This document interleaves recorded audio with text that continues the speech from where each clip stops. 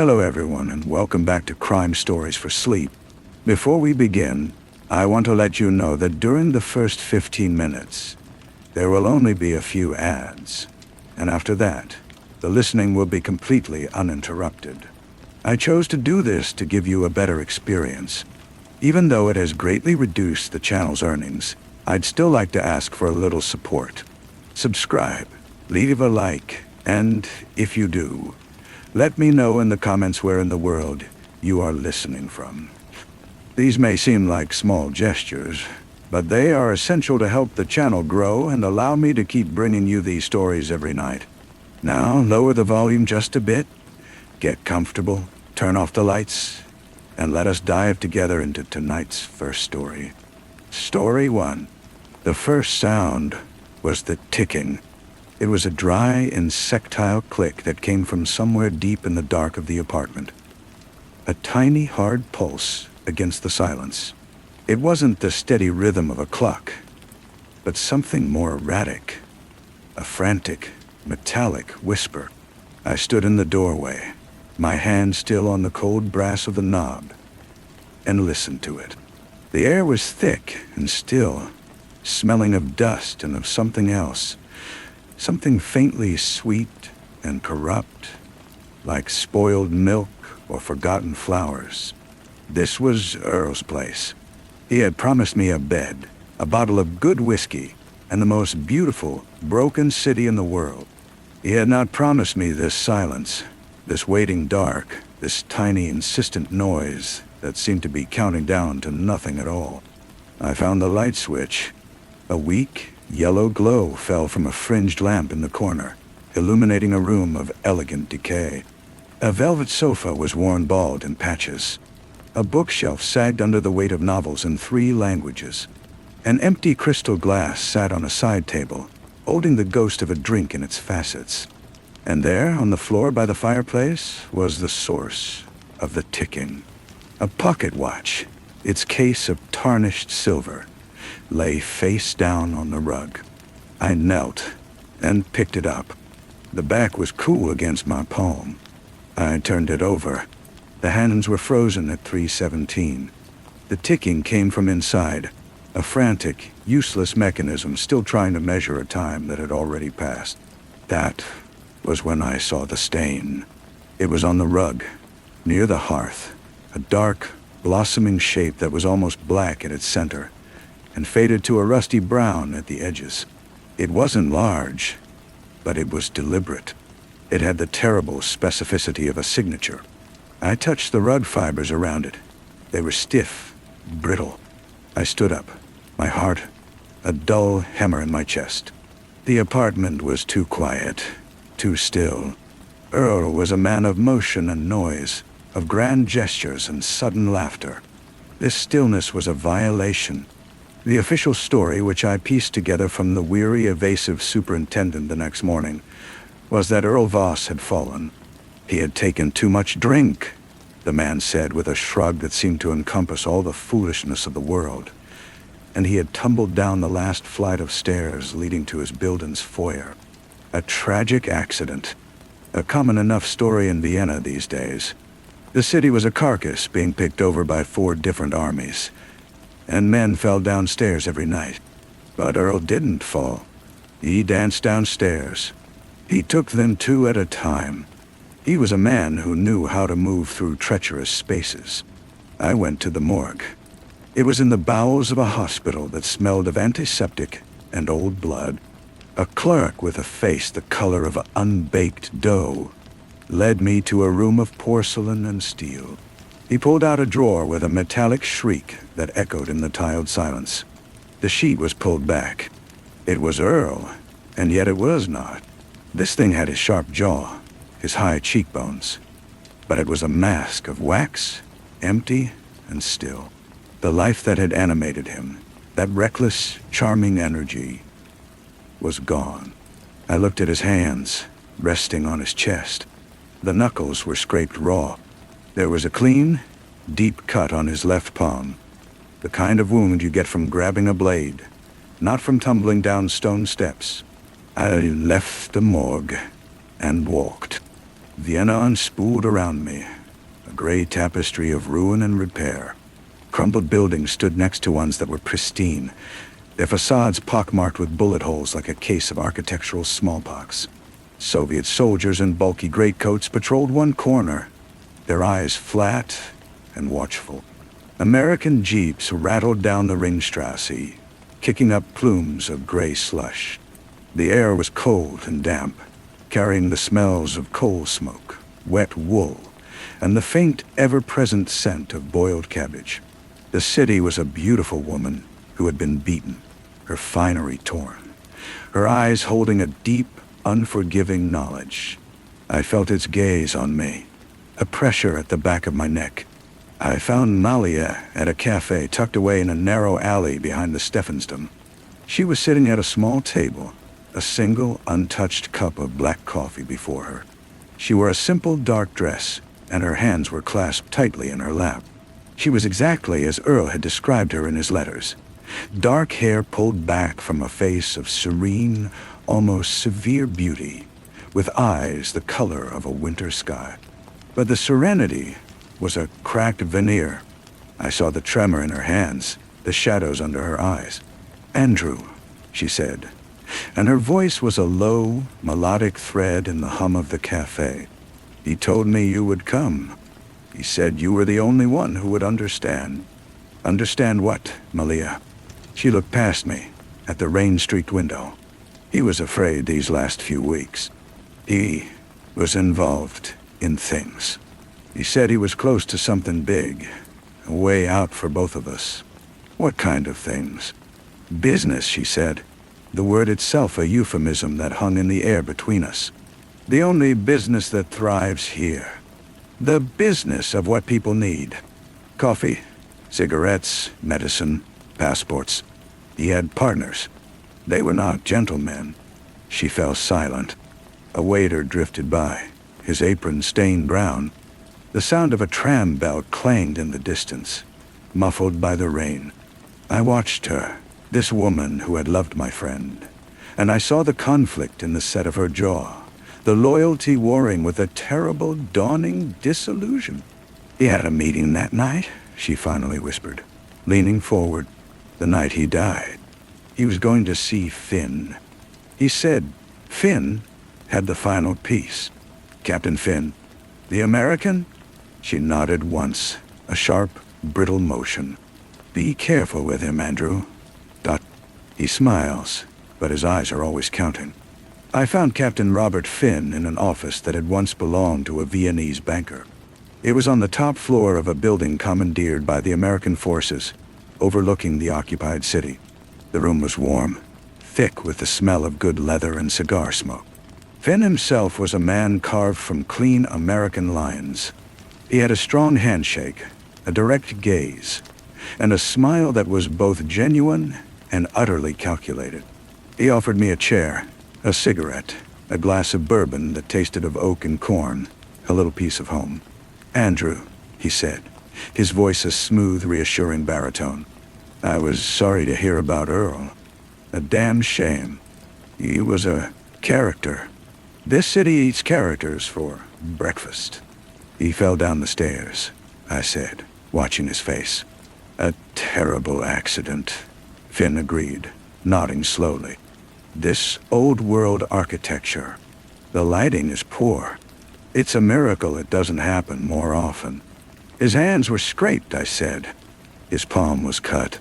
Finn's smile didn't falter, but it tightened at the edges. "A fall like that, a man grabs for anything. Banisters, the edges of steps. It's to be expected. He was coming to see you that night." "Was he?" Finn took a slow sip of his bourbon. He had mentioned stopping by. Something about needing a travel permit for Malia. He never showed. I assumed he got caught up in his other enterprises. Earl was a man of many appetites. It was his greatest charm, and his greatest flaw. "He was your friend," I said, the words tasting flat and naive in my mouth. "And I mourn him," Finn said, his eyes meeting mine without a flicker. "But this is Vienna, Andrew. Friendships are a luxury. Alliances are a necessity. Your friend was playing a dangerous game with people who don't appreciate amateur night. The black market isn't just about making a quick shilling. It's an ecosystem. And Earl was trying to poach from the top of the food chain. Who? Finn leaned back, his chair creaking. He steepled his fingers. There's a man. They call him the librarian. He deals in information. Passports, travel documents, military deployment schedules, dossiers. Earl was trying to cut a deal with him, to get himself and Malia a new life, far from here. The librarian doesn't like attention, and Earl was becoming very, very noticeable. He gave me nothing more. He was a dam holding back an ocean of secrets, and he wasn't about to break for me.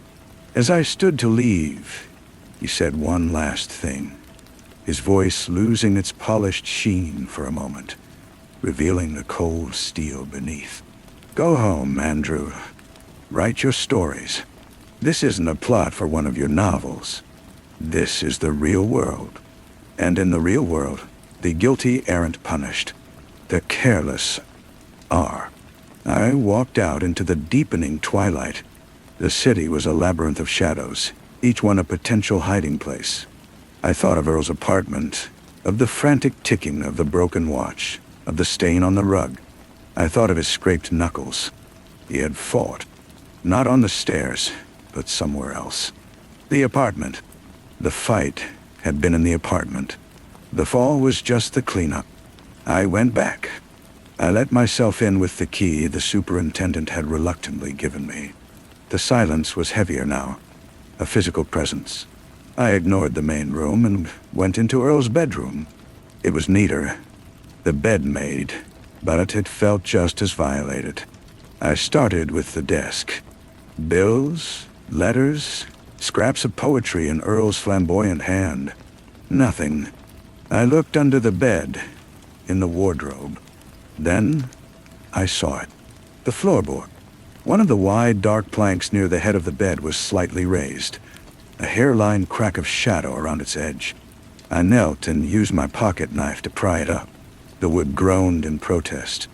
Beneath it was a shallow space, and in that space lay a single, small, leather-bound book. It was a diary. I opened it. The pages were filled with Earl's writing, but it was different from the letters he sent me.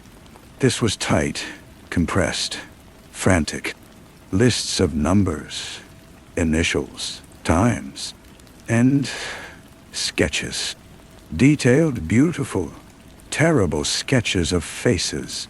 I saw Malia, her beauty rendered with a lover's devotion. I saw Finn, his features captured with an almost cruel precision. And I saw others. Hard-faced men in cafes. A woman with a scar tracing the line of her jaw. A man with eyes like chips of flint, always depicted with a book in his hand. The librarian. I took the book and left the apartment. The night was cold and clear. I walked without direction, the diary a burning weight in my coat pocket. I found myself by the canal, the black water reflecting the few brave lights of the city. I sat on a bench and read. I read about deals and double crosses. I read about Earl's fear, a cold, constant thread. He was in over his head. He had been using his charm and his connections to move small goods, but he had stumbled onto something bigger. A shipment of penicillin, army issue, Dawden, worth a fortune. He had tried to cut Finn out of the deal, to go straight to the source. The librarian was the source.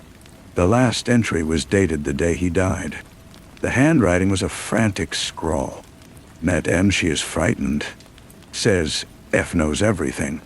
The deal is set for tonight. The storage warehouse by the Nordbahnhof. 10 p.m., but told her it was the last one. The big one. Then we can leave this graveyard. Gave her the watch to hold. My father's. For luck. She said it was broken. Told her that's why I like it. A broken thing can still be beautiful. A broken thing doesn't have to keep time. The watch. The ticking in the dark. It hadn't been on the rug when he died. Malia had been there. She had left it there. A message. A clue. Or a confession. I found her not at her apartment, but back at the same cafe. It was late, and the place was empty, except for her and a lone waiter wiping down tables. She looked up as I entered, and her face was a landscape of utter exhaustion. She didn't seem surprised to see me. "You knew," I said, standing over her table. "You were there." She looked at her hands. "He called me." He was frantic. He said Finn had threatened him. He said he had the penicillin, but he needed to move it. He asked me to meet him at his apartment. When I got there, the door was unlocked. He was on the floor. There was blood. He was still alive. Her voice was a monotone, drained of all emotion. He told me to take the watch. He said to give it to you when you came. He said you would know what to do. Then he made me leave. He said they would be coming back. He made me promise to leave. Who, Malia? Who was coming back? Finn, she whispered. It was Finn. He and another man. A man with a quiet voice and cold eyes. They had argued. Finn wanted the location of the shipment. Earl refused. The other man, he had a knife. It was so fast. Then Finn, he was angry. He said it was a mess. He said they had to make it look like an accident. They carried him out. I hid in the stairwell and watched them take his body down the stairs, his head lolling, and throw him at the bottom. She finally looked up at me, her wintry eyes filled with a desolate truth. He was my friend, too, Andrew Dadakawa, and I loved him. But Finn, he owns this city. To go against him is to disappear. What was I supposed to do? I had no answer for her. The moral calculus of this place was beyond me. I was the naive writer, the idealist, stumbling through a world where friendship was a transaction and survival was the only virtue. I thought of Finn's smooth condolences, his warnings. I thought of Earl's charm, his reckless ambition that had ultimately painted a target on his back. I thought of Malia, trapped between love and fear, her loyalty a currency that had been devalued. I left her there in the cafe, a solitary figure in the dim light. I walked out into the Vienna night, the diary in my pocket feeling like a lead weight. I had the truth. I had the names.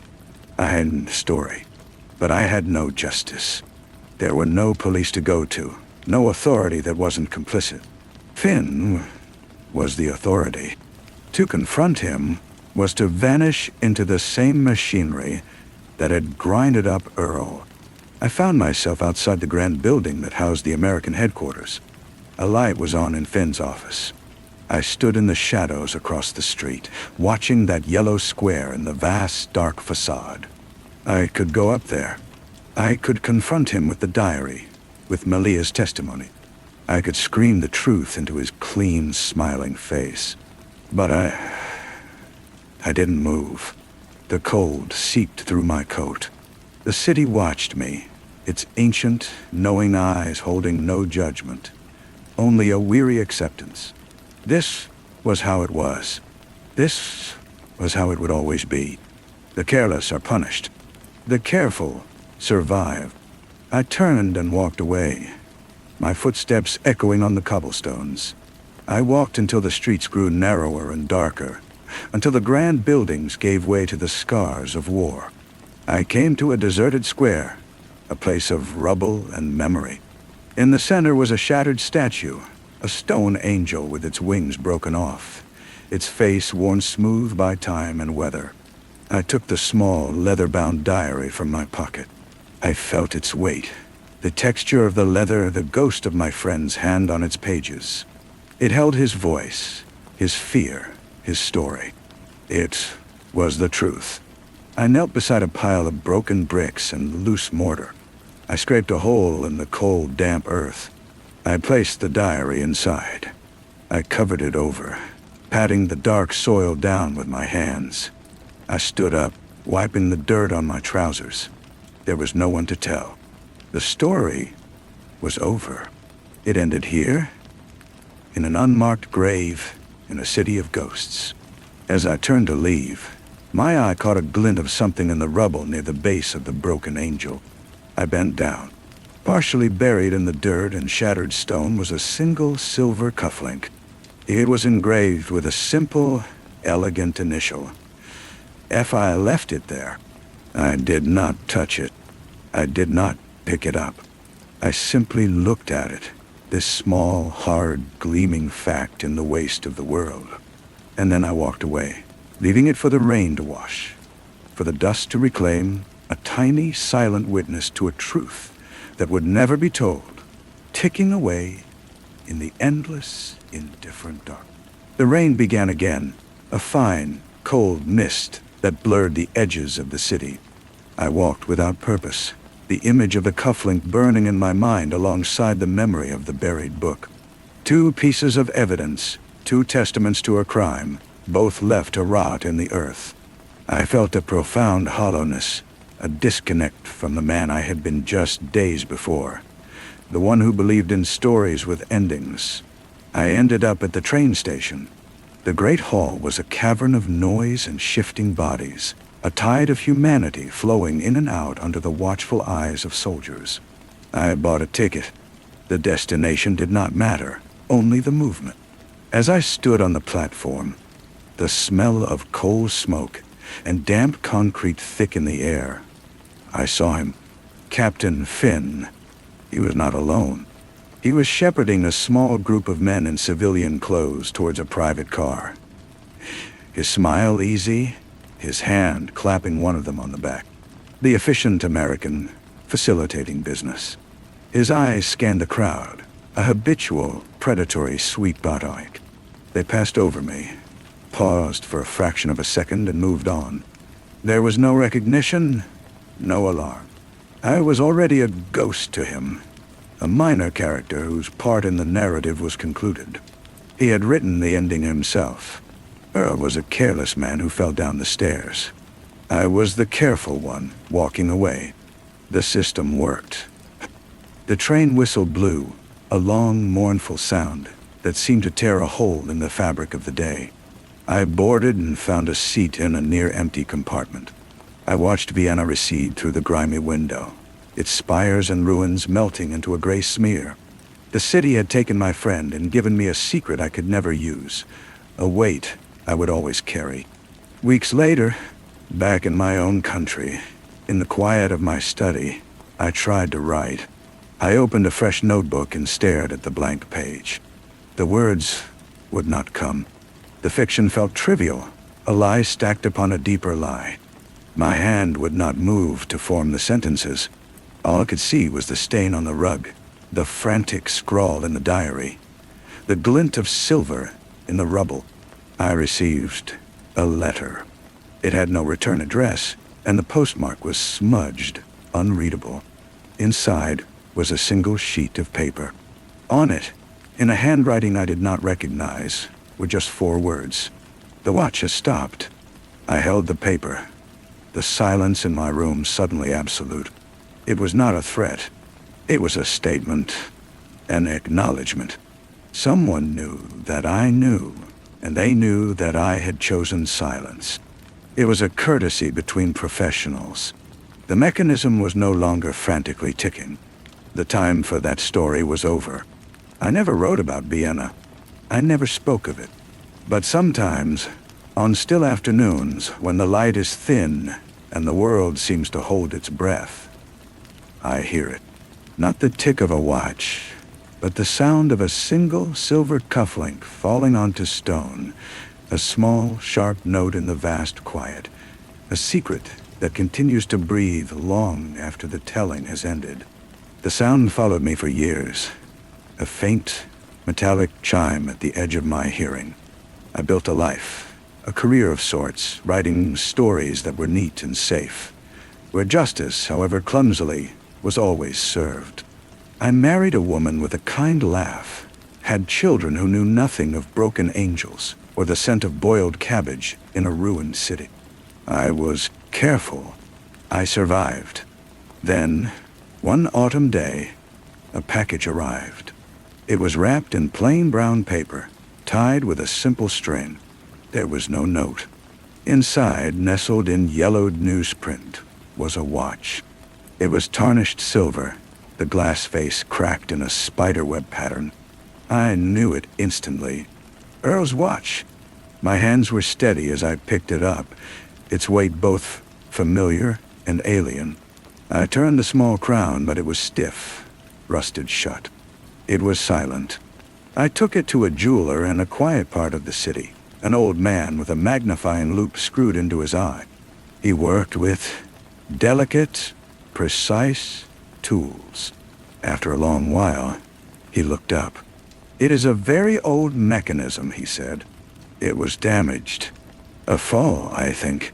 But the main issue was not the fall. It was blocked." He opened the back and showed me. A tiny piece of folded paper, wedged deep inside the gears, halting them forever. With a pair of tweezers, he extracted it and laid it on the velvet cloth. I unfolded it carefully. The paper was brittle, the writing minuscule. But it was Earl's hand. It was not a love note or a final confession. It was an address, not for a warehouse or a cafe, but for a small private bank in Zurich. And below it, an account number. I sat on a bench overlooking a river in a clean, neutral country. The money in the account was more than I could have ever imagined. It was blood money, penicillin money, the price of a friend's life. I thought of Malia, of her wintry eyes and her terrible choice. I thought of Finn, his smile that was always counting. I thought of the librarian, a ghost in a city of ghosts. I did not keep the money. I could not touch it. I had it transferred through a labyrinth of channels I did not care to understand, to a charity that helped refugees, the displaced, the ones left behind by the grand games of men like Finn. It was not justice. It was not redemption. It was just a transaction, the final movement of a mechanism that had been set in motion long ago. The watch sits on my desk now. It is still broken. I have no desire to hear it tick. It is a paperweight, a relic, a reminder that some stories do not end, they just change shape, and that a broken thing can hold a truth too heavy for any one man to carry. The city, the beautiful, beaten woman, had finally released me, not with forgiveness, but with a final, silent gift. The bill had been paid, not to me, but through me, and the account was now closed. The seasons turned, and the memory of it all settled into a kind of ache, like an old wound that complains when the weather changes. I grew older. My children had children of their own, and they saw me as a quiet, somewhat distant man who wrote harmless books and liked to sit by the window. They knew nothing of the watch on my desk, its true story buried deeper than any family secret. One afternoon, my grandson, a bright boy of 10 with an insatiable curiosity, was exploring my study. He picked up the watch, turning it over in his small hands. He shook it gently, then put it to his ear. "It's broken, Grandpa," he said, his voice full of the simple disappointment of a child. "Yes," I said, "it is." He looked at it for a long time, his brow furrowed in concentration. "Did you try to fix it?" "Some things," I replied, "are better left broken, but that doesn't make any sense," he said, with the perfect logic of youth. "Everything can be fixed." I smiled at him. A sad, worn-out smile that he would not understand for many years, if ever. I took the watch from him and placed it back on the desk, the cracked face catching the afternoon light. He soon lost interest and ran off to some new distraction, and I was left alone again with the silence.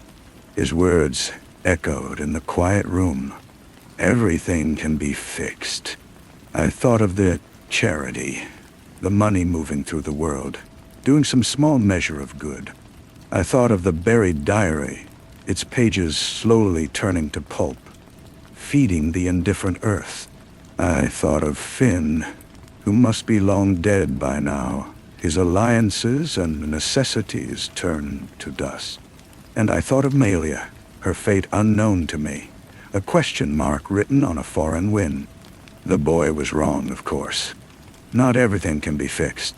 Some cracks are too deep, some breaks too fundamental.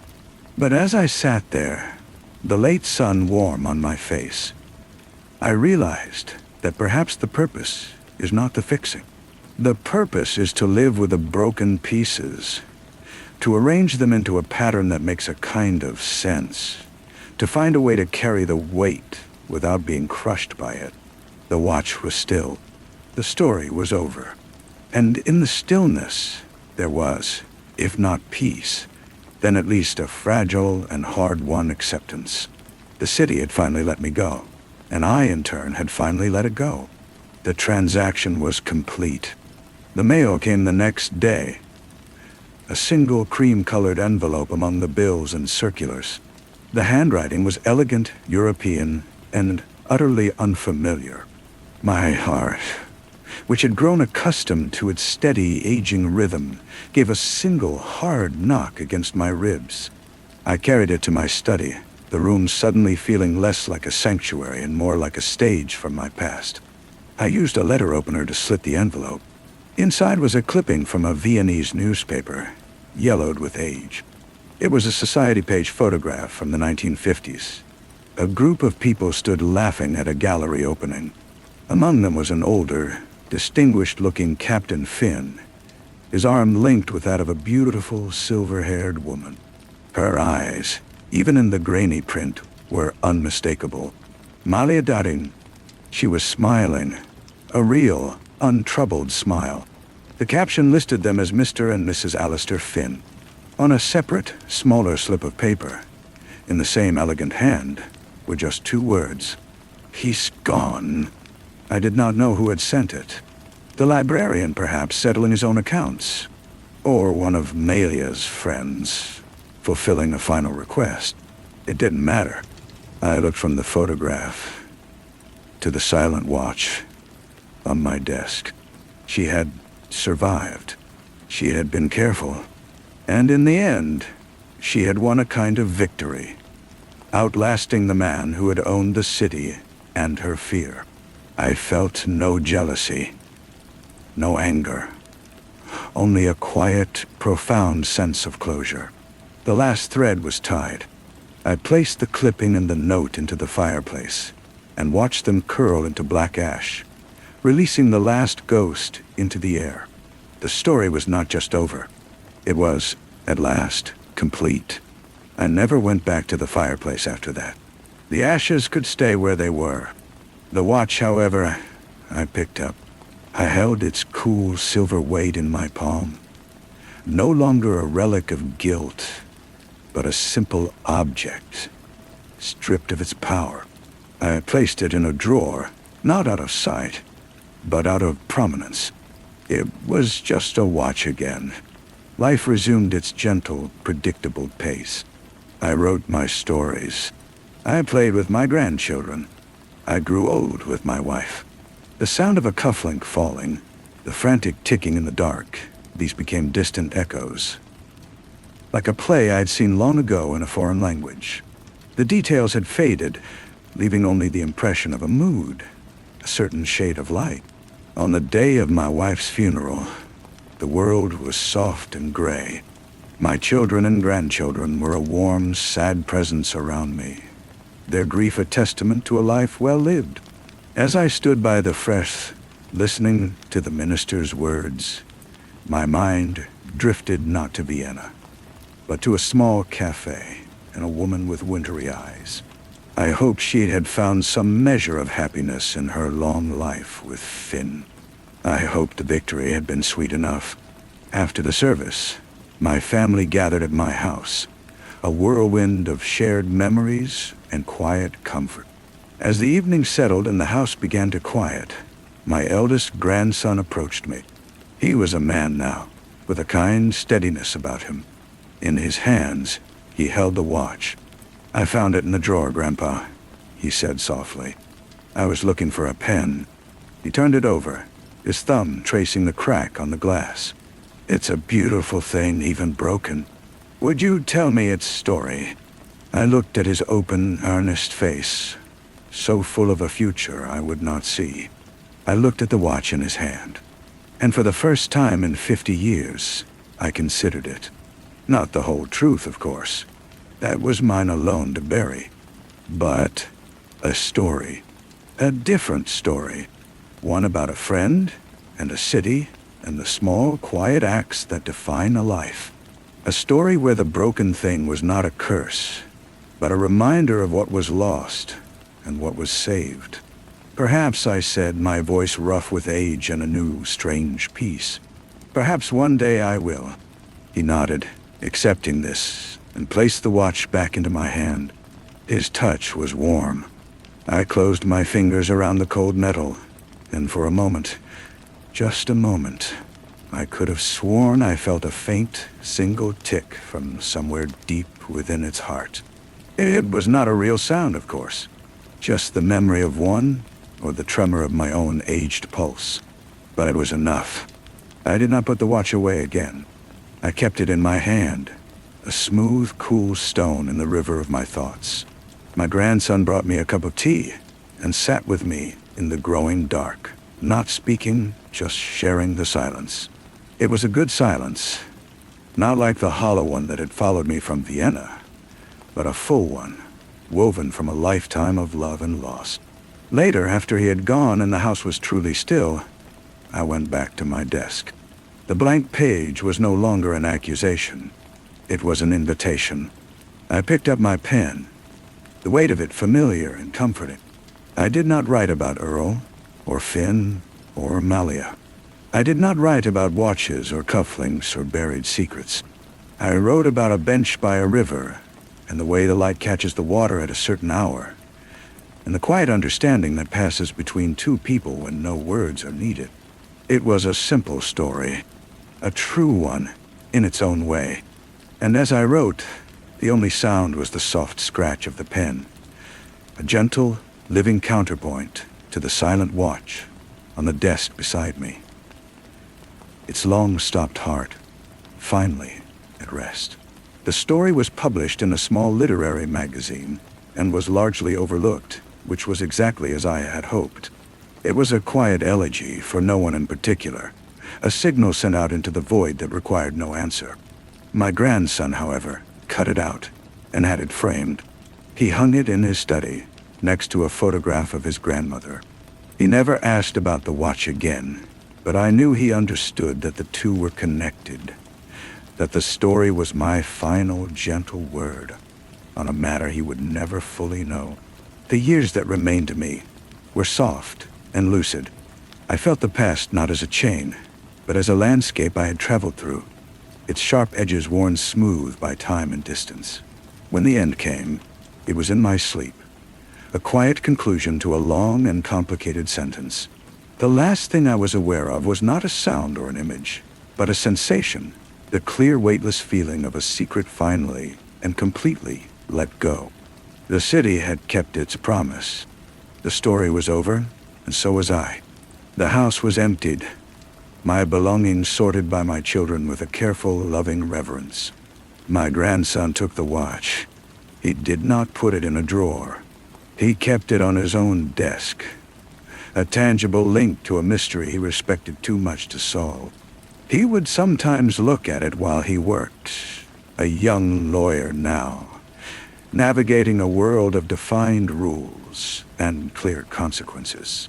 For him, it was a reminder that not all truths are found in statutes, that some justice is quiet and personal, passed down not through verdicts, but through silence and stories.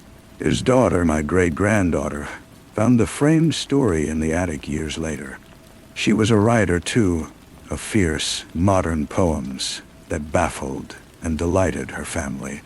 She read the quiet words about the river and the light, and though she knew nothing of the context, she felt the weight behind them, the immense quiet holding back an ocean of feeling. She took the clipping and pinned it above her own writing desk, a talisman from a grandfather she had never met. A signal that the most powerful stories are often the ones we choose not to tell. The ones that give shape and gravity to the words we finally set free.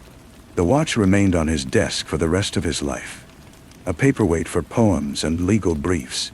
A silent heirloom. Its journey was over. The great-granddaughter, however, felt its pull.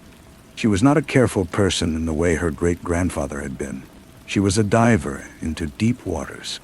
One day, on a whim before a trip to Europe, she took the watch to a modern jeweler, a woman with a digital microscope and an air of casual competence. The woman opened the back with a specialized tool. Her interest piqued.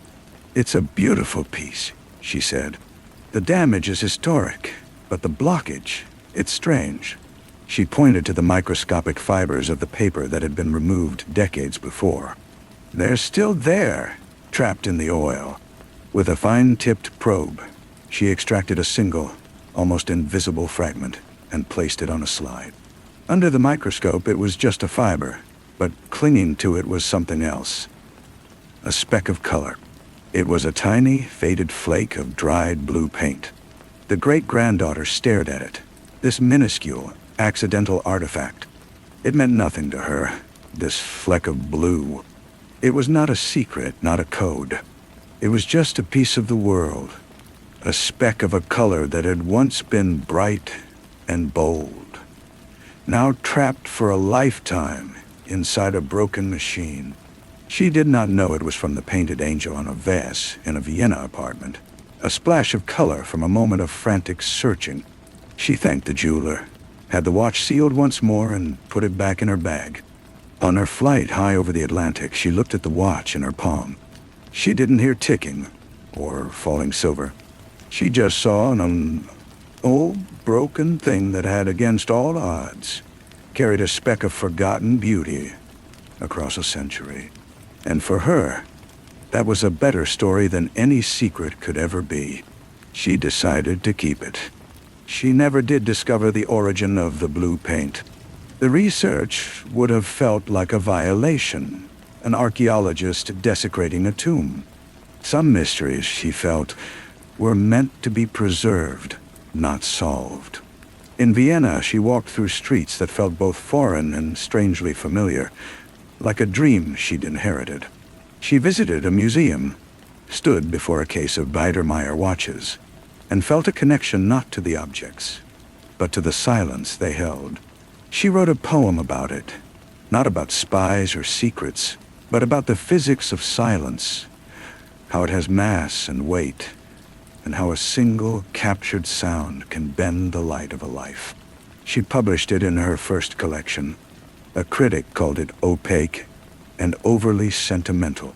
She cut out the review and tucked it into the same box where she kept the watch. The two criticisms, one modern and one ancient, seemed to balance each other out. Years later, she met a historian specializing in post-war European art. Over wine, she told him the story of the watch, not as a family secret, but as a curiosity. She mentioned the blue paint. He listened, his eyes alight with a detached academic interest. "Could be anything," he said.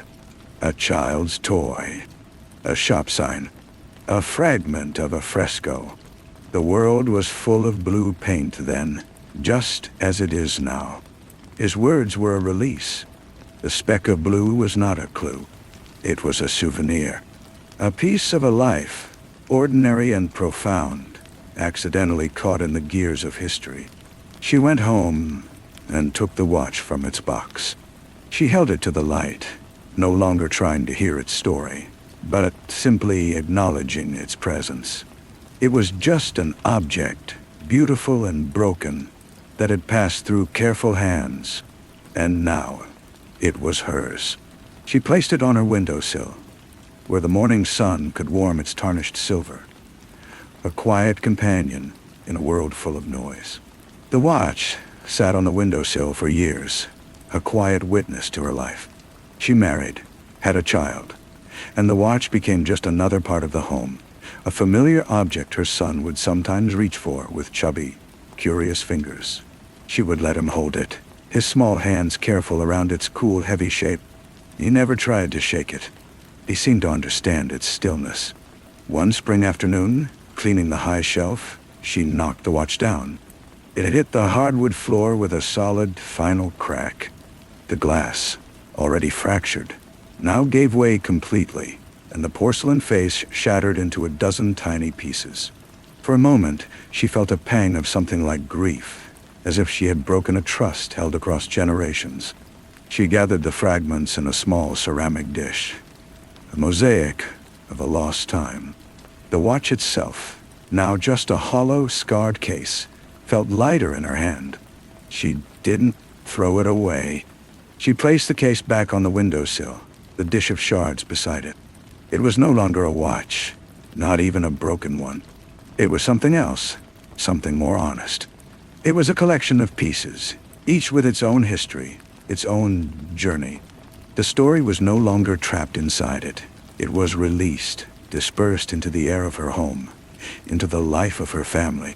The final, physical truth of the thing was that it could break even further, and the world would continue.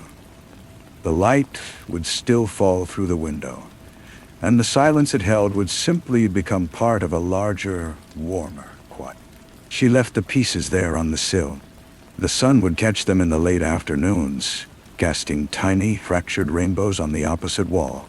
Her son, older now, would trace the patterns with his finger, his face serious. He never asked what it was.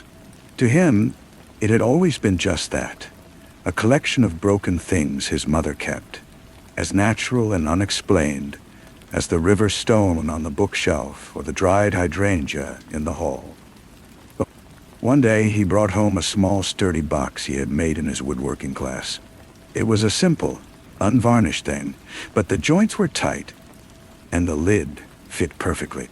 "For you," he said, and placed it on the table beside the windowsill. She understood. She carefully transferred the silver case and the ceramic dish of fragments into the box. The lid closed with a soft, final click. She put the box on a high shelf in her study, not to hide it, but to honor its retirement. Its work was done. The watch had been a vessel, a container for a silence too heavy for one person to carry. It had passed from hand to hand, each set of hands lightening the load, until the silence had dissipated, becoming not a burden, but a part of the atmosphere, a faint, almost pleasant melancholy, like the smell of rain on dry earth. She continued to write her poems. They grew less fierce, more spacious. They were no longer about diving into deep waters, but about floating on the surface, looking up at the sky, aware of the depths below, but not ruled by them.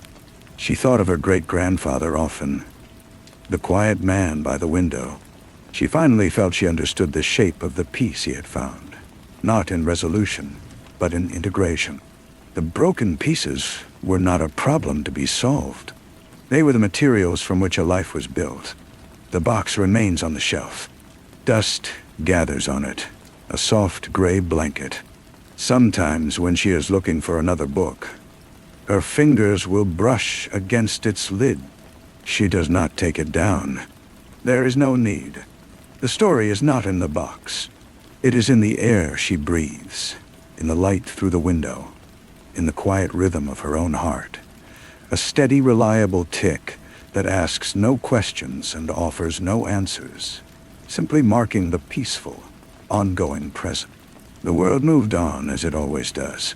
Her son grew up and moved away to a city of glass and steel, taking with him only a few personal treasures. The box was not among them. It stayed on the shelf, a permanent fixture in the now quiet house. She was an old woman herself, her own poems collected in volumes that stood neatly on the shelves below the box. She had outlived the critic, the historian, and the need for any talismans beyond the memory of love. One afternoon, she found herself standing before the shelf, her body feeling light and strangely insubstantial. She reached up, her movements slow and deliberate, and brought the box down. The dust made her cough, a dry, papery sound in the silent room. She carried it to her desk and opened the lid. The silver case was tarnished almost black. The porcelain shards in the dish looked like ancient pottery. She picked up one piece, the smallest one, a crescent of white with a single faded black numeral. It was the number 7. She held it in her palm, this tiny broken piece of time, and she smiled. It was not a sad smile. It was the smile of someone who has finished a long and complicated book and finally understood the title. She did not close the box again. She left it open on her desk, a museum exhibit of one. That night, she slept deeply, and in her dreams, she was not in her house or in Vienna, but standing on a wide, empty beach under a gray sky.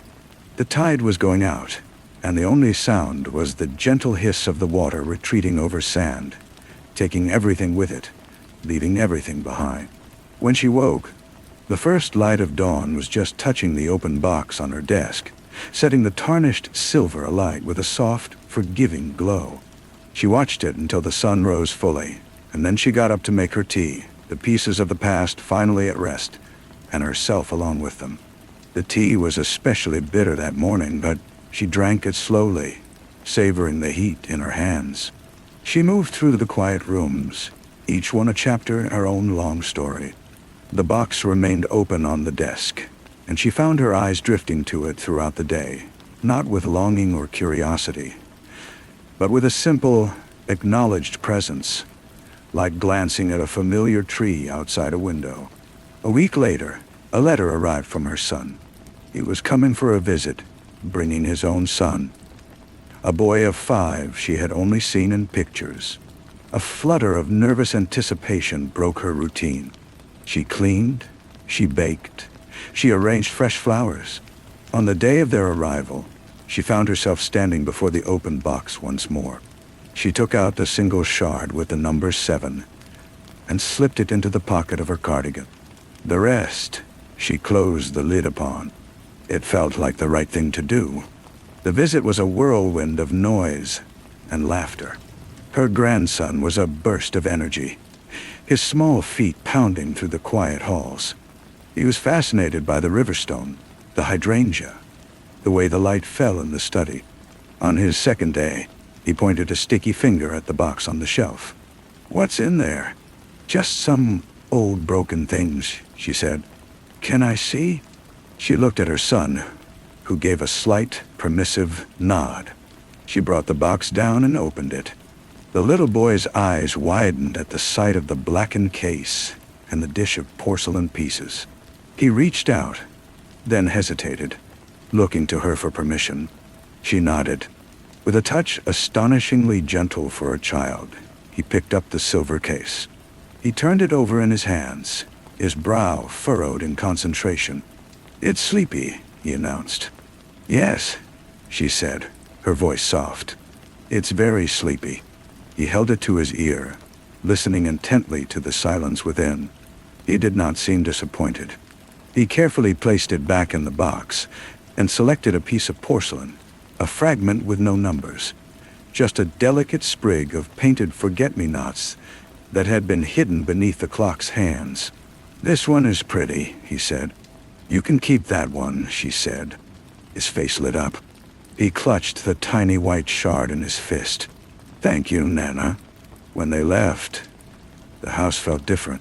Not empty, but reset. The silence had a new quality, infused with the recent echo of a child's laughter. She put the box back on its shelf. The piece of porcelain with the number 7 was still in her pocket. She kept it there, a smooth, cool secret against her leg. She would sometimes find her fingers worrying it as she read or looked out the window, a tactile reminder of the 7 decades of quiet that separated her from the origin of that broken number. A number that no longer counted anything but its own existence. It was enough. It was more than enough. The boy carried the porcelain shard home in his pocket, a treasure more valuable to him than any toy. He placed it in a small tin box that held his other prized possessions, a shiny rock, a blue marble, a fallen feather. He did not know it was part of a watch. To him, it was a piece of a white shell with a tiny painted flower, a gift from a grandmother who lived in a quiet, sun-filled house. He would take it out sometimes, just to look at it, to feel its smooth edges. And the act itself was a quiet ritual that calmed him. His mother, seeing the careful way he handled it, asked him about it. He told her it was from Nana's box of broken things. She smiled a little sadly, understanding more than he could say. She found a small, clear pendant on a fine silver chain, and with a drop of strong adhesive, fixed the porcelain shard inside it. She gave it to him on his next birthday. He wore it under his shirts, a secret against his skin. The painted flower rested over his heart, a tiny, silent companion through the tumultuous years of growing up. The pendant's chain eventually broke during a soccer game or a playground scuffle. He could never remember which. The pendant itself fell into the long grass at the edge of a field and was lost. He searched for an hour, his small hands parting the blades, but it was gone. He cried not for the object itself, but for the connection he felt he had broken. His mother hugged him and told him that some things are not meant to be kept forever. Their job is to be with us for a while, and then they become part of the world again. The porcelain piece, with its faded forget-me-not, lay in the dirt. The rain washed over it. The sun baked it, and the soil slowly claimed it. The delicate paint flaked away entirely, leaving behind only the white ceramic, indistinguishable from a bit of seashell or a fragment of a cheap cup. It was found by a worm, bypassed by a beetle, and eventually buried by the slow, patient work of nature. It became what it had always been, deep down a piece of the earth, anonymous and free. The story it had been part of was now truly over, its last physical token returned to the elements, its final secret kept forever. The field where the pendant was lost was eventually sold and paved over for a new housing development. The fragment of porcelain, now just mineral and glaze, was pressed deeper into the earth, beneath a foundation, under a new home where a different family lived their own loud and complicated lives. The boy, now a man, sometimes drove past that development, a vague, pleasant memory of loss and comfort, surfacing before being subsumed by the traffic and the day's demands. He had a daughter of his own, a girl with her great-great-grandfather's quiet eyes. He told her stories, but not this one. It had slipped away from him, as minor and as essential as a forgotten dream. His grandmother, the poet, passed away in her sleep one winter night. The house was emptied, her possessions sorted with a loving but practical hand. Her son, the boy who had made the box, found it on the high shelf. He opened it, saw the tarnished case and the remaining shards, and understood. He did not keep it. He took it to the river that ran behind the town, the same river that had flowed through his great-grandfather's story. Though he did not know that part, he stood on the bank, and one by one, he threw the porcelain pieces into the current. They made no sound as they entered the water. The silver case he kept in his palm for a moment, feeling its weight, its history, a dull pressure in his mind. Then he drew back his arm and sent it sailing in a high arc. It plunged beneath the surface and was gone. He felt a lightness then, a completion. He had not discarded the past. He had returned it. The river, which had been a silent character in the story for so long, finally claimed its prop. The water smoothed the edges of the broken pieces, tumbled the silver case against stones, and carried them all slowly, inexorably, toward the sea. The watch was now truly a part of the world, its journey not ended but transformed. Its silence dissolved into the greater silence of deep water and moving stone. The stories were all told, or perhaps they were just beginning again in a different form, written not on paper or in memory, but on the current itself, a narrative for the fish and the reeds, forever unwritten and forever new. Story 2. The first thing I felt was the silk. It was cold and heavy, the color of a deep bruise, and it slid against my skin with a whisper that promised secrets. It was the robe they gave me, the only thing I was to wear for the duration of my stay. I ran my thumb over the hem, feeling the precise, expensive stitching. It felt like the skin of a creature that had been perfectly flayed. I was standing in a room of pale wood and softer light, and the silence was so complete I could hear the blood moving in my own ears. This was the Ethelgard Center. This was where I was supposed to be remade. Alexis stood in the doorway, a silhouette against the diffused glow of the hallway. She was neither tall nor short, but she possessed a stillness that seemed to absorb the very air around her. Her own robe was a stark, luminous white. "The silk is a boundary," she said, her voice a low, melodic instrument. "It separates the person you were from the person you will become. It feels strange at first, doesn't it? Like wearing someone else's skin." I just nodded, my fingers still worrying the edge of the fabric. It was the truest thing anyone had said to me in a long time. We were 9. We gathered that first evening in the great room, a cavernous space with a floor of polished black stone that reflected the vaulted ceiling like a still, dark lake. We were a collection of broken things, carefully curated. There was a couple, the Holloways, who sat with a foot of expensive space between them, their silence more violent than any argument. A young man named Leo, whose eyes were red-rimmed and permanently startled, as if he'd just witnessed a car crash. An older woman, Margaret, her hands constantly fidgeting with a necklace that was no longer there. A sharp-faced corporate type, David, who couldn't stop checking his wrist for a watch he'd been made to surrender. A quiet, observant woman named Clara. A hulking, sad-eyed man called Ben. And me, Ilara, a painter who could no longer see the colors. Alexis moved among us, not like a hostess but like a surgeon assessing her patients before the first incision. Her staff, 2 men and a woman all dressed in the same soft white linen, moved in her wake, silent and efficient as ghosts. "You have all come here seeking something," Alexis began, her voice filling the room without effort. "Relief from grief.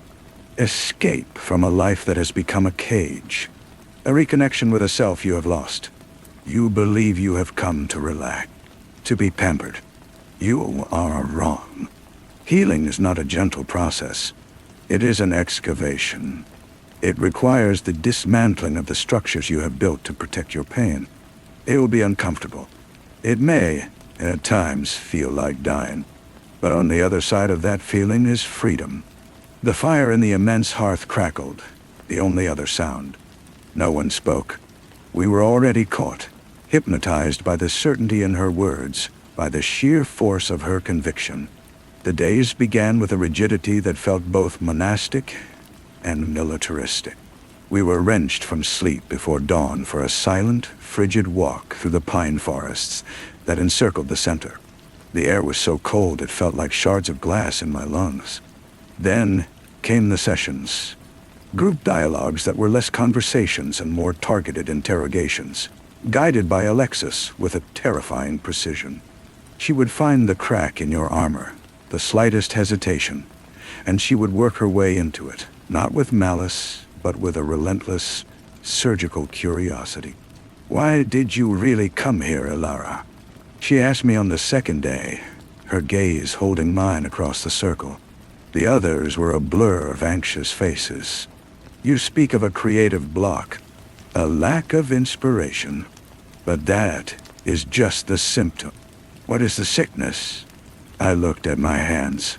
"I have seen things. Things that bleached the world of its meaning." She tilted her head, a faint, knowing smile on her lips. "Or perhaps they saturated it with a meaning you are not yet ready to face." The therapies grew stranger, more invasive. There were sensory deprivation tanks where I floated in absolute blackness, the boundaries of my body dissolving until I was no longer sure where I ended and the void began. There were sound baths where frequencies vibrated through the marrow of my bones, stirring up memories I had sealed away like toxic waste. There were shared meals of exquisite bland food that left us perpetually hungry, our base desires heightened. The tensions among the 9 of us began to simmer. All our polished social defenses had been stripped away, leaving raw, exposed nerves. David, the corporate man, tried to take charge, to impose order on the chaos. Leo, the grieving one, would have sudden, silent crying jags that unnerved everyone. Margaret began to follow the staff around, seeking some maternal comfort they would not give. The Holloway's marital Cold War thawed into sharp, hissed arguments in the hallways. And through it all, Alexis watched. She was always there, a calm, white-robed figure in the periphery, her eyes missing nothing. She was the director, the conductor of our collective unraveling. 1 week in, we were led to a new room, one we hadn't seen before. It was circular, with walls of unadorned concrete. In the center was a large, shallow pool of black water, perfectly still. "This is the lacuna," Alexis announced. "It is a mirror for the soul. You will enter, one by one, and you will look. You will not speak. You will simply see what is reflected back at you." Ben, the large, quiet man, was sent in first. He stood in the center of the black pool, the water barely covering his ankles. He stood there for a long time, his broad shoulders slumped. Then, a sound escaped him, a low, animal moan, of such profound sorrow that Clara, standing next to me, flinched. He stumbled out, his face a wet mask of shame, and did not look at any of us. When it was my turn, the water was shockingly cold. I walked to the center and forced myself to look down. The water was so black, so opaque. It was like staring into a hole in the world. At first, I saw only the dim reflection of the ceiling. But then, the surface seemed to shift, to coalesce. I didn't see my own face. I saw a splash of crimson against a white wall. A splash I had spent a year trying to forget. It was the color I had been unable to find on my palette. The color of my husband's life, leaving him. I gasped, stumbling back, the image shattering into 1,000 ripples. Alexis was at the edge of the pool, her hand extended to help me out. Her grip was firm, dried dye. "You see," she said softly, her eyes holding a strange, triumphant light. "The truth is never at the bottom of a well. It is floating on the surface. You just have to be brave enough to look." That night, Leo was gone. We noticed at the evening gathering. His absence was a hole in the room. Alexis was serene. "Leo has chosen to embark on a solo journey of integration," she explained. "It is a necessary step for some. He has moved to the Hermitage, a private cabin deeper in the woods. He will return when he is ready." A low thrum of anxiety went through the group. David voiced it. "This is insane. We need to talk to him. How do we know he's okay?" "You must trust the process, David," Alexis said, her voice losing none of its calm but gaining an edge of steel. "Your need for control is the very chain that binds you. Leo is exactly where he needs to be." But the seed of doubt was planted. The hypnotic spell of the center was cracking. The next day, during our cold walk, I fell behind the group. Pushing through a thicket of ferns, my foot caught on something. I reached down and pulled a single mud-caked leather loafer from the damp earth. It was Leia's. I was sure of it. I dropped it as if it were a live coal, my heart hammering against my ribs. I looked around. The forest was a wall of silent, judging trees. I said nothing. The practices grew more intense. Sleep was rationed. The food portions shrank. We were subjected to controlled conflicts, forced to voice our deepest contempt for each other under the guise of radical honesty. The group fractured. Alliances formed and shattered in the space of an hour. We were becoming feral, our humanity sanded down to the primal core. It was Clara who found the notebook. She slipped it to me during a silent meditation session, her fingers cold and trembling. It was a small, black, water-resistant journal, the kind hikers use. It belonged to one of the staff, a young man named Ian, who always had a distant, haunted look in his eyes. The entries were sparse, fragmented. Just dates, times, and cryptic notes.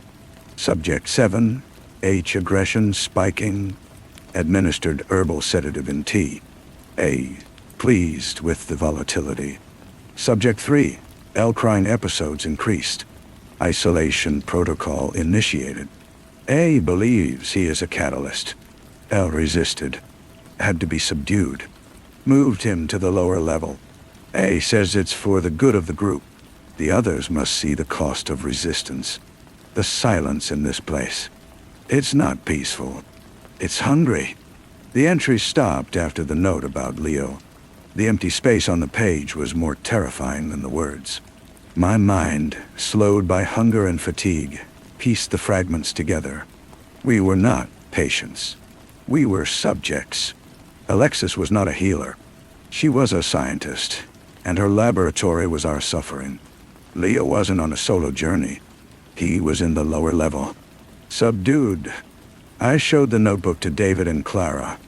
David's face, already gaunt, became a skull of grim determination. We have to get out of here, he whispered. Now. Tonight. Dottie. Our plan was simple, born of desperation. We would wait until the deep of night, then try for the garage where the center's vehicles were kept. We knew the staff locked the main doors, but David, with his corporate cunning, had noticed a service entrance near the kitchens that was sometimes left unbolted. The house at night was a different creature. The polished floors were like sheets of ice under our bare feet.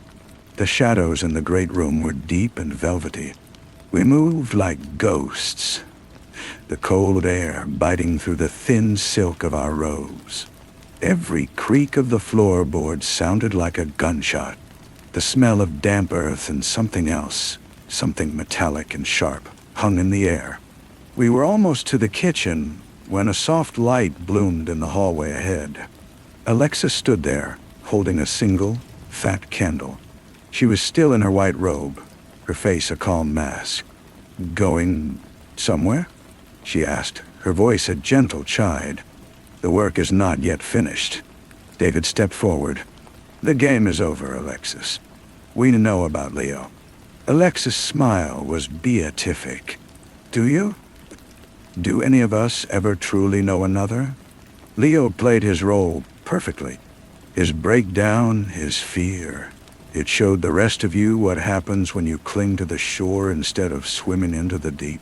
His sacrifice has accelerated the progress of the entire group. Sacrifice.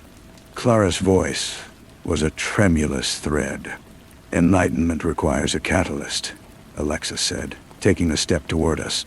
Sometimes that catalyst is pain. Sometimes it is fear.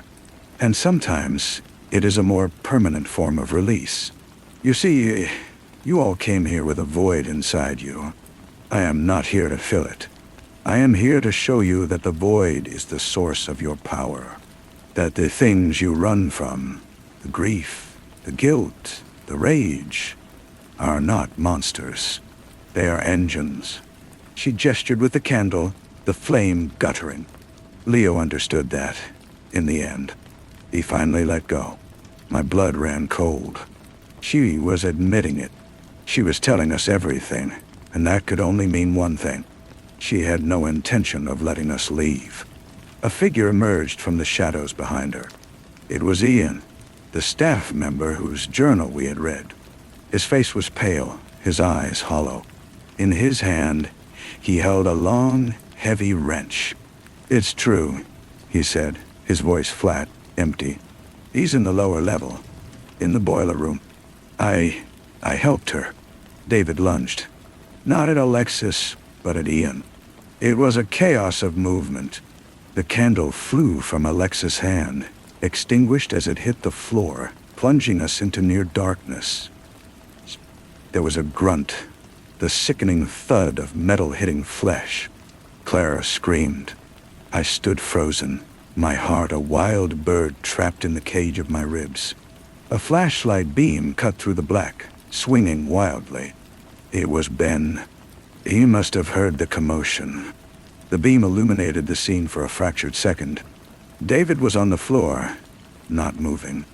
Ian was standing over him, the wrench hanging limply in his hand. Alexis was just watching. Her expression was one of intense, clinical interest. Ben didn't hesitate. With a roar that seemed to shake the very foundations of the house, he charged. He barreled into Ian, sending them both crashing against the wall. I heard a crack, and then a whimper. "Run, Ilara," Clara hissed, grabbing my arm. "Now!" We ran, blindly, through the dark. We found the service entrance. It was unlocked. We stumbled out into the freezing night, the pine needles sharp against our bare feet.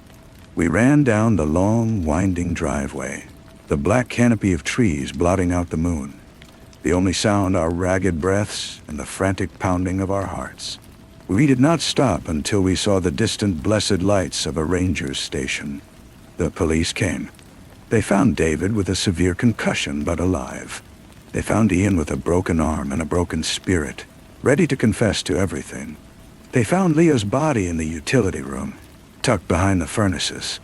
The official cause of death was suffocation, an accident during a misguided therapeutic restraint, the report would later say. Alexis maintained her serene composure throughout her arrest, telling the detectives that they were arresting a visionary, a martyr for human potential. The story made the papers for a week. Another cultish tragedy at a remote retreat. A charismatic leader, a dead participant. A tale as old as time. Months later, the legal proceedings are still grinding on. I live in a small apartment now. The canvases in my studio are no longer blank. They are filled with darkness, with shapes of bruised purple and arterial red. I am painting the void that Alexis showed me. I am painting the silence of Athelgar. Today, a package arrived. No return address. Inside, wrapped in tissue paper, was my silk robe from the center, the color of a deep bruise. There was no note. I held it in my hands, the cold, heavy fabric slithering through my fingers. I brought it to my face. It still smelled of the center, of wood smoke and damp earth and that faint metallic scent I could never place. And then my fingers found it. A small, hard lump sewn into the seam of the collar. I found a pair of scissors and carefully picked at the threads. The silk gave way, and the object fell into my palm. It was a single key, small, brass, and utterly unremarkable. I hold it now, sitting in the quiet of my apartment. It is cool against my skin. It weighs almost nothing. It could be for anything. A locker, a diary, a cabin in the woods, a hidden room. It is a question without an answer, a door without a frame. It's the last piece of evidence, and it proves nothing and everything all at once. I stare at it, lying in the center of my palm, and the silence around me is no longer empty. It is waiting. The key seemed to absorb the dim light of the room, a tiny, inert piece of metal that hummed with a silent, malevolent potential. It was a hook, baited and cast directly into the waters of my recovery. Alexis, even from a jail cell, was still conducting her experiment. She knew I would be the one to find it. She knew I would not be able to let it go. I called Clara. Her voice was thin, stretched tight with the effort of pretending to be normal. I told her about the key. The line went so quiet I thought we'd been disconnected. "You should throw it in the river, Ilara," she finally said, each word clipped and precise. "You should throw it in the river and then move to another city and change your name." "What if it's for the Hermitage?" I asked, her words feeling like a betrayal even as I spoke them. "What if he left something there?" "Leo is dead," she replied, her tone flat and final. "Nothing in that cabin matters. Nothing in those woods matters. The only thing that matters is that we got out." But we didn't. Not really. We carried Athelgard out with us, a shard of its cold silence embedded in our minds. The key was proof. It was a seed, and already I could feel it putting down roots in the dark soil of my memory. I started to see the patterns of the center everywhere. The way the shadows fell in my apartment at a certain hour mimicked the great room's menacing stillness. The hum of the refrigerator became the oppressive silence of the sensory deprivation tank. I stopped painting. The colors on my palette once again seemed like lies. The key sat on my kitchen counter, a small brass accusation. I found myself researching online, falling down rabbit holes of property records and old news articles about the Athelgard estate. It was once a private sanatorium, shut down in the 60s after allegations of unethical treatments. Alexis had not built her nightmare. She had inherited it. The lower level, the one mentioned in Ian's journal, was likely part of the original building's foundation, a place for the patients they didn't want anyone to see. 3 days after the package arrived, a second one came. This one was a book, a heavy cloth-bound volume with no title on the spine. It was a treatise on radical phenomenological psychology, dense and academic, but tucked between pages 142 and 143 was a single pressed flower, a purple aconite, monkshood, a poison, and beside the stem, a tiny precise check mark made in black ink. It was a symbol Alexis used during our group sessions to indicate a point of understanding, a concept fully integrated. She was not just reminding me of the place. She was giving me a reading list. She was continuing my therapy. I took the key to a locksmith, an old man with fingers stained with grease, and eyes that had seen too many strange things to be curious about mine. He held it under a bright lamp, turning it over and over. "This is an old one," he said. "Not for a house. Not for a car. This is for a serious lock. A vault, maybe. Or a gate. A gate," I thought. "To the hermitage." Got. That night I dreamed of the black pool, the lacuna.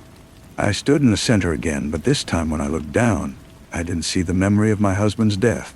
I saw the key, floating just beneath the surface, and behind it the reflection was not of the ceiling, but of a door set into the earth, framed by twisted pine roots. I woke with a start, the taste of cold, metallic water in my mouth. Clara was right. The sane thing to do was to throw the key away, to block the sender, to tell my therapist and the police. But sanity was a country I had been exiled from. Alexis had dismantled my sanity brick by brick, and in its place, she had built a labyrinth. The key was the center of it. To be free of her, I had to prove to myself that the labyrinth had an exit. I had to see what was behind the door. I booked a flight and rented a car. I had told myself I was just going to see it, to look at the place from the outside, to lay a ghost to rest. But as I drove the familiar winding road up into the mountains, the key was a cold, heavy presence in the pocket of my jeans. The trees closed in, a green tunnel leading back to the beginning. I was not going there as Alara, the survivor. I was going back as a subject, returning to the laboratory for one final, unsanctioned session. The silence in the car was no longer empty. It was the same silence from the center, deep and hungry, and it was waiting for me to turn the key. The rental car felt flimsy, a tin can against the imposing silence of the woods. I parked a mile down the road, where the driveway to Athelgard branched off, now barred by a rusted chain, and a no trespassing sign hung crookedly from a post. The air was thinner here, colder, and it carried the same scent, that mix of pine decay and something else, something that was now inextricably linked to the taste of fear. I slipped under the chain, my heart hammering a frantic rhythm against my ribs. The asphalt of the driveway was cracked, with weeds already pushing through the wounds. The place was being reclaimed, but slowly, reluctantly. The main house came into view, its windows boarded up, a shell of the sinister elegance it had once held. It had looked smaller, diminished, and that somehow made it worse. The evil here was not grand. It was petty and patient. I didn't approach the house. My eyes were drawn to the woods behind it, to the path that led deeper in, the one we were never allowed to take, the path to the hermitage. The dream was a map burned onto the back of my eyelids. I pushed through the ferns, the undergrowth tugging at my jeans. The forest was watchful. It knew I did not belong. The cabin was smaller than I had imagined, a squat, dark structure of rough-hewn logs, half buried in a hillside. It looked less like a retreat and more like a root cellar. The door was solid oak, banded with iron, and it was locked. There was no handle, just a heavy old-fashioned keyhole, dark and forbidding. My hand was shaking as I pulled the brass key from my pocket. It felt warm now, alive. This was the moment. I could still turn back. I could throw the key into the ferns and run. And maybe, this time, the silence would not follow me. But I was already turning the lock. The mechanism was stiff, but it yielded with a deep, resonant clunk that echoed in the quiet clearing. I pushed to the door, and it swung inward on groaning hinges, releasing a breath of stale, cold air that carried the faint, coppery tang of old blood. Inside, it was not a cabin. It was a cell, a single room, windowless, with a packed earth floor. There was a cot with a thin, stained mattress, a bucket in the corner, and on the walls, from floor to ceiling, were drawings. They were not made with pencil or paint, but with what looked like charcoal and something reddish-brown. They were frantic, chaotic, a madman's tapestry. I saw us. Ben, his form drawn as a hulking bear trapped in a cage of his own making. Clara, a bird with snapped wings. David, a marionette with tangled strings. And me. I was a figure holding an empty picture frame. My face a swirl of confused lines, and from my chest poured a river of crimson that pooled at my feet. But it was the central image above the cot that stopped my breath. It was Alexis, but not as we knew her.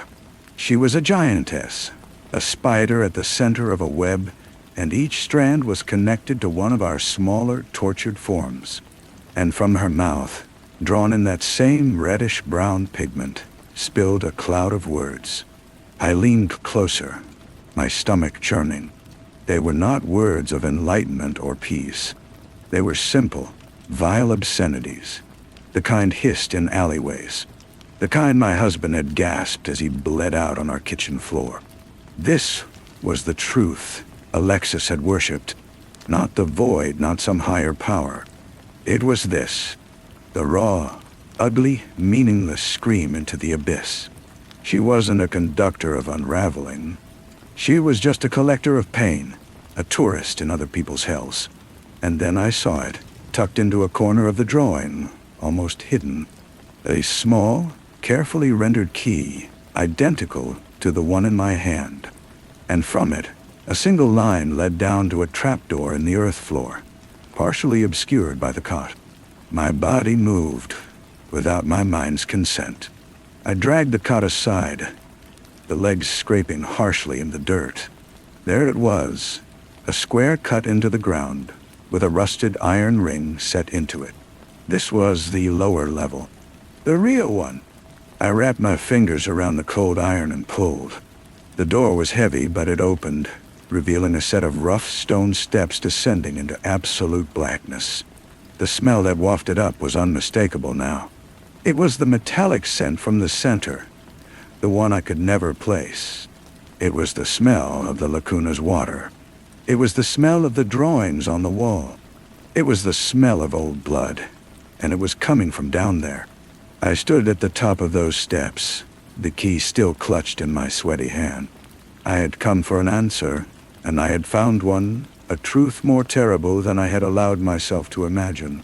But this descent was a different question altogether.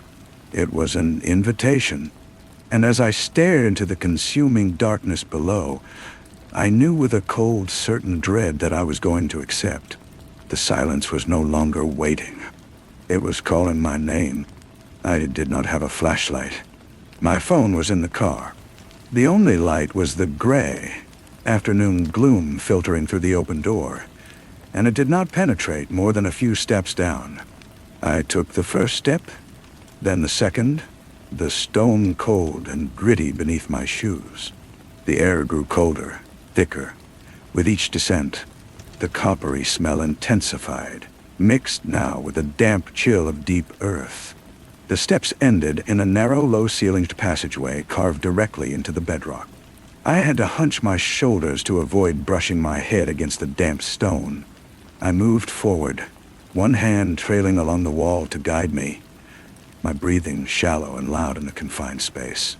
The passage curved, and then I saw a faint, sickly green light ahead. The tunnel opened into a chamber. It was not large, perhaps 10 feet across. The source of the light was a single, battery-powered emergency lamp placed in the center of the dirt floor. Its glow was weak, but it was enough to see. The walls were not bare rock. They were covered in writing, not drawings, but words, scratched into the stone with a sharp tool. The same phrases, over and over, in different hands. Some frantic, some precise, all desperate. Let me out. The silence is eating me. I see the truth in the dark. She is listening. It is not a void, it is a mouth. In the center of the room, directly under the lamp, was a chair. A simple wooden chair, like the ones from our group sessions. And on the seat lay a single, clean, white card. I knew I should not touch it. I knew I should turn and run back up the stairs, out of the cabin, away from these woods forever. But my feet carried me forward. I picked up the card. The words on it were typed. The final session begins when you sit. My legs gave way. I did not so much choose to sit as collapse into the chair. The wood was cold and hard. I looked at the words on the walls, at the frantic testament of those who had been here before me. Leo.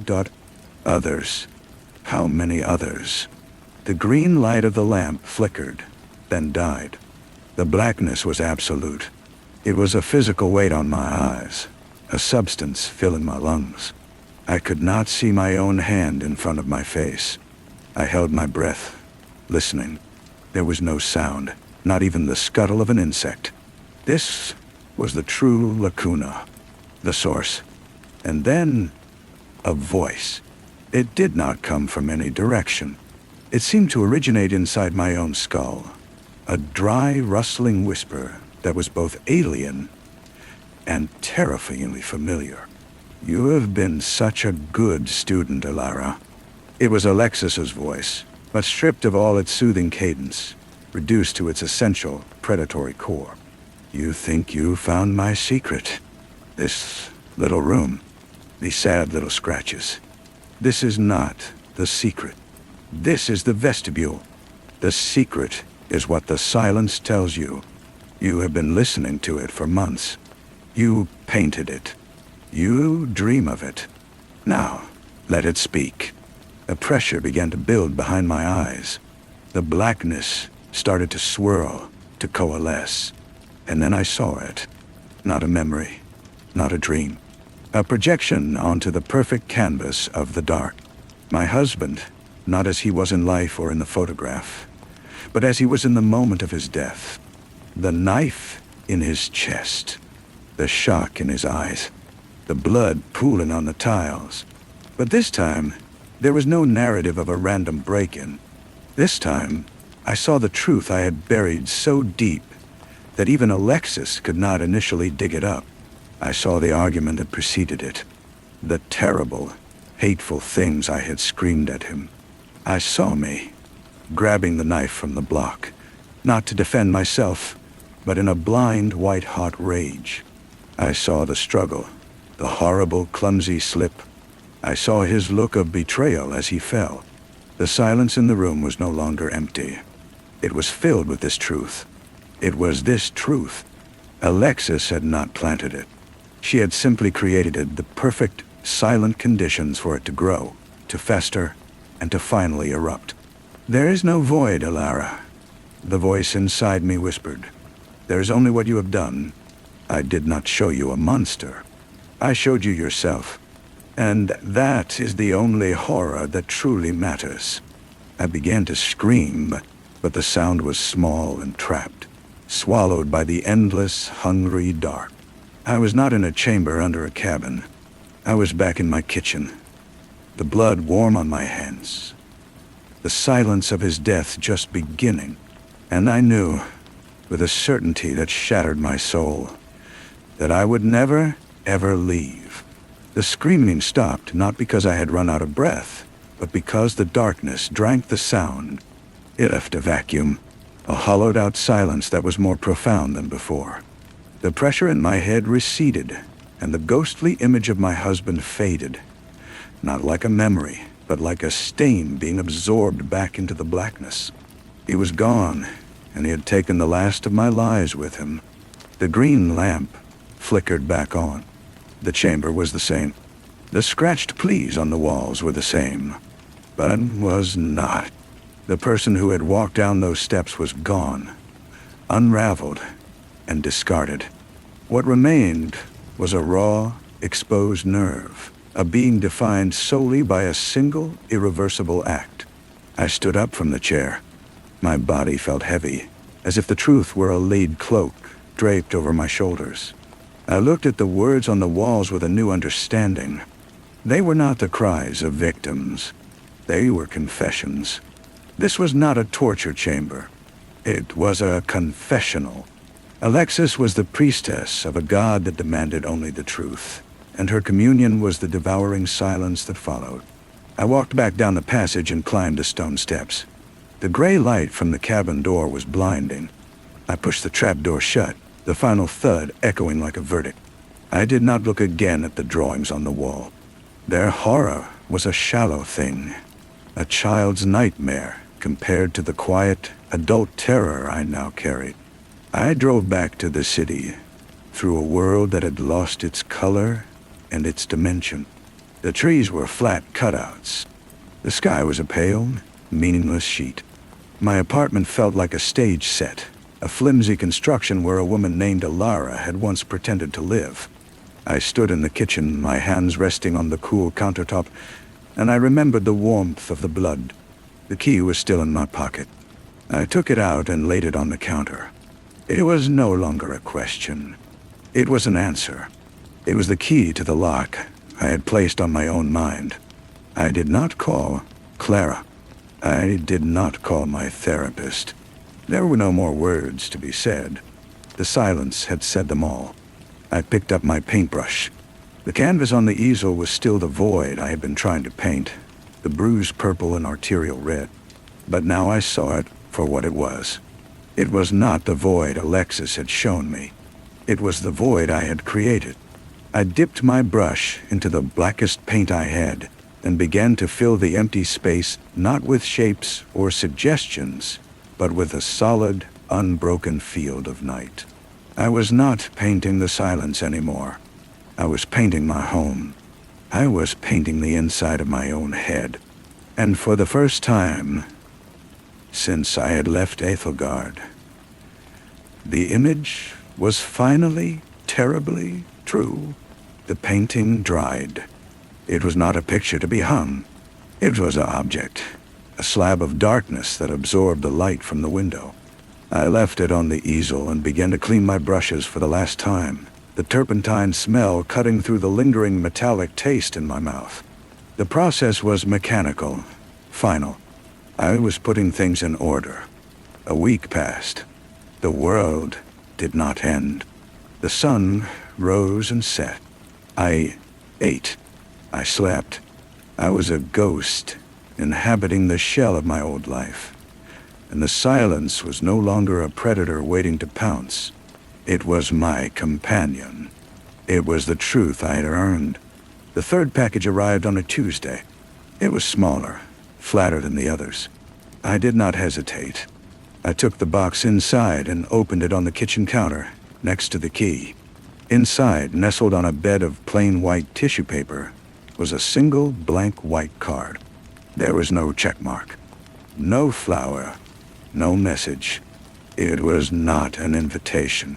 It was a dismissal. My therapy was complete. I had integrated the final concept. I was, in the eyes of my therapist, cured. I looked from the blank card to the key, and then to the black painting. A strange, quiet sound escaped my lips. It was not a laugh. It was not a sob. It was the echo of something settling into a permanent place. I picked up the key. It felt different now. Lighter. Dot. It was no longer an accusation. It was a receipt. I knew what I had to do. I drove to the river that cut through the city. A place where people walked their dogs and cyclists sped by, oblivious. I stood on the bridge, the cold wind pulling at my hair. I held the key in my closed fist for a long moment, feeling its brass reality one last time. Then I opened my hand and let it fall. It twisted once, a flash of gold in the gray light, and then it was gone, swallowed by the dark, churning water. I did not feel a sense of closure. I felt a sense of accuracy. The key belonged to the depths, just as the truth belonged to the silence. When I returned to my apartment, the blank white card was still on the counter. I did not throw it away. I picked it up and carried it to my studio. I held it up to the vast black expanse of the finished painting. I pressed the card against the wet, sticky surface right in the center and held it there until it adhered. A single, pure white rectangle in the middle of an endless night. It was not a signature. It was a period at the end of a sentence. The final session was over. The silence was now mine to keep. I left the studio and walked into the bedroom. I opened the closet and took out the small locked box where I kept the few tangible relics of my life before. I used a letter opener to pry the cheap lock open. Inside were photographs, my marriage certificate, a dried rose from our first anniversary. I did not look through them. I simply carried the box to the kitchen, placed it in the sink, and set the contents on fire. The flames were small and quick, consuming the paper with a soft, hungry crackle. I watched until there was nothing left but black, curling flakes and the smell of smoke. The next day, I packed a single bag. I did not know where I was going, only that it needed to be a place with no history, no associations. A place where the silence could be my own, and not an echo of Ethelgard. I left the apartment key on the counter next to the blank white card. I left the black painting on the easel. It was the only thing in the entire space that felt truly finished. I drove east, toward the coast. The further I got from the city, the lighter the pressure in my chest became. It was not relief. It was the simple, physical sensation of distance being placed between myself and a crime scene. I rented a room in a small, weather-beaten town where the ocean was the only constant sound. The roar of the waves was not a silence, but it was a noise vast enough to get lost in. I got a job cleaning rooms at a motel, the work mindless and clean. I spoke to no one beyond what was necessary. Sometimes at night I would walk on the beach. The darkness over the water was immense, a living thing. I would stand at the edge where the foam hissed over my feet, and I would look into that blackness and feel a strange kinship. It was not a void. It was a presence, and it knew what I was. It did not judge. It simply was. One evening, a storm was rolling in. The air was charged and heavy. I walked further than usual, to a secluded stretch of coast where the cliffs jutted into the sea. As the first drops of rain began to fall, I saw a figure sitting on a large, flat rock, looking out at the churning water. It was a woman, her posture erect, her hair pulled back in a severe bun, despite the wind. My heart did not hammer. My breath did not catch. A profound calm settled over me. I had always known on some level that she would be here, that she was everywhere. The silence was. I walked closer, the wet sand muffling my steps. She did not turn. I came to a stop a few feet from her rock. "Hello, Alexis," I said. She slowly turned her head. Her face was older, more lined, but her eyes were the same. They held no surprise, only a deep, appraising stillness. "Elara," she said. Her voice was just as I remembered it from the chamber, the dry rustle of something turning over in the dark. "I wondered when you would arrive. I am not here for you," I said. "I am just here." She smiled, a small, thin movement of her lips. "There is no difference, not for us. You understand that now." The rain began to fall in earnest, cold, and sharp. She did not move to seek shelter. Neither did I. We stood there, two figures being soaked by the storm, looking at the black ocean. "What do you want from me?" I asked, though I knew the answer. "Nothing," she said. "I wanted you to see the truth. You have seen it. The transaction is complete. You are free." "I am not free," I said. "I am aware. That is the only freedom there is," she replied. She turned back to the ocean. "The rest is just noise." I stood for a long time, watching the storm lash the water. When I finally looked back at the rock, she was gone. There was no sign she had ever been there, just the impression in the wet sand where my own feet were planted. I walked back to my room, my clothes soaked through, my skin numb with cold. I did not feel haunted. I felt seen. The final session had not ended in that underground chamber. It had simply adjourned to be continued wherever I went for the rest of my life. And for the first time, that thought did not terrify me. It was just another true thing in a world that had finally stopped lying. The motel room was exactly as I had left it, a neutral space that held no memory. I peeled off the wet clothes and left them in a heap on the floor. Standing under a shower of scalding water, I felt the cold seep out of my bones. But the core of me, the aware and silent self, remained unchanged. Seeing Alexis had been the final piece of evidence, confirming a hypothesis I had already accepted. The world was not a random collection of events. It was a carefully constructed system for delivering consequences. I did not quit my job.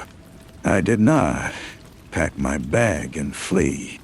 There was nowhere to flee to that she would not be. Instead, I went to work the next morning, pushing my cart of cleaning supplies down the long, open-air corridors of the motel. The smell of bleach and fresh linen was a sterile comfort. In room 214, I found a family's cheerful mess, a child's stuffed bear forgotten on the floor. I picked it up and placed it neatly on the pillow. The act felt both meaningless and deeply significant. Weeks turned into a month. The summer season began to wane, and the town grew quieter. I started taking longer walks, not just on the beach, but through the quiet streets in the early morning hours before my ship. I noticed things I had not before. A house with curtains perpetually drawn. A man who walked his dog at the same time every day, his face a mask of quiet grief. I saw the lacuna everywhere, not as a place, but as a condition, a state of being that people carried inside them. One afternoon, I was restocking towels in the laundry closet when Brenda, the manager, found me. Her face was pinched with a familiar, gossipy concern. She held out a small, flat box. "This came for you," she said. "No return address." My hands did not tremble as I took it. The weight was familiar. I thanked her and took the box to my room. I sat on the edge of the bed and opened it. Inside, nestled on the same white tissue paper, was not a blank card. It was a photograph, a black and white image of a woman standing on a beach, her back to the camera, facing a stormy sea. It was me, from the night I had seen Alexis.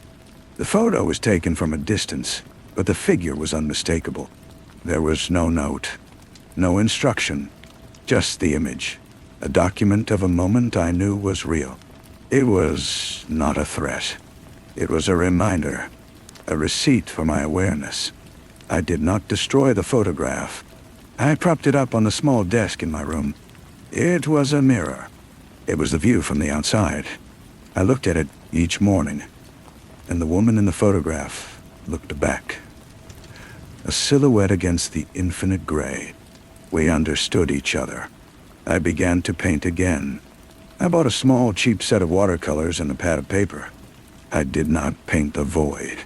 I painted the motel room, the precise fold of the sheets, the gleam of the bathroom faucet, the way the light fell through the blinds in straight, orderly lines.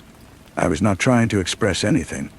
I was practicing a new kind of silence, the silence of observation without judgment. The paintings were bland, technical, and utterly calm. One evening, as I was walking back from the grocery store, a woman stopped me on the street. She was younger than me, her eyes wide and slightly frantic. "I'm sorry," she said, her voice trembling. I saw you come out of your building. You look calm." I waited. "I'm not from here," she rushed on. "I'm staying at the Seaside Motel. I feel like I'm losing my mind. The silence here is so loud." I looked at her, really looked. I saw the faint tremor in her hands, the way her eyes darted as if searching for an enemy in the empty air. I saw myself, 6 months ago. "It's not the silence," I said, my voice even and quiet. "It's what you're trying not to hear." Her face crumpled, and a single tear traced a path down her cheek. What do I do?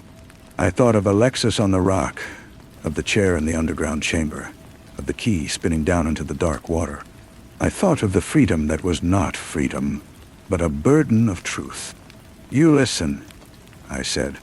I turned and walked away, leaving her standing on the sidewalk. I did not look back.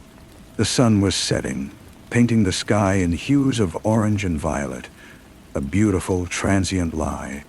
I walked toward my room, toward the photograph on the desk, toward the endless, patient sound of the sea. The final session was never going to be over.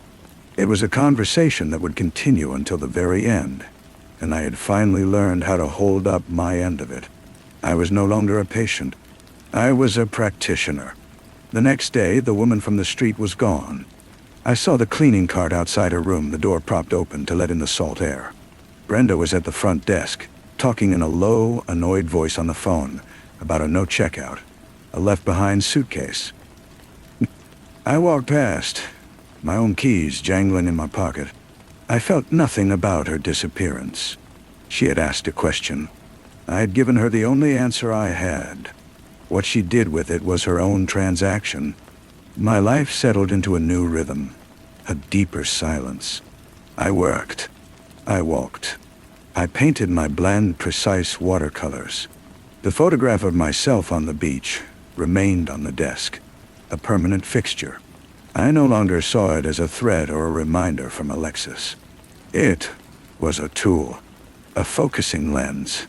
Then another package arrived.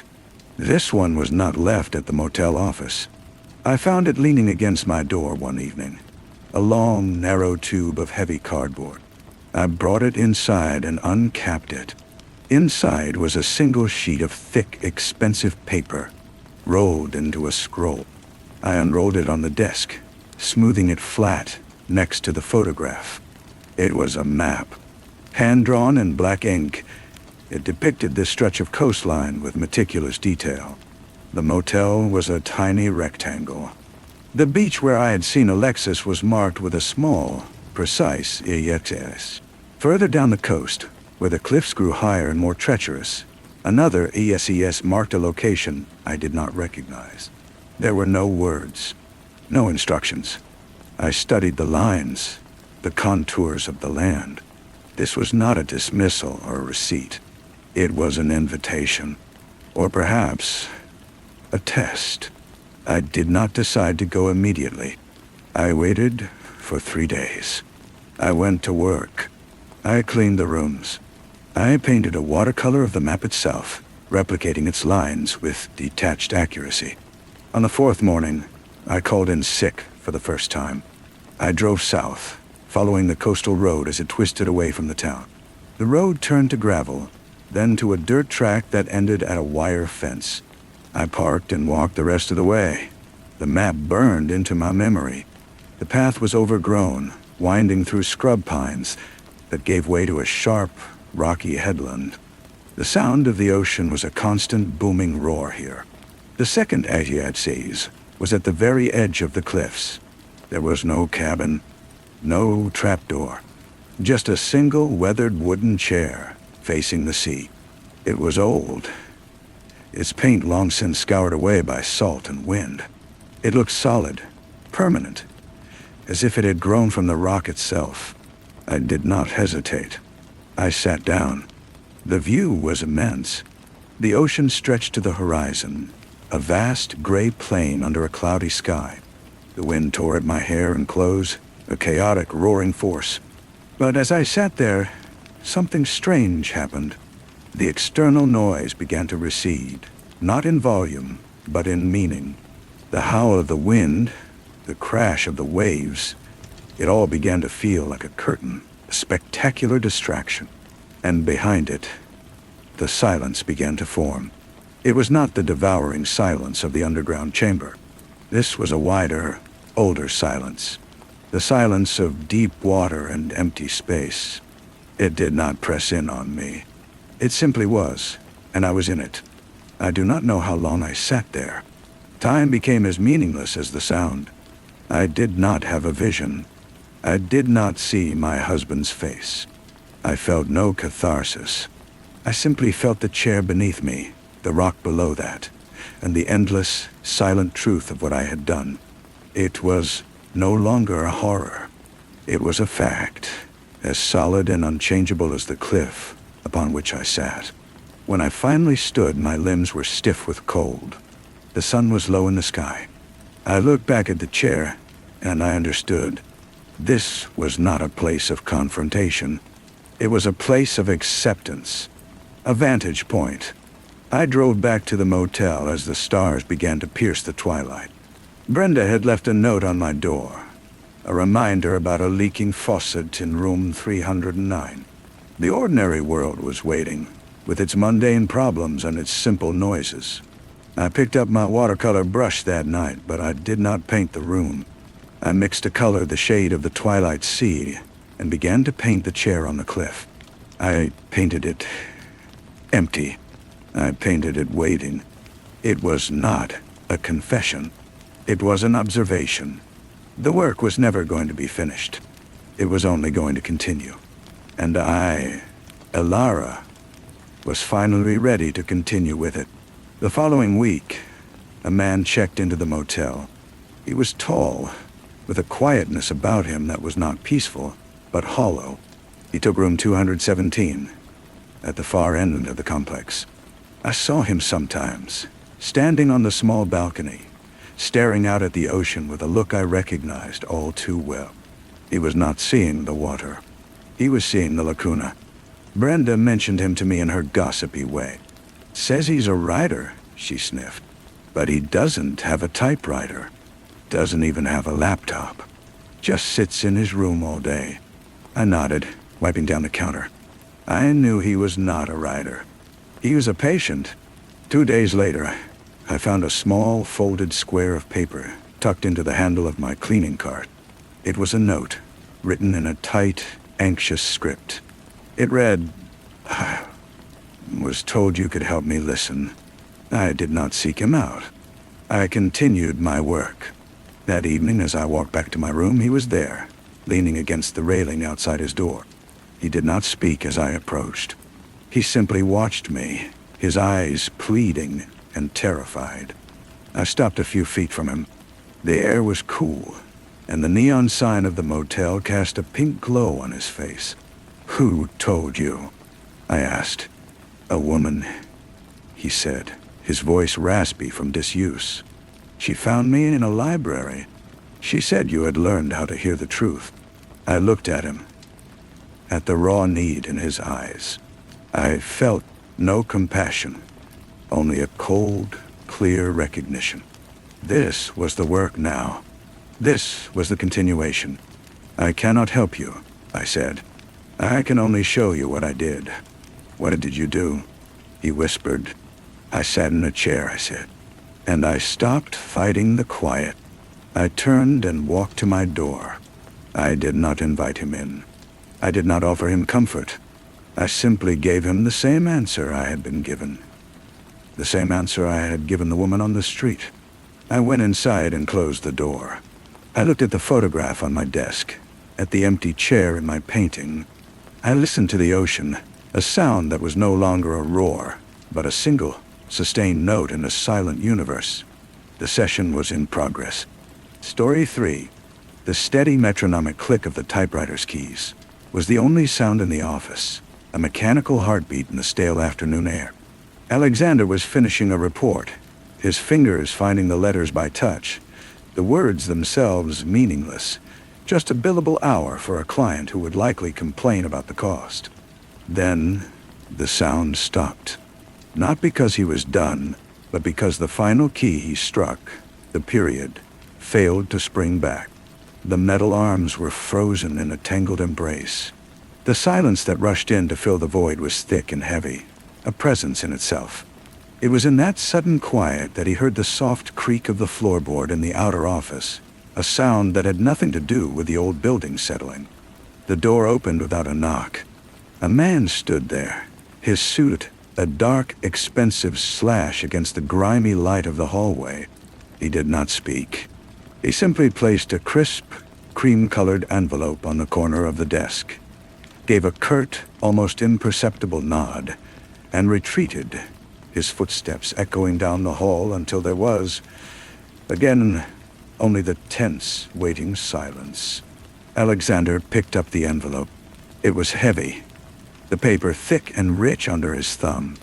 Inside was a single sheet of the same quality, and a bank check with an obscene number of zeros. The note was brief, typed. It requested his presence at the cliffside estate of Mr. Colton Blackwood. The matter was one of discretion. The fee, already advanced, suggested the discretion required was absolute. The Blackwood house was not a home. It was a fortress of old money and older secrets, perched on the bluffs overlooking the city where the ocean perpetually chewed at the rocks below. It was all sharp angles and leaded glass, a monument to a gilded age that had long since tarnished. The air inside was cold, smelling of lemon polish and the faint, sweet decay of cut flowers left too long in a vase. A nurse in a starched white uniform led him to a library where books stood in leather-bound battalions, never read, only owned. Colton Blackwood was propped in a high-backed chair, a king on a threadbare throne. A wool blanket was tucked around his legs despite the warmth of the room. His body was a ruin, but his eyes, pale and watery blue, held a sharp, unnerving focus. A portable oxygen tank stood sentinel beside his chair, its soft hiss a counterpoint to the ponderous tick of a grandfather clock in the corner. "They're blackmailing me, Mr. Locke," Blackwood said, his voice a dry rustle of leaves. He did not invite Alexander to sit. "Not for money. I have money. It's a nuisance. They are threatening to release certain documents, letters, things that would cause my family a great deal of embarrassment at a very delicate time." "What kind of letters?" Alexander asked, his own voice low, matching the room's funereal hush. "The kind written by a foolish young man to a woman who was not his wife," Blackwood wheezed. "My late wife? The dates are inconvenient. They suggest my eldest daughter, Lola, was not planned." He waved a liver-spotted hand, a gesture of dismissal that cost him effort. "The blackmailer goes by the name Herbert. Find him. Recover the documents. Make the problem go away. My son, Julian, will provide you with the details we have." Me. Julian Blackwood was everything his father had decayed from. Tall, blonde, with the placid, handsome face of a man who has never been told no. He met Alexander in a sunroom that overlooked the churning gray sea. He handed over a file thinner than the air of false concern he projected. "It's all there," Julian said, his tone smooth as oil. "The contact method, copies of the threats. The man's a ghost. We've had our people look. They found nothing." Alexander took the file. "And your sisters? The one whose parentage is in question?" Julian's smile was a cold, brief thing. "Lola is volatile. She's taken it badly. Thinks it's a personal attack. My other sister, Vivian, is more pragmatic. She understands these things are a cost of doing business. I'd steer clear of Lola if I were you. She's trouble." Lola found him first. He was walking back to his car, the salt wind tugging at his coat, when she emerged from a stand of wind-twisted cypress. She was all sharp edges and dark energy, her hair a wild mane, her eyes lined with smudged coal. She smelled of cigarette smoke and expensive gin. "He's lying to you, you know," she said, her voice raw. "The old man, Julian, all of them. It's not about some stupid letters." "What is it about then?" Alexander asked, watching the way her hands trembled as she lit a fresh cigarette. "Power," she spat. "It's always about power. They're scared. And you should be too. You're digging in a graveyard, detective. You're going to wake something up." She blew a plume of smoke into the wind. "Talk to the woman, Amelie. She knows the price of everything." The city was a character in itself, a place of stark contrasts. The glittering towers of the financial district gave way to the damp, narrow streets of the old quarter, where the air was thick with the smell of fried food and failure. Herbert, the blackmailer, was a specter who communicated through payphones and dead drops. The trail was cold, a series of dead ends and whispers. It led Alexander to a bar called the Anchor, a place that huddled in the shadow of the docks, its windows so grimy they swallowed the daylight. Inside, the air was a fog of beer and bleach. A man sat in a back booth, a glass of amber liquid untouched before him. He was impeccably dressed in a gray suit, his hair slicked back, his hands resting on the table. They were perfectly still. This was Angelo. His presence was a cold spot in the room, a silence within the noise. He didn't look up as Alexander approached. "You're asking questions that don't concern you," Angelo said, his voice soft, almost gentle. "The Blackwoods are a cancer. You don't treat a cancer by picking at a scab. You cut it out or you burn it." "I have a job to do," Alexander said, sitting down without invitation. "Jobs can be finished early," Angelo replied, his eyes finally lifting to meet Alexander's. They were the color of a winter sky, empty and vast. "The Blackwood girl, the wild one, Lola, she owes me. Not money. A different kind of debt. Her family thinks they can wipe the slate clean with a check. Some stains don't come out. You tell the man. You tell them Angelo remembers." The encounter left a metallic taste of fear in Alexander's mouth. This was no simple blackmail. It was a feud, a web of obligations and threats that went far beyond a few embarrassing letters. He went to see Amelie, the woman Lola had mentioned. She lived in a penthouse apartment that floated above the city, a world of white carpets and floor-to-ceiling glass. She was a masterpiece of curated beauty, every movement fluid and deliberate. She wore a silk robe the color of a bruise and offered him a drink with a smile that didn't reach her eyes. "Colton was a different man once," she said, her voice a hypnotic murmur. "Passionate, reckless. The letters are real, but they're just the key that unlocked the door. Herbert, whoever he is, isn't the one turning the lock. He's a tool. Angelo wants to bring the whole Blackwood empire down. He thinks they stole something from him. A business, a woman. It's all the same to men like that. Property and pride." "Yes, cher." "And you?" Alexander asked, watching the city lights twinkle in her glass. "Where do you fit in? I'm a survivor, she said, turning her gaze on him. It was like being looked at by a beautiful snake.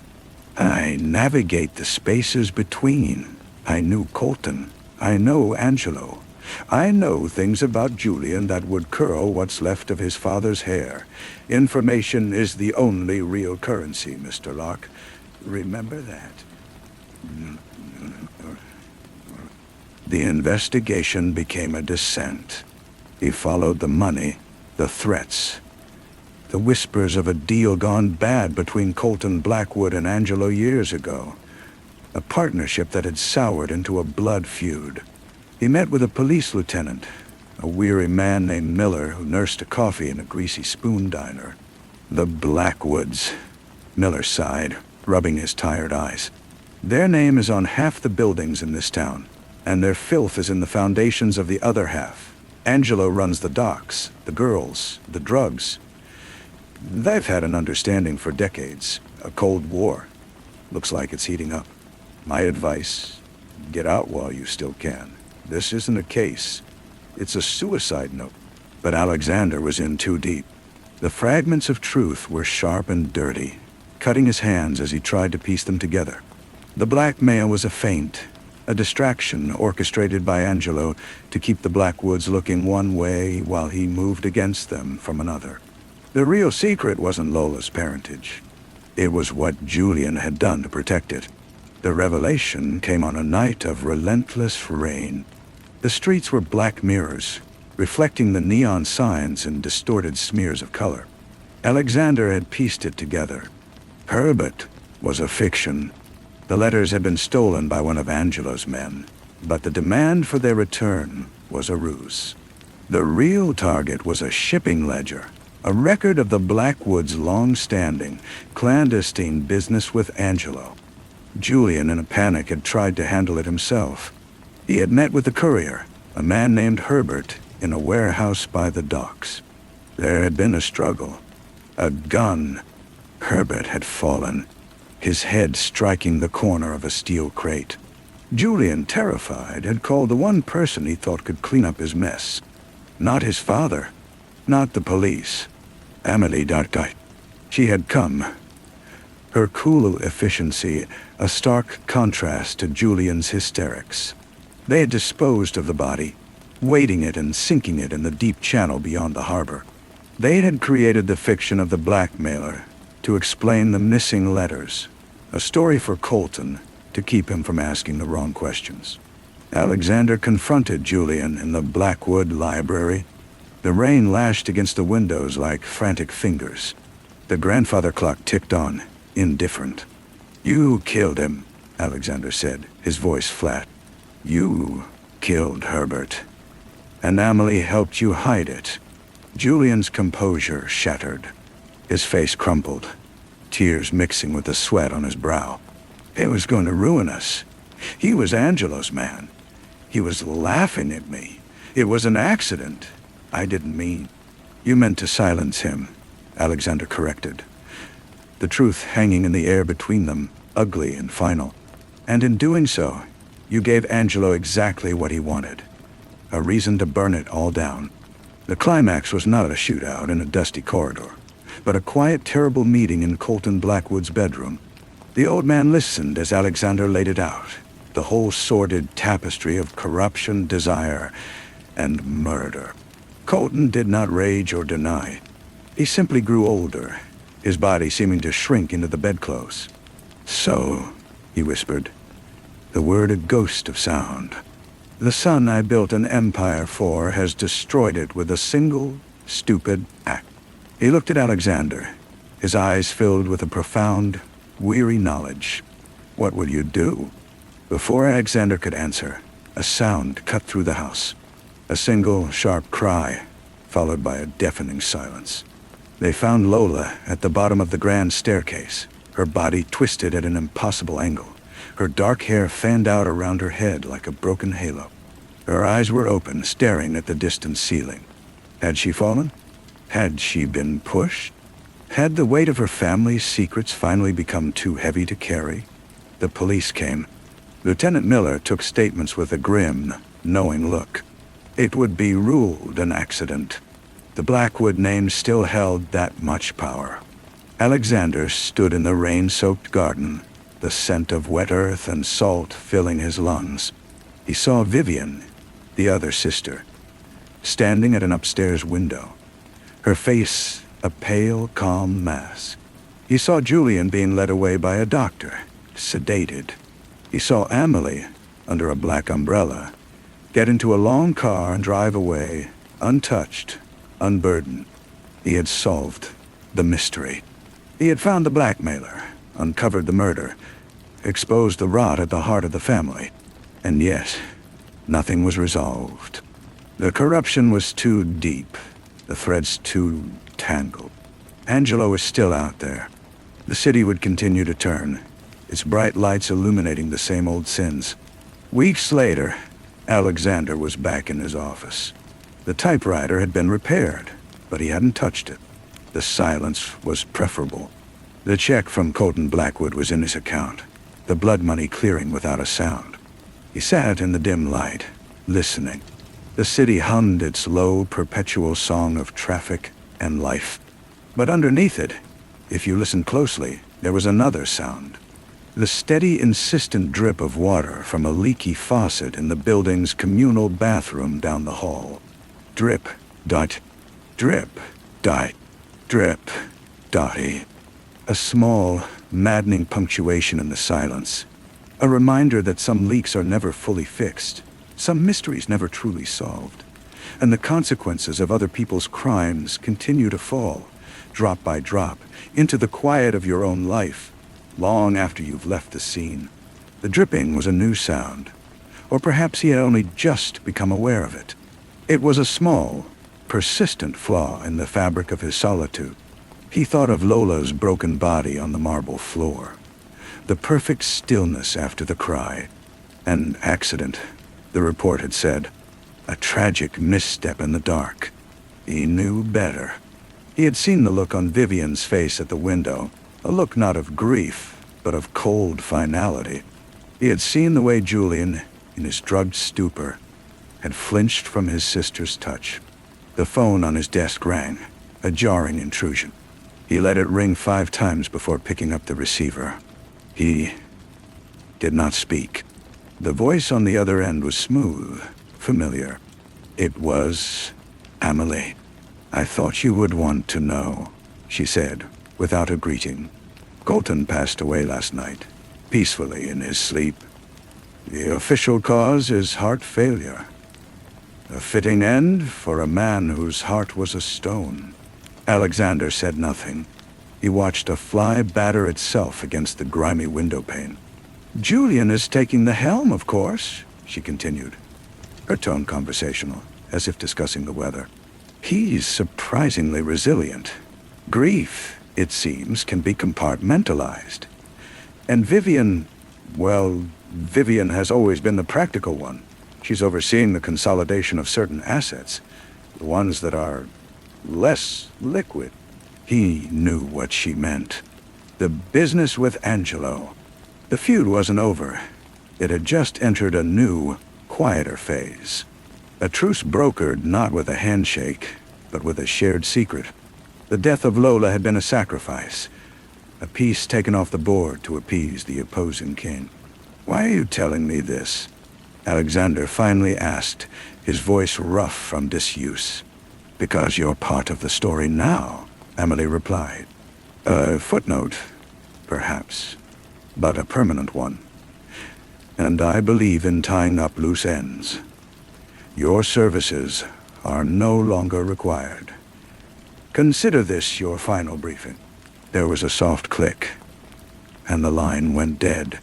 He sat for a long time, the dial tone humming in his ear like a trapped insect. He had been paid to solve a problem, and he had. The blackmail had stopped. The family's secret was, in its own way, preserved. He had done his job, but the victory was ashes in his mouth. He had not brought anyone to justice. He had merely illuminated the stage upon which a tragedy had already been performed. He stood and walked to the window, looking down at the street below. People hurried along the sidewalks. their lives full of small, manageable problems. He envied them. A man in a gray suit was standing under an awning across the street, not moving, just watching the entrance to his building. It wasn't Angelo, but the message was clear. He was being watched. He was a loose end that had been neatly tied, but they were keeping the knot in sight. He turned back to his desk.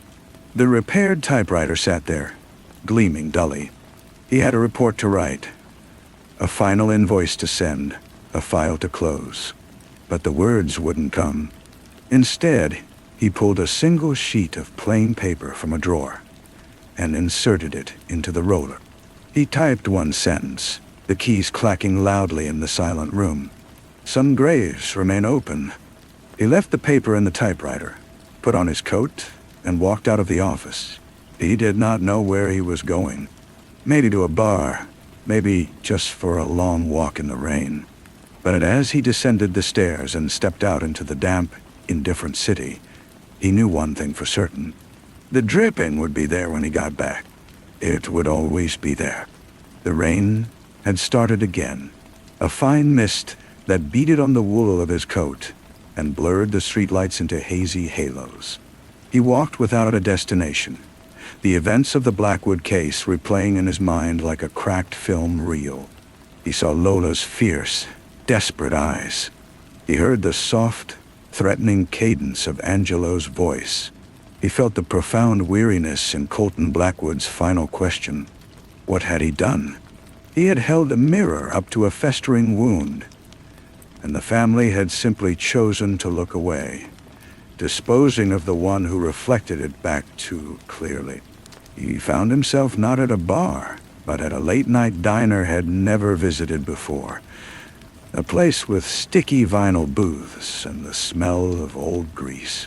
He slid into a corner seat, ordering the coffee he didn't want from a waitress with tired eyes.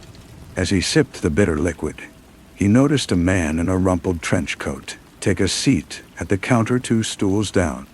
The man didn't look at him, but methodically stirred 3 sugars into his own cup.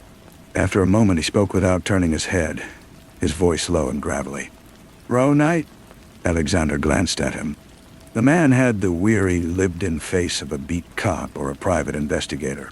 A kindred spirit, or perhaps a well-placed threat. In this city, it was impossible to tell. "You could say that," Alexander replied, his guard up. The man took a slow sip of his coffee. "Heard about the business at the Blackwood place. Nasty bit of work. A fall like that." He finally turned, his eyes meeting Alexander's. They were the color of slate and held no discernible emotion. "They're saying it was an accident. Slipped on the wet marble. That's what they're saying," Alexander echoed. The man gave a short, humorless nod. "Sometimes a story is like a piece of furniture. It doesn't matter if it's true, only if it's sturdy enough to hold the weight people put on it. The Blackwoods build sturdy furniture." He laid a $5 bill on the counter and stood, pulling his coat tight. A word of advice from one professional to another. When you're hired to clean a house, you don't get to question where the dirt goes. You just sweep it under the rug they point to. Thus, he walked out into the mist, leaving Alexander alone with the dregs of his coffee, and a fresh chill settling in his bones. The encounter was too pointed to be a coincidence. It was a reminder, a final warning to let the dust settle. He paid his bill and stepped back outside. The city's hum felt different now, more menacing. The glow of a neon sign across the street flickered, and for a moment he thought he saw the silhouette of the man in the gray suit, still watching from the shadows. He was a ghost in the machine of the city, a permanent fixture in the landscape of compromise. He knew then that he would not be returning to his office. Not tonight. The thought of that room, the silent typewriter holding its single accusatory sentence, was unbearable. The dripping faucet would be waiting, a tiny metronomic measure of his own complicity. He had entered the case to solve a blackmail and had instead uncovered a murder that led to another death, a chain of causality that left no one clean. He had been used to apply a veneer of resolution to a situation that was fundamentally unresolved. He turned up his collar against the damp and kept walking, moving without purpose through the labyrinth of streets. A man who had found all the answers and discovered that none of them mattered. The case was closed, but the city's endless, whispering story went on. The walk led him to the river, to the very docks that Angelo controlled. The water was a black, oily sheet, slapping against the pilings. He stood there for a long time, the mist clinging to his skin, and wondered if Herbert's body was caught in the weeds below, or if the currents had already carried him out to sea. He was just another piece of discarded refuse, a secret the city had swallowed without a trace.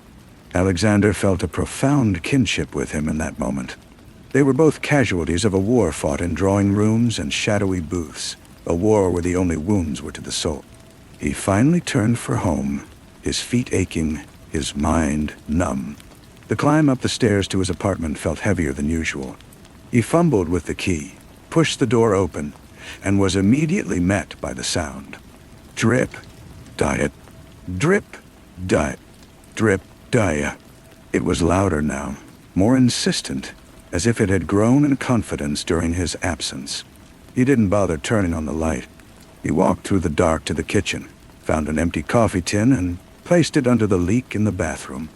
The metallic ping as each drop hit the bottom was, if anything, more maddening than the soft splash of water had been.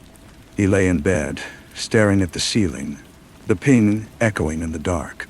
It was the sound of Lola's final cry, cut short. It was the sound of Julian's lies unraveling. It was the sound of Colton Blackwood's last, weary breath. He had told himself he was an investigator, a seeker of truth. But the truth, he now understood, was not a light that cleansed. It was a stain that spread. He had held it in his hands, and it had seeped into his own life. A permanent contamination. The case was over. The clients were satisfied. The money was in the bank. But as the drip into the tin can mark the passage of the endless night, Alexander Locke knew with cold certainty that he was the one who had been left holding the bag, and it was full of holes. The next morning, he woke to the sound of the tin can overflowing. Water had pooled on the cracked linoleum, a dark, spreading shame. He mopped it up with a towel, wrung the dirty water into the sink, and repeated the process until the floor was merely damp. The leak was worse. He knew he should call the super, but the thought of that conversation, of explaining the problem and waiting for a half-hearted fix, felt like an insurmountable task. Some problems were not meant to be solved, only managed. He went to his office out of habit, because he had nowhere else to go. The sheet of paper was still in the typewriter. Some graves remained open. He pulled it out, crumpled it, and dropped it into the wastebasket. Then he sat and stared at the blank wall. The investigation had been a purpose, a structure. Now there was only the silence and the memory of the diner, the man at the counter, the unspoken rules of a game he had never agreed to play. A knock at the door broke the stillness. It was not the tentative tap of a client, but a firm, authoritative rap. He knew who it was before he opened it. Lieutenant Miller stood in the hallway, his raincoat dark with moisture, his face a landscape of resigned duty. "Locke?" he said, stepping inside without an invitation. His eyes scanned the sparse room, taking in the empty desk, the barren filing cabinet. "I thought you'd want to know. We pulled a body out of the river this morning. Male. Been in the water a while. Weighted down, but the ropes frayed." Alexander felt a cold knot tighten in his stomach. "Herbert Dora." Miller gave a slow, deliberate nod. "Dental records will confirm it, but yeah, it's him, Angelo's man." He paused, letting the weight of the discovery settle in the dusty air. "It's a problem that just resurfaced, pardon the pun." "And, Alexander asked, his voice flat. "And nothing," Miller said, shoving his hands deep into his coat pockets. "It's a closed case, an accidental death during a struggle. Just like you said, Julian Blackwood won't be charged. There's no evidence to contradict his story. And frankly, no one with the will to try. The body is just an inconvenient fact. It'll be filed away. So that's it? Alexander heard the bitterness in his own voice. A man is dead. Another is responsible, and it just gets filed away. Miller's gaze was steady, devoid of judgment. You know how this works. The Blackwoods and Angelo, they've reached a new equilibrium. This body? It's a reminder of the cost. A message to both sides to keep the peace. Justice. He shrugged, a gesture of profound emptiness. Justice is a luxury this city can't afford. My job is to keep the lid on the pot, so it doesn't boil over. Your job is done. I suggest you leave it that way. After Miller left, Alexander remained standing in the center of the room. He looked at the phone, thinking of Emily's final briefing. He looked at the typewriter, its keys waiting to shape new lies. He looked at the door, a threshold to a city that had shown him its true, ugly face. He walked to the window. The man in the gray suit was gone. Perhaps his vigil was over. Alexander was no longer a loose end. He was a concluded chapter. He had been neutralized, not by threat, but by the crushing understanding of his own irrelevance. He had been a tool, used to apply a semblance of order to a chaos that was far older and more powerful than he was. He left the office, descending the stairs for what he knew would be the last time. He didn't look back. On the street, he blended into the crowd, just another man in a worn coat, his footsteps lost in the symphony of the city. He had come to find a blackmailer, and had instead found a reflection of his own futility. The case was closed, the file was sealed, and the only thing left was the sound of water, dripping somewhere in the back of his mind, a slow and endless leak that no one would ever fix. He walked for hours, until the soles of his shoes were thin and his feet were sore. The city offered no answers, only the same indifferent motion. He finally stopped at a small, shabby newsstand, its racks filled with the day's headlines. None of them mentioned the Blackwoods. The world had already moved on. He bought a paper he would never read and turned toward his apartment. The climb up the stairs was a slow, deliberate punishment. He pushed the door open, and the sound greeted him immediately, more pronounced than ever. Drip, diet, pinda, bit. Drip, bit, ping, dea. The coffee tin was nearly full. He emptied it into the sink, the water swirling down the drain, carrying nothing away. He knew then that he could not stay. This room, this life, was now part of the machinery that had processed the Blackwoods and spat out a convenient blood-stained truth. He was a cog, worn down and compliant. He opened his bank book and looked at the figure from Colton's check. It was a significant sum, enough to buy silence, enough to fund a fresh start in a place where the rain didn't feel like a constant, cold accusation. 2 days later, he was on a train heading north. He had closed his office, sold his few pieces of furniture, and kept only a single suitcase. He watched the city recede through the grimy window, its skyline shrinking into a jagged line of teeth against the gray sky. He felt no triumph, no relief, only a hollowed-out weariness. The train car was half empty. An old man across the aisle snored softly. A woman read a novel, utterly absorbed. They were free of the dripping, of the weight of other people's crimes. He envied them their simple journeys.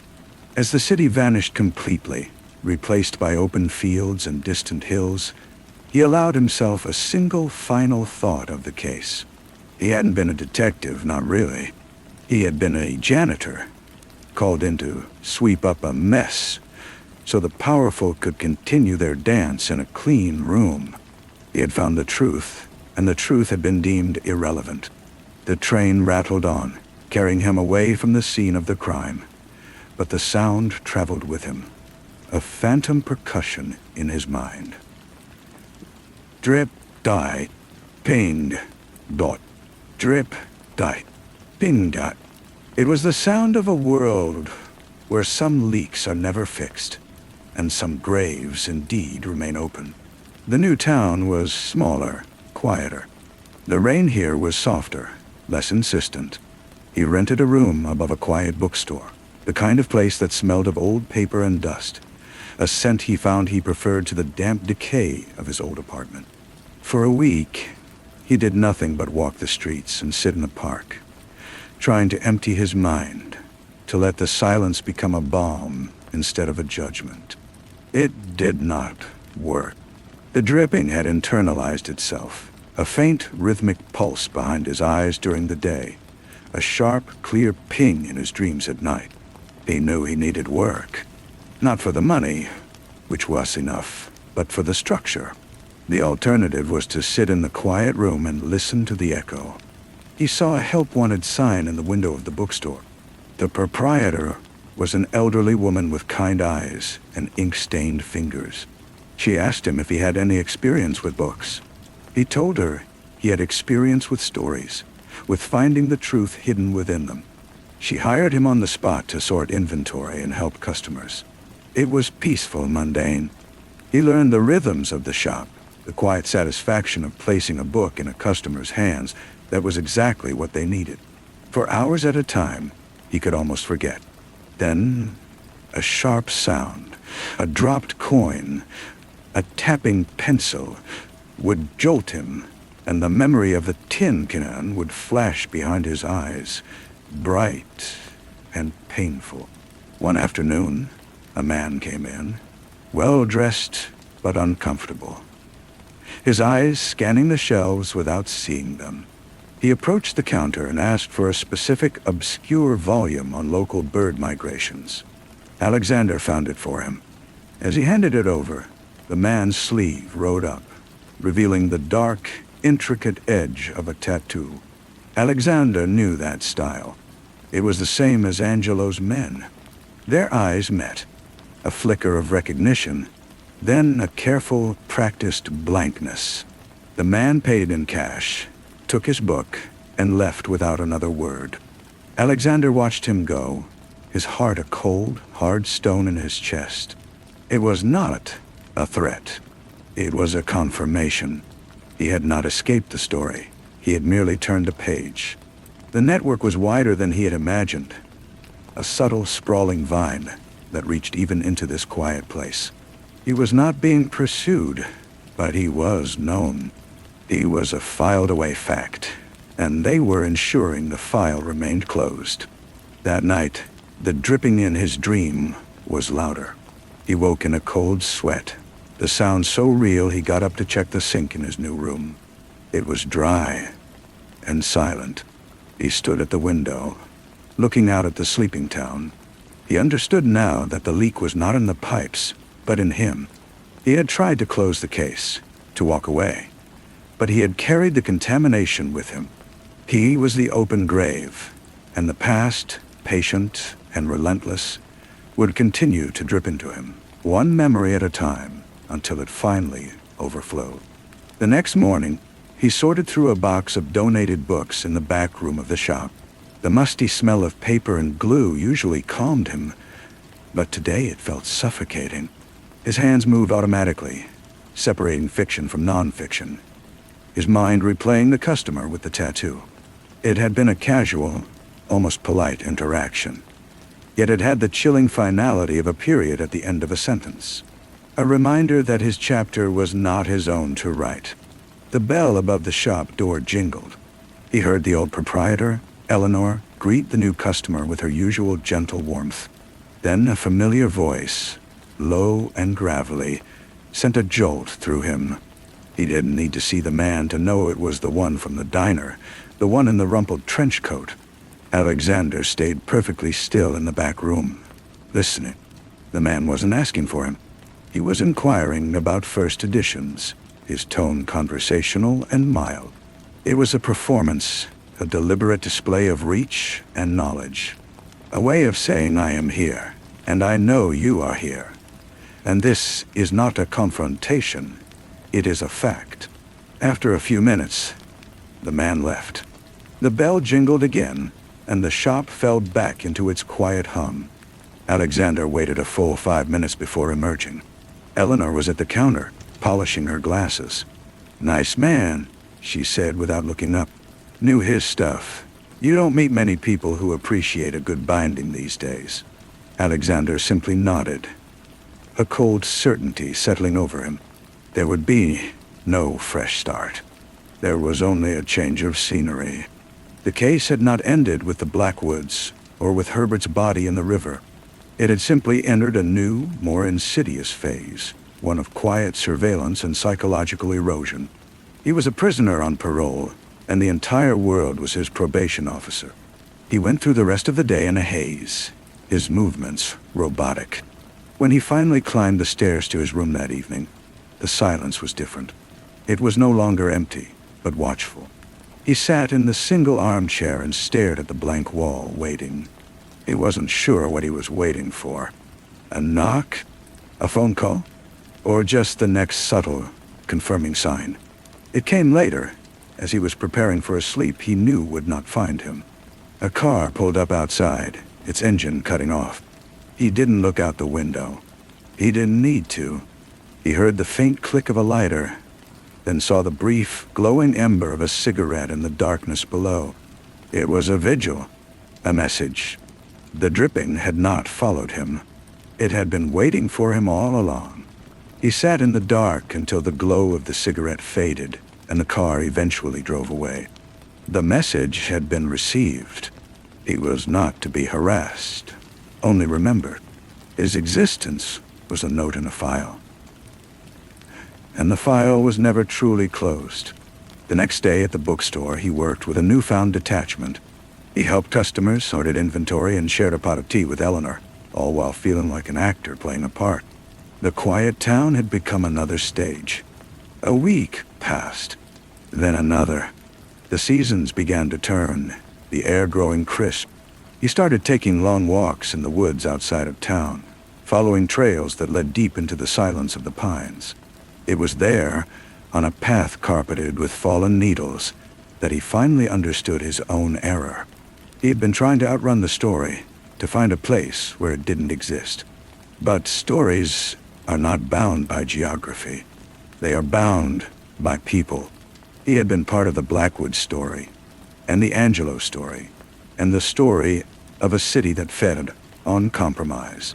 Walking away had not ended his role. It had simply changed it to that of the witness in exile, the permanent liability. The only way to end a story was to end it yourself. He returned to his room and took a fresh sheet of paper from the drawer. He did not own a typewriter anymore. He picked up a pen, the weight of it unfamiliar in his hand. He began to write. Not a confession, not an expose, but the truth. He wrote about Lola and Julian, about Colton's final deal, about Herbert's body in the black water, and about the man in the gray suit. He wrote about the diner and the dripping faucet and the feeling of being a tool that had served its purpose. He wrote without judgment, without flourish, in simple declarative sentences. He wrote until his hand cramped and the page was filled. When he was finished, he sealed the pages in a thick manila envelope. He did not address it to a newspaper or a police station. He knew that would be a pointless final gesture that would only get him disappeared. Instead, he walked to the post office and mailed it to a numbered box in a city halfway across the country. A box he had rented under a different name years ago, a vestige of a more cautious life. It was a message in a bottle, a record cast into the deep. He didn't know if anyone would ever read it, but the act of writing it, of asserting his own version of events onto paper, had quieted the dripping in his mind for the first time since it had begun. He had stopped trying to fix the leak and had instead learned to live with the sound. It was, after all, the sound of his own memory, and it was all he had left that was truly his. The envelope was a seed planted in barren ground. He didn't expect it to grow, and that was its power. The act of writing had been a transfer of poison from his blood onto the page. The weight was now physical, contained within the envelope, and not just a ghost in his head. He returned to the bookstore, to the small rituals of his new life. But something had shifted. The man with the tattoo did not return. The car did not reappear at night. It was as if, by accepting his role as the permanent witness and creating his own private record, he had fulfilled the unspoken terms of his exile. He was no longer a loose end, but a closed loop. One afternoon, a woman came into the shop looking for a gift for her father. She was flustered and unsure. Alexander listened to her describe her father's interests, which were vague and non-committal, and found himself recommending the history of silent film. It was an obscure choice, but something in her description had triggered the connection. Her face lit up with relief and gratitude. As she left, he felt a faint, unfamiliar warmth in his chest. It was not redemption or purpose or anything so grand. It was a simple, human transaction that had ended well. That night, it rained. He lay in bed listening to the gentle patter on the roof, a sound so different from the sharp, metallic ping of the drip in his old apartment. He realized he was waiting for it, bracing for the old sound to superimpose itself over the new one. It did not come.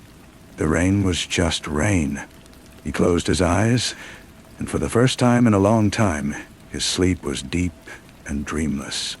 He knew the envelope in the numbered box did not change the past. Herbert was still dead. Lola was still silenced. The powerful were still dancing. But he had, in his own small way, refused to be a mere receptacle for their fallout. He had become an archive, and in the quiet acceptance of that fact, he found a fragile. The grave was still open, but he was no longer falling in. He was just standing beside it, remembering. The following spring, Eleanor decided to retire and close the shop. She offered him first refusal on the business, the stock, the building. It was a generous offer, a final kindness. He held the old set of keys in his hand, feeling their cold, solid weight. He could become the proprietor. He could root himself here, in the scent of paper and the quiet company of stories that were not his own. It was a good life, a peaceful one, laid out before him like a clean, blank page. He thanked her, told her he needed a day to think it over. He walked out of the shop and stood on the sidewalk, the keys a heavy promise in his palm. The sun was warm on his face. A child laughed somewhere down the street. It was all so normal, so attainable. Then he saw the postman making his rounds. The man tipped his hat, a cheerful, mundane gesture. And in that moment, Alexander knew with absolute clarity that he could not stay. Peace was a seductive lie. His peace was built on a foundation of rot, a deliberate forgetting that felt too much like the city's disease. To accept this life would be to become another Miller, another Colton, another keeper of the convenient lie, just on a smaller, more personal scale. He went back inside and found Eleanor sorting through a box of poetry. He handed her back the keys. Her eyes, wise and sad, understood. She did not ask for an explanation. A week later, he was on another train. He had no destination, only a direction, west. The landscape changed, the gentle hills giving way to flatter, drier land. He got off in a town smaller than the last, a place of dust and wind. He found a room and a job moving crates in a warehouse. The work was hard and physical, and he welcomed the exhaustion. It left no room for thought. Months bled into a year. He never stayed in one place for long. He was a ghost in his own life, a man defined by his movement. He kept no possessions beyond what fit in his single bag. He formed no attachments. The memory of the envelope was his only companion, a secret he carried with him. He was not waiting for anything. He was simply moving, a slow, perpetual motion against the inertia of the world that had tried to bury him. He knew he could not outrun the story, but he could refuse to let it pin him down. He was a whisper, a rumor, A man who had chosen to become a leak that could not be fixed, dripping away into the vast, indifferent country. The warehouse job ended when the operation moved south. He packed his bag once more and hitched a ride with a truck driver, who spoke only to complain about the price of diesel. He was let off at a crossroads under a sky so vast it felt like a different planet. The town was barely a dot on the map, a cluster of buildings clinging to the earth.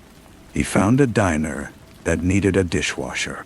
The pay was poor, the steam constant, but the hot water and the roar of the industrial sprayer drowned out everything. He rented a cinder block room behind the auto shop. It was stark and clean, with a cot and a small, silent sink. He worked the evening shift, and in the early mornings, he would walk out into the desert to watch the sun rise. The silence out there was total, a profound emptiness that felt less like an absence and more like a presence. It did not judge him. It simply was. One morning, as he walked back toward the town, he saw a dark sedan parked near the diner. It was clean and out of place, its windows tinted. His heart did not race. His breath did not catch. He felt a strange, cold calm. He continued walking, his footsteps crunching on the gravel. He did not look at the car as he passed it. He went to his room, lay down on the cot, and waited. The knock came an hour later. He opened the door. The man in the gray suit stood there, older now, his hair thinner, but his eyes the same. He held a thin cardboard tube. "We thought you should know," the man said, his voice as dry as the desert air. The tube contained a single sheet of paper, a photocopy of a news brief from a city newspaper he had left behind years ago. It reported the death of Arthur Colton, a respected businessman and philanthropist, from a sudden stroke. Alexander looked from the brief to the man's face. He understood. This was not an update. It was a final receipt. The last living tether to the Blackwood affair, besides himself, had been severed. The file was not just closed, it was being archived. The man took the tube back. "There's no need for you to move on again," he said. "You've been sufficiently discreet." The man turned and walked back to the sedan. Alexander watched him go. He stood in the doorway until the car was a speck of dust on the horizon. He felt the vast, silent landscape around him, and for the first time, he saw it not as a hiding place, but as a home he had somehow earned. The story was over. Not because the truth had won, but because everyone who cared was dead. He was the last one, a monument to a crime no one would ever remember. He went back inside and sat on the cot. The silence was finally completely his own. He did not go to work that day. He called the diner and said he was sick. He sat in the cinder block room as the sun climbed, heating the metal roof. The man's words echoed in the quiet, sufficiently discreet. It was the only praise he would ever get from them, a recognition that he had learned to hold his silence as well as any of them. The freedom he felt was hollow, a bell with no clap. He was free to stay, to put down roots in this dust, to become the dishwasher who lived behind the auto shop. He could grow old here, a man with no past, his story eroded by wind and time until there was nothing left but a smooth, featureless stone. The next morning he went back to work. The steam and the noise were the same.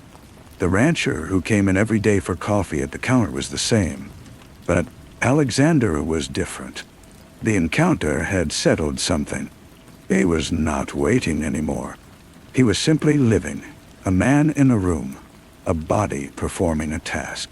Weeks turned into months. He bought a second pair of work pants. He learned the names of the regulars. He started reading again, paperback novels left behind in the diner, their spines cracked and pages softened by grease. He read stories of adventure and love, things that had no bearing on his own life, and he found a strange comfort in their foreignness. One evening, he was walking back from his shift, the dry air cool against his skin. He saw a flicker of movement near the dumpster behind the auto shop.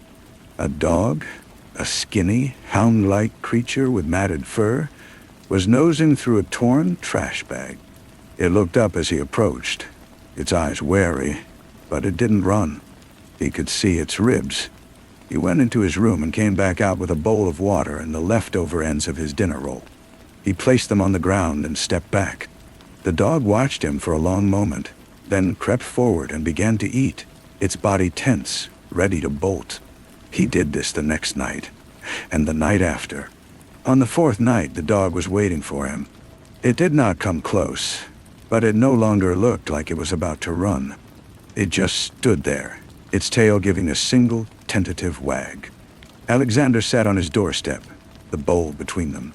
He spoke to the dog, his voice low and quiet, telling it about the heat of the dishwasher, about the plot of the book he was reading, about nothing at all.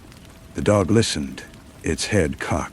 When he finally went inside, the dog curled up in the patch of dirt beside his step. He did not name it. That felt like a step too far, a claim he had no right to make. But he bought an extra can of food when he went to the store. The dog began to meet him after work, walking a few paces behind him like a silent, shaggy shadow. It was a connection, thin and wordless, but it was real. It was a story that was still being written, not one that was buried. He had spent so long being a monument to the past that he had forgotten he was still a living thing. The desert went on, vast and silent, but now there were two of them standing in it. The dog followed him for 3 more weeks before it disappeared. He came back from his shift one night, and the patch of dirt was empty. He waited with the bowl of food until the moon was high, but the dog did not come. He felt the loss, a small, sharp puncture in the quiet he had built. It was a reminder that any peace he found would be temporary, borrowed. He went back to his routine. Work, sleep, walks into the desert. The emptiness felt larger now. He found himself looking for the dog on the horizon, but he only ever saw the shimmer of heat and the distant, dark shapes of the mountains.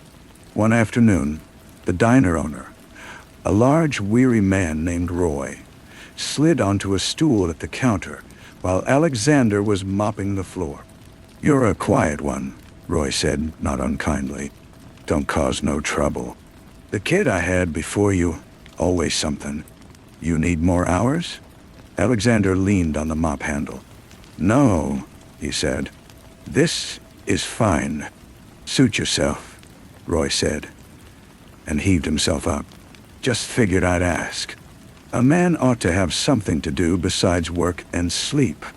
After Roy left, Alexander finished mopping. He looked at his reflection, distorted and wavering, in the stainless steel of the food pass. A man ought to have something.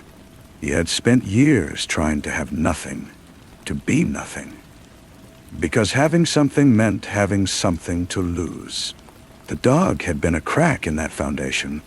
That night, he did not go straight back to his room. He walked to the edge of town, where the pavement gave way to scrub and sand. He stood there for a long time, looking out at the darkness. He thought about the envelope in the numbered box, a fossil from a different age. He thought about the dog, a brief warm presence. He thought about the man in the gray suit and his final receipt. He had been so focused on the silence, on the emptiness, that he had mistaken it for an end. But it was just a pause. The story of Arthur Colton was over. The story of the man in the gray suit was someone else's to tell. His own story, the one that began when he walked away from the river, was still here, in this dust, in this room, in the steam of the dishwasher. It was a thin story, a quiet story, but it was his. He turned his back on the vast, indifferent dark and started the walk home. The grave was behind him. The road, such as it was, lay ahead. Story 4. The first thing I noticed was the silence of the river. It was always there, a low, constant rush. The white noise of my childhood, the sound that lulled me to sleep and greeted me each morning with its damp, mossy breath. But standing on the porch of my sister's house, the air was still and wrong. The river, was quiet. It was a sound so profound in its absence that it felt like a physical void, a hole punched through the fabric of the world. I stood there, suitcase in hand, and listened to the nothing. It was then I knew, with a cold certainty that had nothing to do with the phone call from Sheriff Miller, that Lauren was truly gone. The house felt the same. It smelled of lemon polish and the faint, sweet decay of cut flowers. Lauren's presence was a ghost in the dust motes, dancing in the slanted afternoon light. Gloria was curled on the sofa, a sullen lump under a knitted blanket, her eyes fixed on a television that wasn't on. She was 15, all sharp angles and bruised-looking skin. A bird with a broken wing pretending to be a stone. She didn't look at me. "The river's low," she said, her voice flat. "That's why you can't hear it.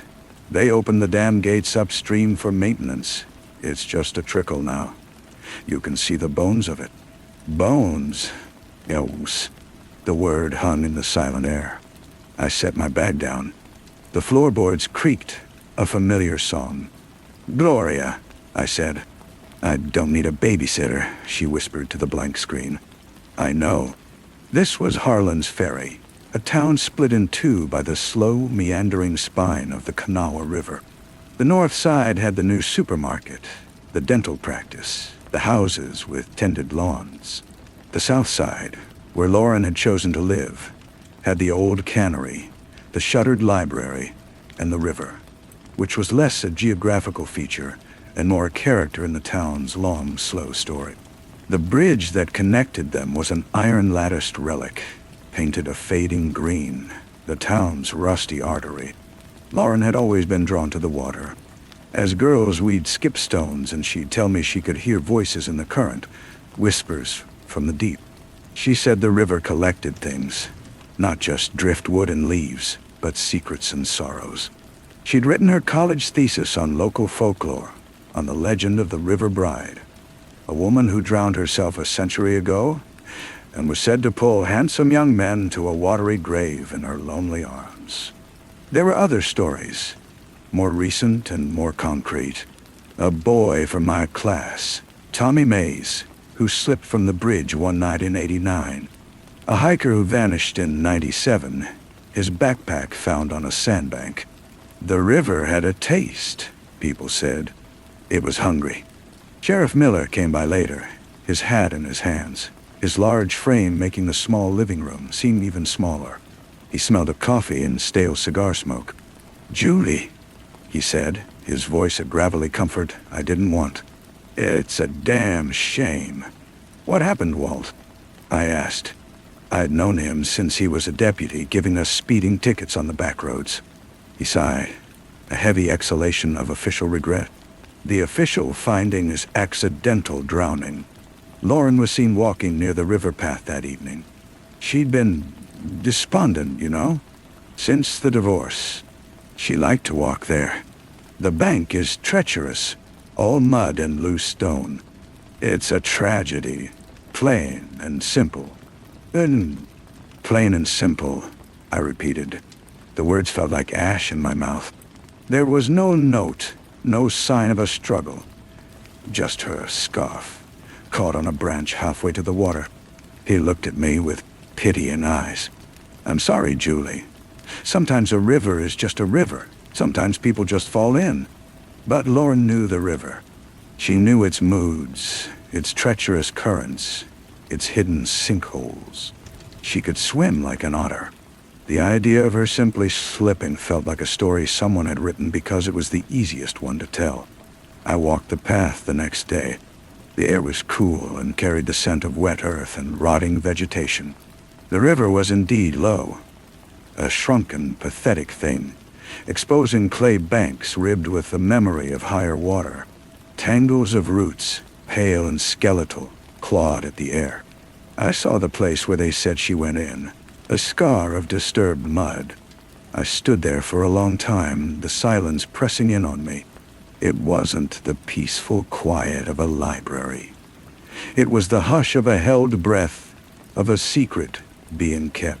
The town was a chorus of muted voices. At the general store, old Mrs. Davison rang up my milk and bread and said, "Such a pity, that lovely girl. The river always takes the pretty ones, doesn't it?" Her eyes were bright with a morbid curiosity.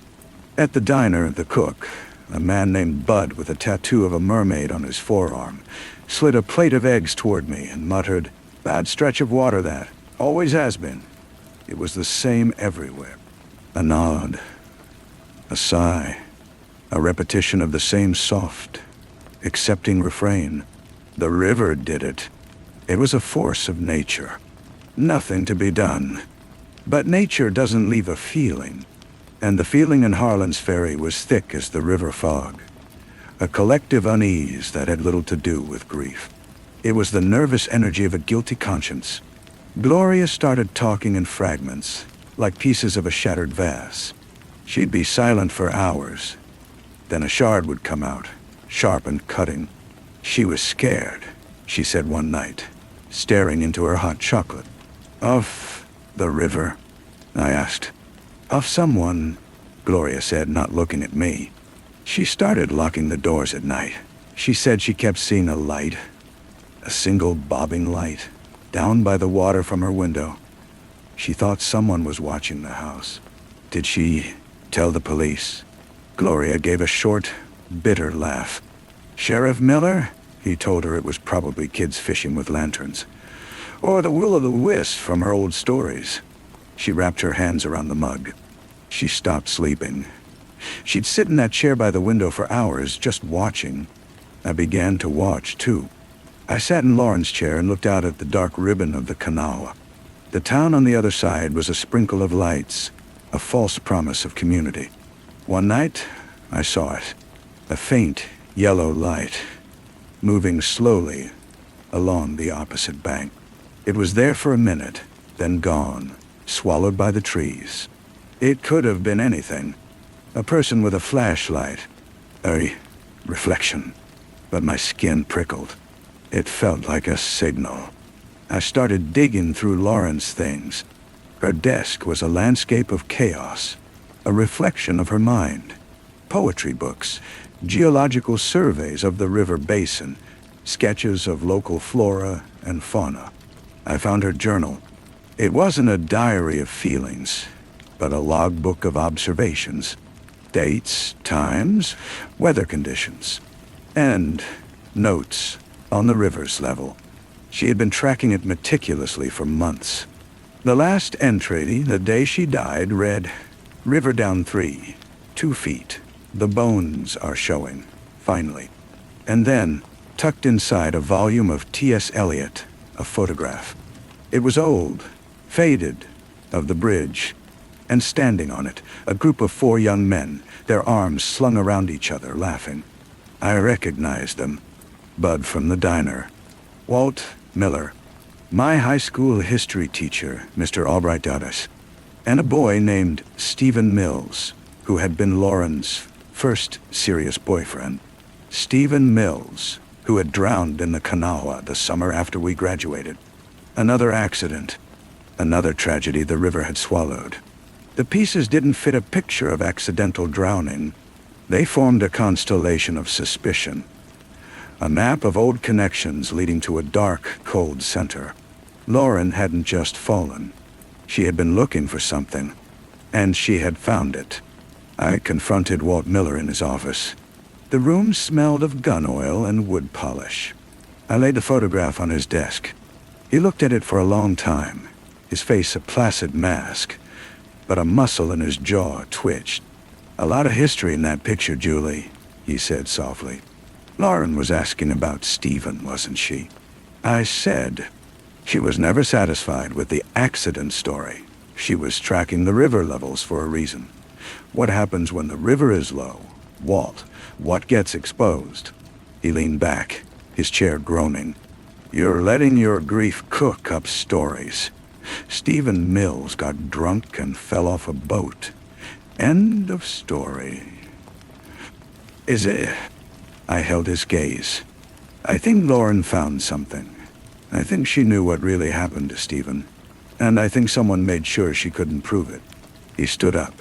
his presence suddenly immense and threatening in the small room. "You need to be careful, Julie. This town, it has a way of settling its own accounts. You're stirring up mud, and when you stir up mud, you can see what's lurking underneath. You should take your niece and go home." It wasn't advice. It was a warning. That night, the dream came. Lauren was standing in the low river, the water barely covering her ankles. She was pointing down at the exposed riverbed. Her mouth was moving, but the only sound was the immense, suffocating silence. I woke with a start. The image burned onto the back of my eyelids. "The bones are showing." I went down to the river as the sun was just a suggestion behind the hills. The world was monochrome, shades of gray and blue. The air was cold and clean. I walked to the place below the bridge, the place I had seen from Lauren's window. The water was so low here, it was just a shallow stream trickling over a bed of stones and silt. And then I saw it. Not a bone, but a glint of something unnatural, something metallic. I knelt, the cold mud seeping through the knees of my jeans.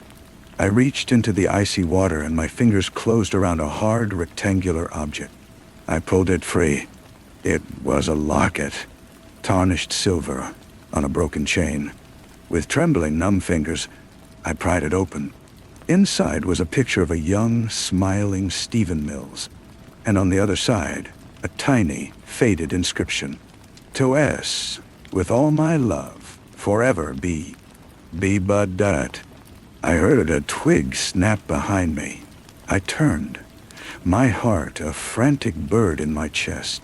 Bud stood there, his large body blocking the path back to the house. He wasn't wearing his diner apron. He held a heavy tire iron in his hand. His face was not the friendly, tired face from the diner. It was a mask of weary resignation. "She just wouldn't let it lie," he said, his voice quiet, almost sad.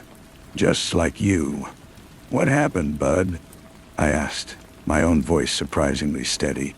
The locket was a cold, hard truth in my palm. "It was a stupid fight," he said, his eyes distant, looking at a memory 30 years old. "On the bridge. A stupid drunk fight over a girl. Stephen took a swing at me. I pushed him. He went over the railing. It was an accident." He said the last word with a hollow emphasis, as if he'd been trying to convince himself of it for decades. "But you didn't call for help," I whispered.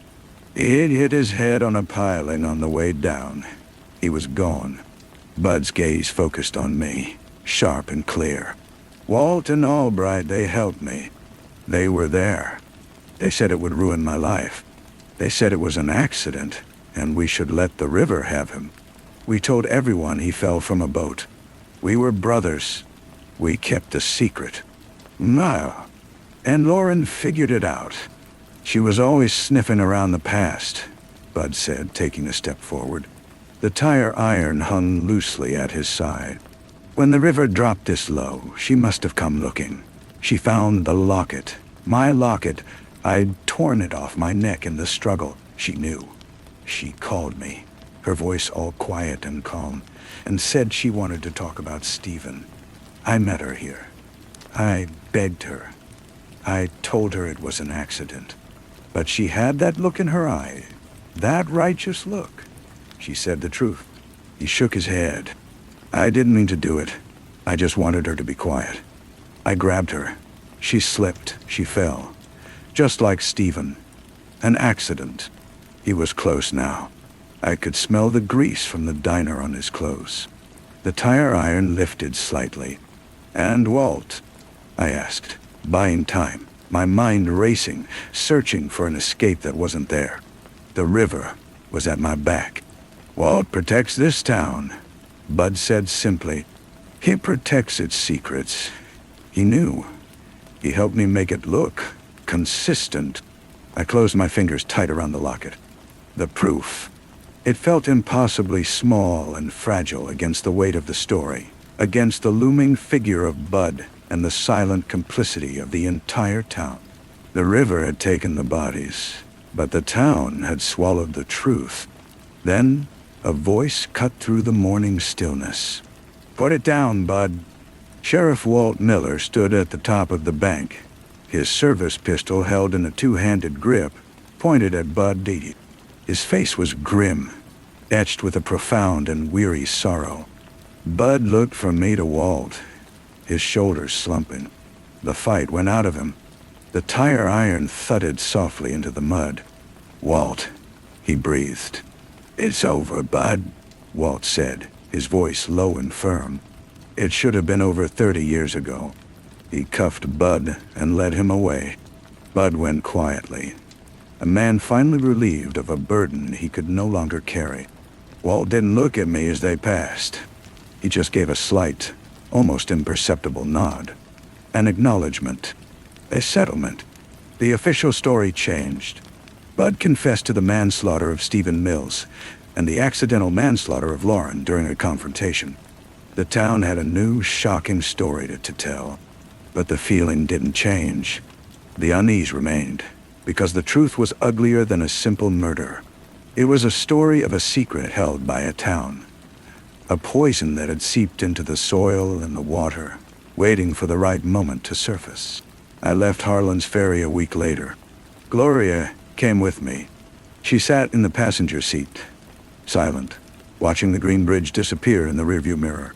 We never really spoke of it again. Some truths are too heavy for words. Months later, I saw a news item online. Heavy rains had fallen in the mountains upstream of Harlan's Ferry. The Kanawha had swelled, bursting its banks in a minor flood. When the waters receded, the river had returned to its familiar, wide and silent flow. It had smoothed over the mudbanks, covered the stones, and hidden its bones once more. The path where Lauren died was submerged, erased. The town, I knew, would continue its quiet life. The new stories slowly being worn smooth by time, like stones in the current, until they were just part of the landscape, part of the legend. The river just kept moving, a dark mirror holding all our secrets, all our guilt, in its cold, deep and patient heart. The silence in our new apartment was different. It was the silence of a place with no history, no ghosts in the wallpaper. It was a clean silence, and for a long time that was all we needed. Gloria started at a new school. She joined the art club. She never painted water, only stark, angular buildings and faces with wide, watchful eyes. I got a job at a library, shelving books in a quiet, carpeted world far from the smell of damp earth and river fog. We built a life, a careful, quiet life, like a house of cards on a steady table. We never mentioned Harlan's Ferry. We never talked about Lauren, or Bud, or Walt. It was a hole in our shared history, a void we tacitly agreed to walk around. Then the postcard came. It was a generic, glossy photo of a mountain sunset, the kind you buy at a gas station. It was addressed to Gloria in a looping, unfamiliar handwriting. There was no message, no signature, just our address, and a postmark from a town 2 counties over from Harlan's Ferry. Gloria stared at it for a long time, her face pale. She didn't say anything, just propped it on the kitchen windowsill. The next day, it was gone. I found it in the trash, torn neatly in half. A week later, a package arrived. A small, flat box. Inside, nestled in yellowed tissue paper, was a book. It was a worn, cloth-bound copy of local Appalachian folklore, the same one Lauren had used for her thesis. A slip of paper was tucked into the chapter about the River Bride. On it, a single sentence was written in the same looping hand. Some stories don't stay buried. This time, Gloria showed me. Her hands were trembling. "Tim," she whispered. "Walt, I. He's in prison, Gloria. He pleaded to obstruction. He's gone." But I wasn't sure. The system was tangled. Deals were made. He had friends. The thought was a cold stone in my gut. Was it a threat? A taunt? Or was it an apology? a clumsy attempt to acknowledge the past he had helped conceal. I called the prison. After a long hold and a transfer, a bored-sounding administrator confirmed that Walter Miller was still an inmate. He had no mailing privileges. I called the sheriff's office in Harlan's Ferry, now headed by a new, younger man. I asked, my voice casual, if Walt had any visitors, any friends who might be acting on his behalf. The new sheriff was polite but distant. He said he'd look into it, but I heard the dismissal in his tone. I was an outsider now, stirring up old mud. The silence in our apartment became charged, expectant. Every creak of the floorboards was a footstep. Every car door shutting in the street below made us both flinch. We had run, but the story had followed us. It had found our new, clean silence and was slowly filling it with its old, familiar dread. Gloria started sleeping with the light on again. I took to pacing the rooms at night, peering through the blinds at the empty street. We were back in the chair by the window, watching. The fear was a taste in my mouth, metallic and cold, like river water. I realized then that we hadn't escaped. We had just moved the location of our prison. The real legacy of Harlan's Ferry wasn't the secret of a death, but the pervasive, lingering fear that the truth, once uncovered, never really sets you free. It just becomes a new kind of trap. The river was hundreds of miles away, but its current still pulled at us, deep and dark and patient, from the shadows of our own minds. I found myself driving to the library where I worked even on my days off, just to be surrounded by the mundane order of the Dewey Decimal System. One afternoon, reshelving in the mythology section, my hand brushed against a book on river spirits. I pulled it out, a cold dread already coiling in my stomach. It was a different publisher, a different cover, but the subject was the same. I opened it to a random page and read about the Nyx, a malevolent water spirit that lured the unwary to their doom with a beautiful, haunting song. It felt like a sign, a deliberate echo in a universe that was suddenly personal and menacing. I shoved the book back onto the shelf, my heart hammering. This was paranoia. This was what they had wanted, whoever they were, to make us feel this way, to make us look over our shoulders for the rest of our lives.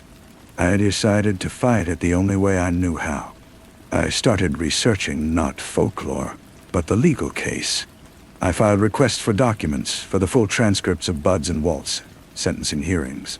I needed to see the words, to see the official end of the story, to box it up and put it away.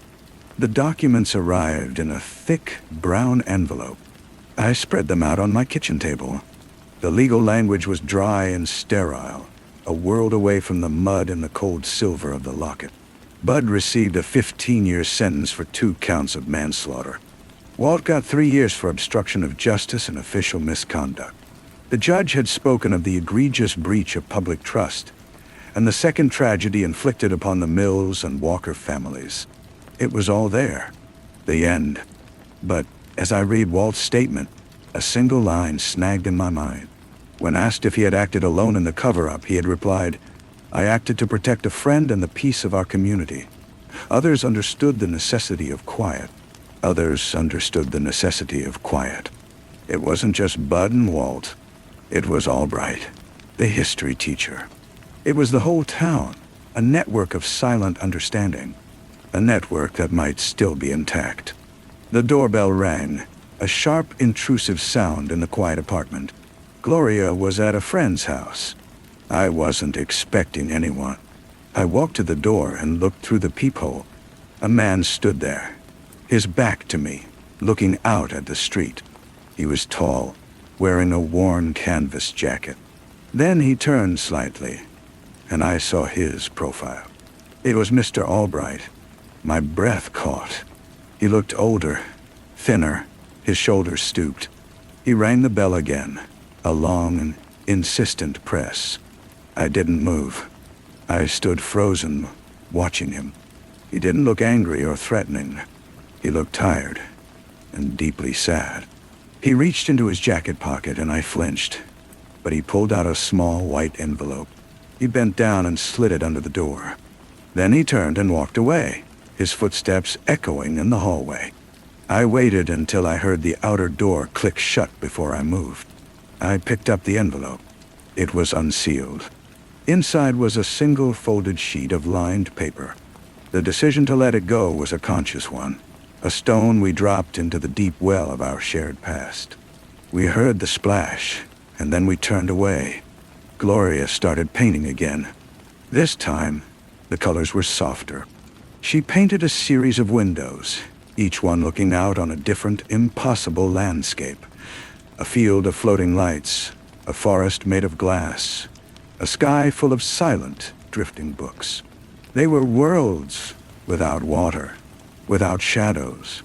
They were beautiful. I quit my job at the library and started working for a small non-profit that digitized historical records. It was quiet, methodical work. I found a strange comfort in preserving the fragile, yellowed pages of other people's pasts, ensuring their stories were safe and inaccessible. It felt like a kind of penance, or perhaps a redemption. A year slipped by, then two. The seasons turned in our new city. A cycle of rain and sun and snow that had nothing to do with the mood of a river. We made a few friends. We had a life. It was not a loud or dramatic life, and for that, we were endlessly grateful. Then, on a bright, cold Tuesday, my phone buzzed with an unknown number with a West Virginia area code. My hand froze over the keyboard. The old fear, a phantom limb, twinged with a sudden, sharp pain. I let it go to voicemail. An hour later, a news alert popped up on my screen. Former Harlan's Ferry Sheriff, Walter Miller, dies in prison torture. The article was brief.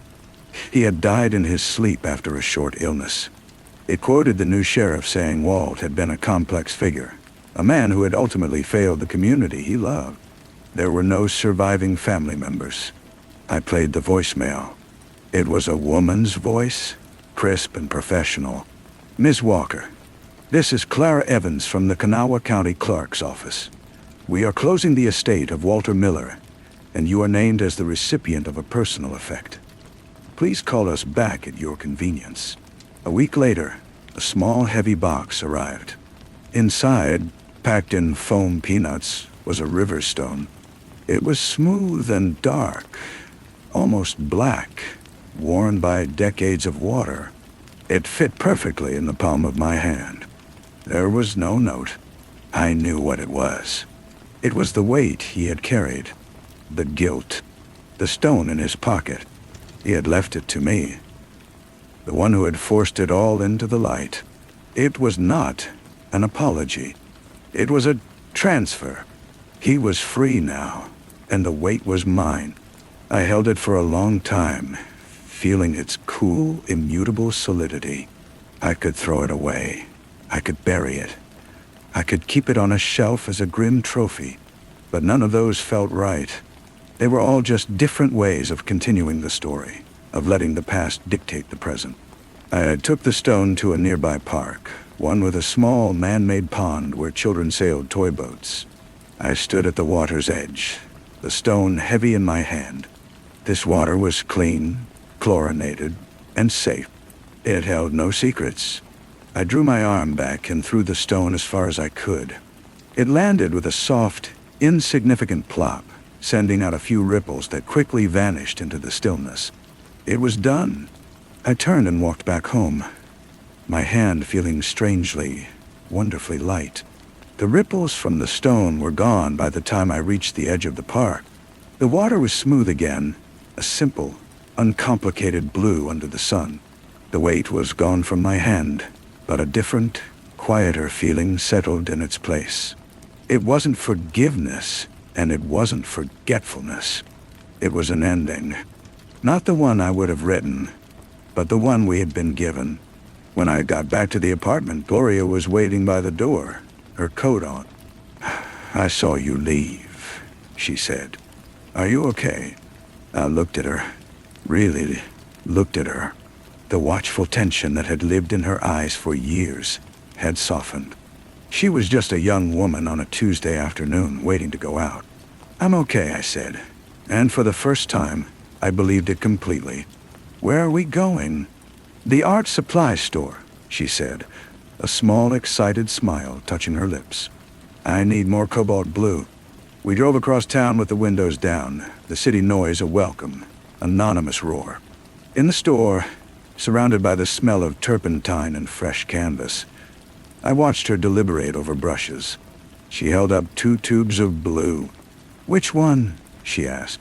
"The one on the left," I said. "It's brighter." She nodded, satisfied, and dropped it into her basket. It was a simple, ordinary moment, the kind we had been building, brick by brick, for years. But it felt different now. It felt permanent. That night, I dreamed of the river for the first time in years. But it wasn't the Kanawha. It was the little park pond, clear and sun-dappled. The black stone was visible on the bottom, just a stone among other stones, harmless and still. I woke not with a start, but with a sense of calm. The story was finally, truly, in the past. It was a part of me, a scar, but it was no longer a wound. We had stopped the bleeding ourselves. A few days later, Gloria unveiled her new painting. It was a window like the others, but this one looked out onto a deep, star-dusted night sky. And there, in the center, floating serenely among the constellations, was a single, dark, smooth stone. It wasn't a threat or a burden. It was just another part of the universe. A small, solid fact in a sea of infinite possibility. We hung it in the living room where the morning light would catch it. We never mentioned Harlan's Ferry again. The silence that filled our home now was our own. It was not the silence of things left unsaid, but the quiet peace that comes after the last word has been spoken. The river, with all its secrets, was far behind us. We were finally completely gone. The painting of the stone in the starfield became the centerpiece of our home. Visitors would comment on its strange beauty, its juxtaposition of the cosmic and the earthly. We would just nod and say it was something Gloria had imagined. The lie was easy, a protective layer over a truth that no longer needed to breathe our air. Life became a series of small, forward-moving steps. Gloria graduated, her portfolio filled with those impossible, beautiful worlds. She got a job at a graphic design firm, her talent for creating order from color and shape finally finding a professional outlet. I was promoted at the nonprofit. My work preserving the fragile past, now feeling less like a penance and more like a vocation. We bought a house, a small one with a garden. I planted roses, their roots digging into solid, unhaunted ground. Gloria set up a studio in the spare room, the smell of paint and possibility seeping into the walls. One autumn afternoon, we were raking leaves in the yard. The air was crisp and carried the smell of wood smoke from a neighbor's chimney. My phone, sitting on the porch step, vibrated with a news notification. I glanced at it. The headline was about a highway expansion project in West Virginia. It mentioned that the planned route would cut through the outskirts of Harlan's Ferry, requiring the demolition of several old, abandoned buildings. I felt nothing. No lurch of the heart, no cold trickle of dread. It was just a news story about a place I once knew. I went back to raking, gathering the bright dead leaves into a pile. Gloria came over and added her armful to the heap. "Bonfire?" she asked, a playful glint in her eye. We burned the leaves at the bottom of the garden, the smoke rising in a thin gray column into the clear blue sky. It was a small, seasonal ritual of letting go. We stood side by side, watching the flames consume the brittle remains of the season, feeling the heat on our faces. The past was like that smoke, dissipating into the vast, indifferent air. We were here now, rooted in this good earth, under this wide and forgiving sky. The story was over. Our life was ours. The heat from the leaf fire warmed my hands. A simple, physical comfort. Gloria leaned her head against my shoulder, and we stood there until the flames died down to a bed of glowing embers. The last of the smoke curled up and vanished. There was nothing left to burn. Later, inside, I deleted the news alert from my phone. I didn't need to know what happened to the empty shells of buildings in Harlan's Ferry. Their fate was as separate from me as the history and the documents I preserved at work. It was a record, not a reality. Months turned into years with a gentle rhythm. We hosted dinners in our little house, and the room was filled with laughter and debates about movies and politics. The normal noise of a life being lived. We traveled, not to run, but to see. We stood on cliffs overlooking oceans that had no history with us, their vast, blank horizons a comfort. On my 40th birthday, Gloria gave me a small, flat package. I unwrapped it to find a simple, blank-page journal bound in dark blue leather. "For new stories," she said. That night, I sat at my desk and opened it.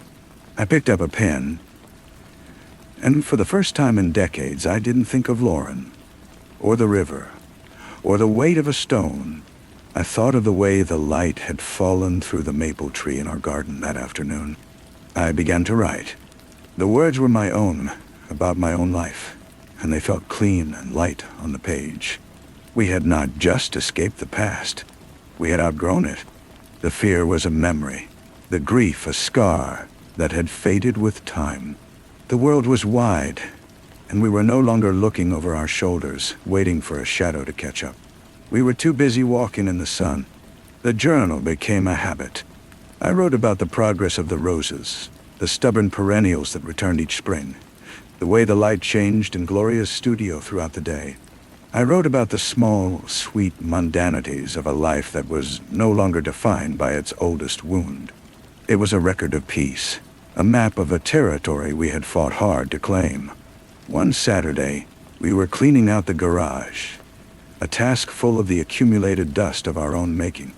In a box of old college textbooks, I found a folded map of West Virginia.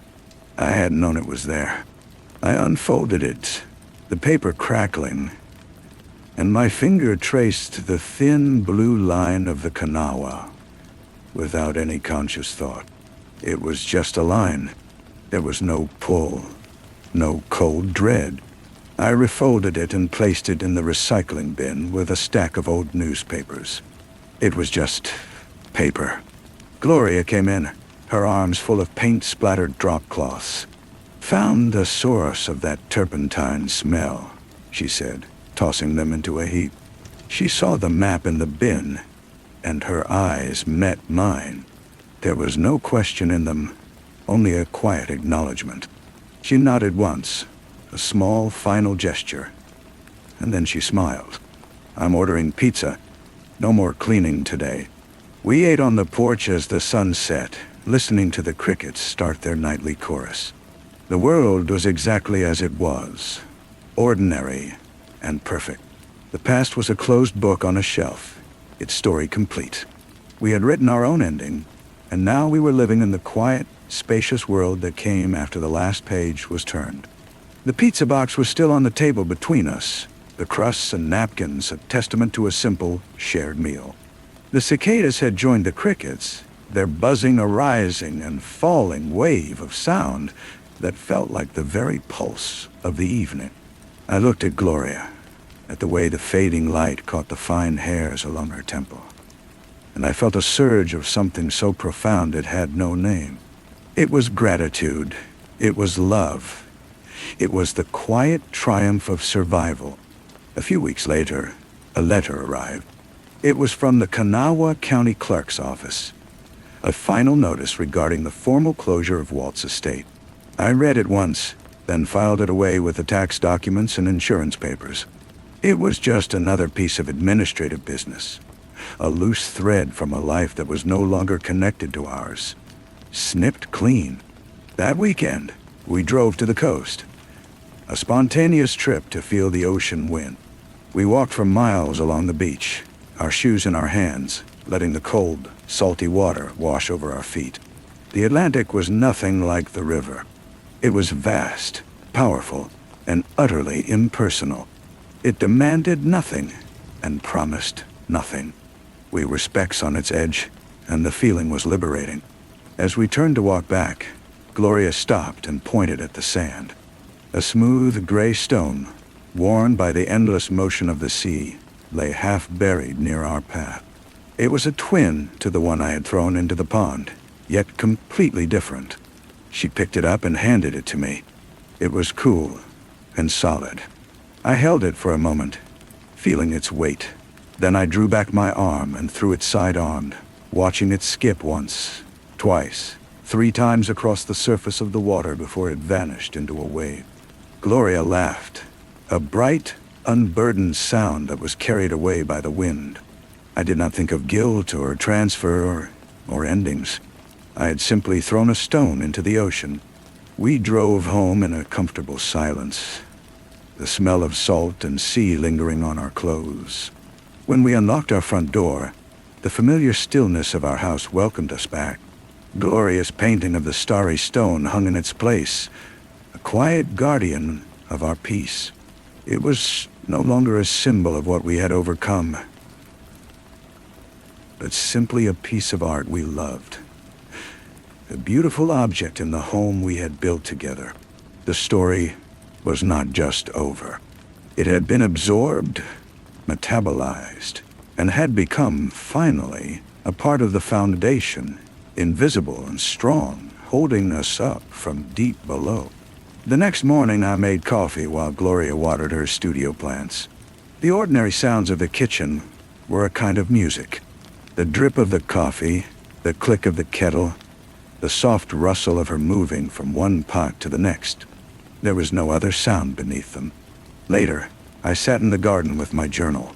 I wrote about the sea, the feel of the stone in my hand, the sound of Gloria's laugh carried off by the wind. The words came easily, filling the blank page with the calm, unremarkable details of a present that was entirely our own. A bumblebee bumped lazily against a rose, and I wrote about that too. The mail came. There was a postcard from a friend vacationing in Italy, a few bills, and a catalog for gardening supplies. I looked through the catalog, circling a new type of fertilizer for the roses. It was a decision rooted only in the future, in the belief that there would be another spring, and another after that. That belief felt solid, as real as the ground beneath my feet. The past had become a landscape we had traveled through, a difficult country we had crossed to get here. We no longer lived there. We were citizens of this new, quiet land, and its customs were simple. We woke, we worked, we loved, we rested. The ghosts were not just silent. They were gone. The roses thrived with the new fertilizer. Their blooms were deeper, more vibrant, a crimson that seemed to hold the very light of the long, calm summer. I took a picture of one and pasted it into the journal. A small, pressed memory of a season without storms. One evening in late August, we had our friends Mark and Sarah over for dinner. The conversation turned, as it often did with them, to travel and places we had been. Sarah mentioned a hiking trip they had taken in Appalachia. Gloria and I exchanged a glance, but it was a glance of quiet understanding, not alarm. The name of the specific trail meant nothing to us. It was just a beautiful place they had visited. After they left, we washed the dishes side by side at the sink. "It's a beautiful part of the country," Gloria said, her hands submerged in soapy water. She said it the way one might remark on the Alps or the desert Southwest, a simple, geographical fact. "It is," I agreed, drying a plate. And I meant it. The beauty of those hills was a truth separate from the secrets they had once held for us. We could acknowledge one without waking the other. That night, as I was falling asleep, I realized that the memory of Lauren's face, which had once been so sharp and painful, had softened at the edges. I could remember her laugh, the way she tossed her hair, without the accompanying image of the riverbank. The good memory was just a memory, a bittersweet artifact from a life that belonged to a different person. I let it sit for a moment. Then I let it go, turning over to watch Gloria sleep. her breath a steady, quiet rhythm in the dark. The past had lost its power to hurt. It was simply a place we were not. We were here. The following spring, the city announced a plan to dredge and clean the park pond as part of an environmental initiative. When I read the notice in the local paper, I felt a distant curiosity, nothing more. I wondered idly if they would find the stone and what they would do with it. It was a question with no emotional weight, like wondering what happens to retired subway cars.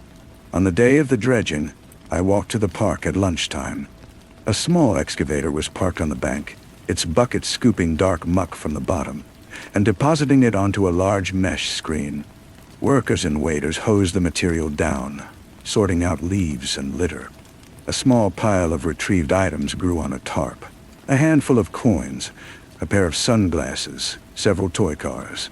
And there, among them, was the dark river stone. I watched as a worker picked it up, examined it, and then tossed it into a wheelbarrow with other similar stones. They were going to be used to line a new drainage ditch at the edge of the park. I stood for a long moment, watching the wheelbarrow being pushed away. The stone was just a rock again, an object with a practical purpose, its personal history known only to me, and even to me, it no longer mattered. I walked back to work, the spring sun warm on my shoulders. The transfer was complete. The weight was not just gone from my hand, it was gone from the world. It had been returned to the earth, anonymous and useful. The story had not just ended. It had been dismantled, its parts repurposed, leaving no trace for anyone to find. The new drainage ditch, lined with its collection of anonymous stones, became just another feature of the park. I passed it sometimes on my walks, and I never once looked for the one that was mine. It was a part of the landscape now, holding back mud and guiding rainwater, a small, silent cog in the machinery of the city. Years continued to fold into one another, soft as well-worn linen. Gloria's hair began to show threads of silver, and I found a pair of reading glasses permanently perched on my nose. Our lives were not extraordinary, and that was the whole of their beauty. They were built from quiet mornings and shared chores, from inside jokes and the deep, abiding knowledge of another person's heart. On our 20th anniversary, we returned to the coast. We rented the same little cottage and walked the same endless beach. The sea was the same relentless, gray-green force, and we were older, softer, more content. We didn't talk much about the past, ours, or anyone else. We talked about the garden, about a trip we might take next year, about the simple, ongoing project of our shared life. As the sun began to set, painting the sky in washes of violet and orange, I reached into my pocket. My fingers closed around a single smooth stone I had picked up earlier that day. I held it out to her on my palm. She looked at it, then at me, and she smiled.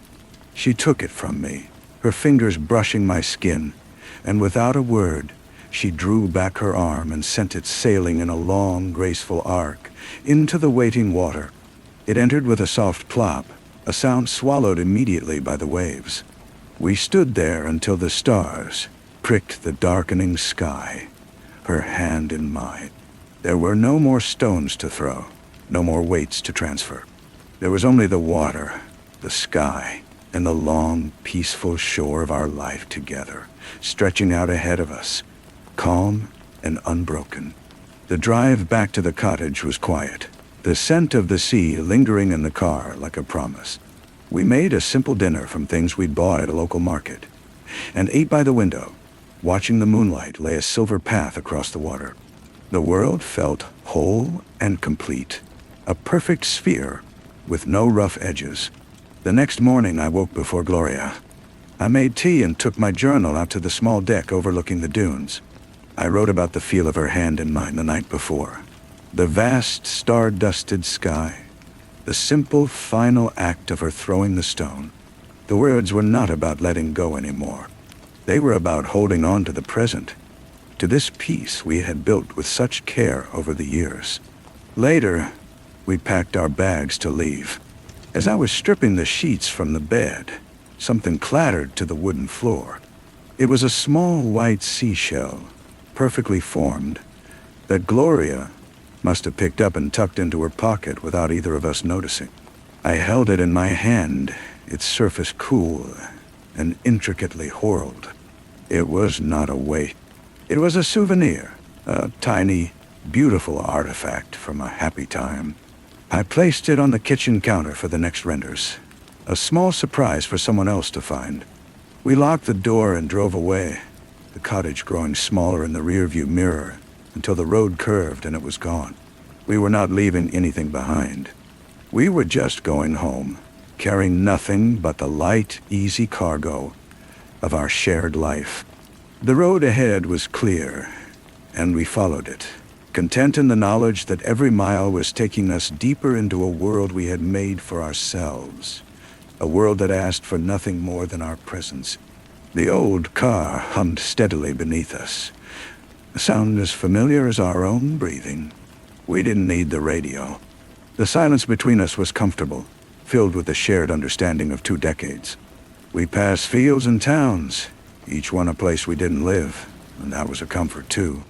At a stoplight in a small, unfamiliar town, I saw a young couple arguing on the sidewalk.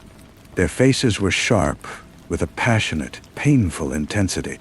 They were trapped in the fierce, small world of their own drama, unaware of the car idling beside them, of the 2 older people inside, who had long ago left such storms behind. The light changed, and we drove on. I reached across the seat and took Gloria's hand. She laced her fingers through mine, her skin warm and known. When we finally pulled into our own driveway, the familiarity of it was a deep, settling relief. The maple tree in the front yard had grown, its branches casting a wider shadow. Our lives were here, in the gentle wear of the porch steps, and the particular way the evening light hit the front window. We carried our bags inside, and the house accepted us back without question. I went to my desk and opened the blue journal. I wrote about the drive, the arguing couple, the feeling of Gloria's hand in mine. I wrote about the shell we left behind, a small, deliberate act of leaving a piece of our happiness for a stranger. Then I closed the book. The story was not in the pages.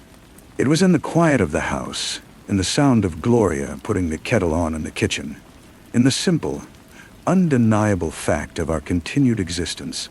We were here. We were safe. The past was not just another country.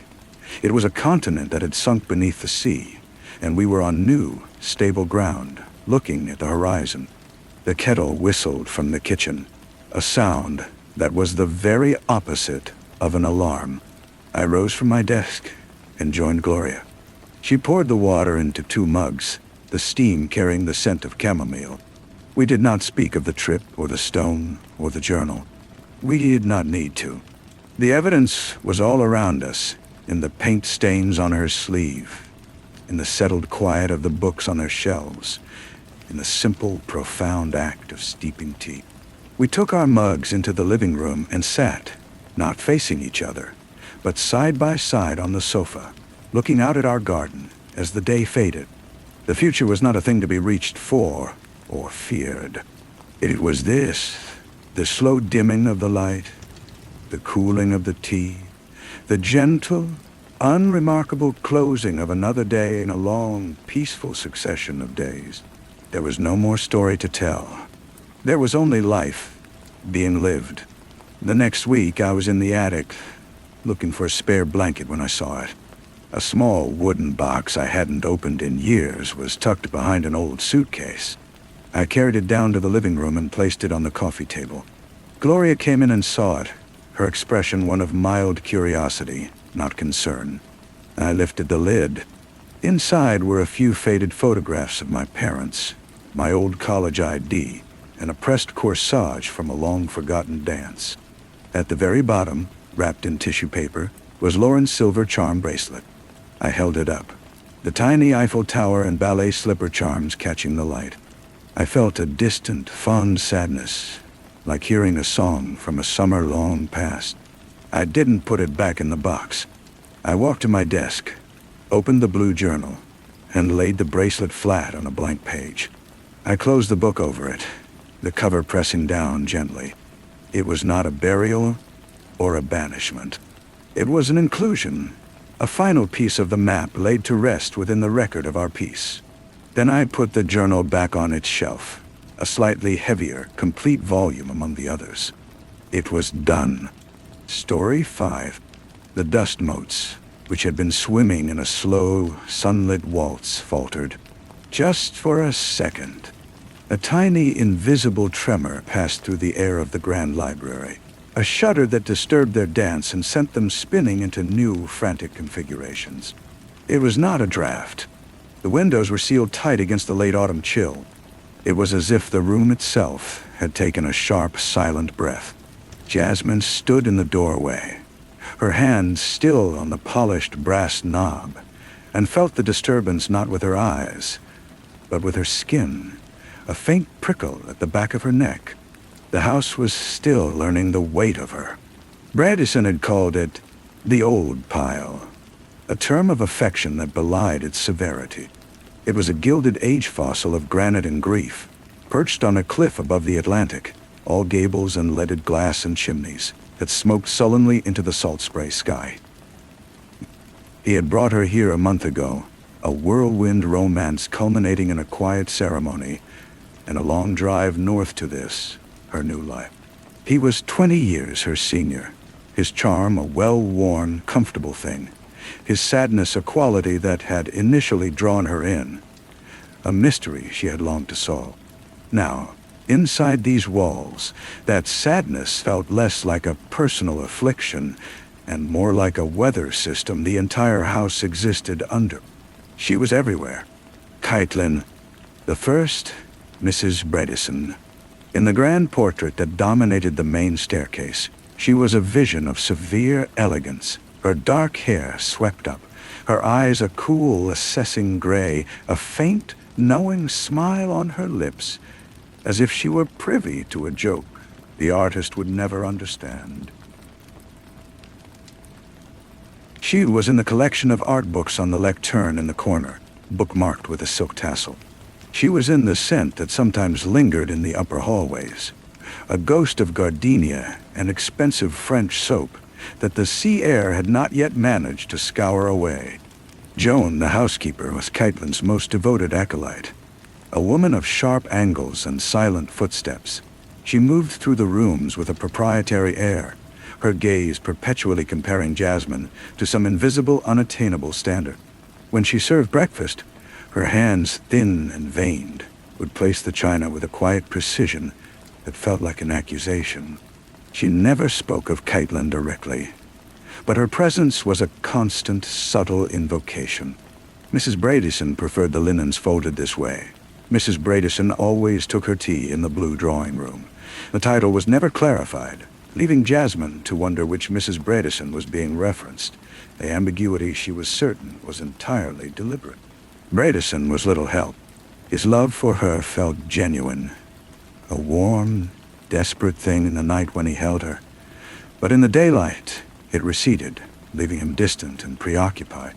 He spent hours in his study, a room Jasmine had never been invited to enter, the door a solid, dark slab of oak that was always impeccably closed. When she asked about Caitlin, his answers were vague, polished smooth by repetition. She was a force of nature. She loved this house. It was a terrible accident. The accident was a fall from the cliffs behind the house, a year ago almost to the day. The rocks below were jagged and unforgiving. The official story was a walk taken in a storm, a misstep in the gale-force winds. But the house whispered other things. Lying in the cavernous master bedroom, Caitlin's bedroom, Jasmine would listen to the sounds the old structure made. The groan of a beam settling, the rattle of a loose pane, the whisper of the wind that sounded, sometimes, like a woman's sigh. She began to have dreams, vivid and suffocating. In them, Caitlin was not a portrait, but a living presence. Standing by the window, her back to the room, her white nightgown glowing in the moonlight. She would turn, her face not monstrous but terribly sad, and she would open her mouth as if to speak, but the only sound was the roar of the sea. One afternoon, driven by a restless unease, Jasmine ventured into the West Wing, a part of the house Joan had pointedly told her was under restoration. The air was colder there, stale and untouched. In a small, forgotten sitting room, she found a desk. The lock was flimsy, and it yielded to a determined tug from a hairpin. Inside, nestled beneath a stack of faded stationery, was a leather-bound journal. It was Caitlin's. She did not read it all at once. That would have felt like a violation too profound. Instead, she treated it like a sacrament, stealing a few pages each day, her heart hammering in her chest. The writing was not that of the serene goddess from the portrait. It was frantic, passionate, and full of a creeping dread.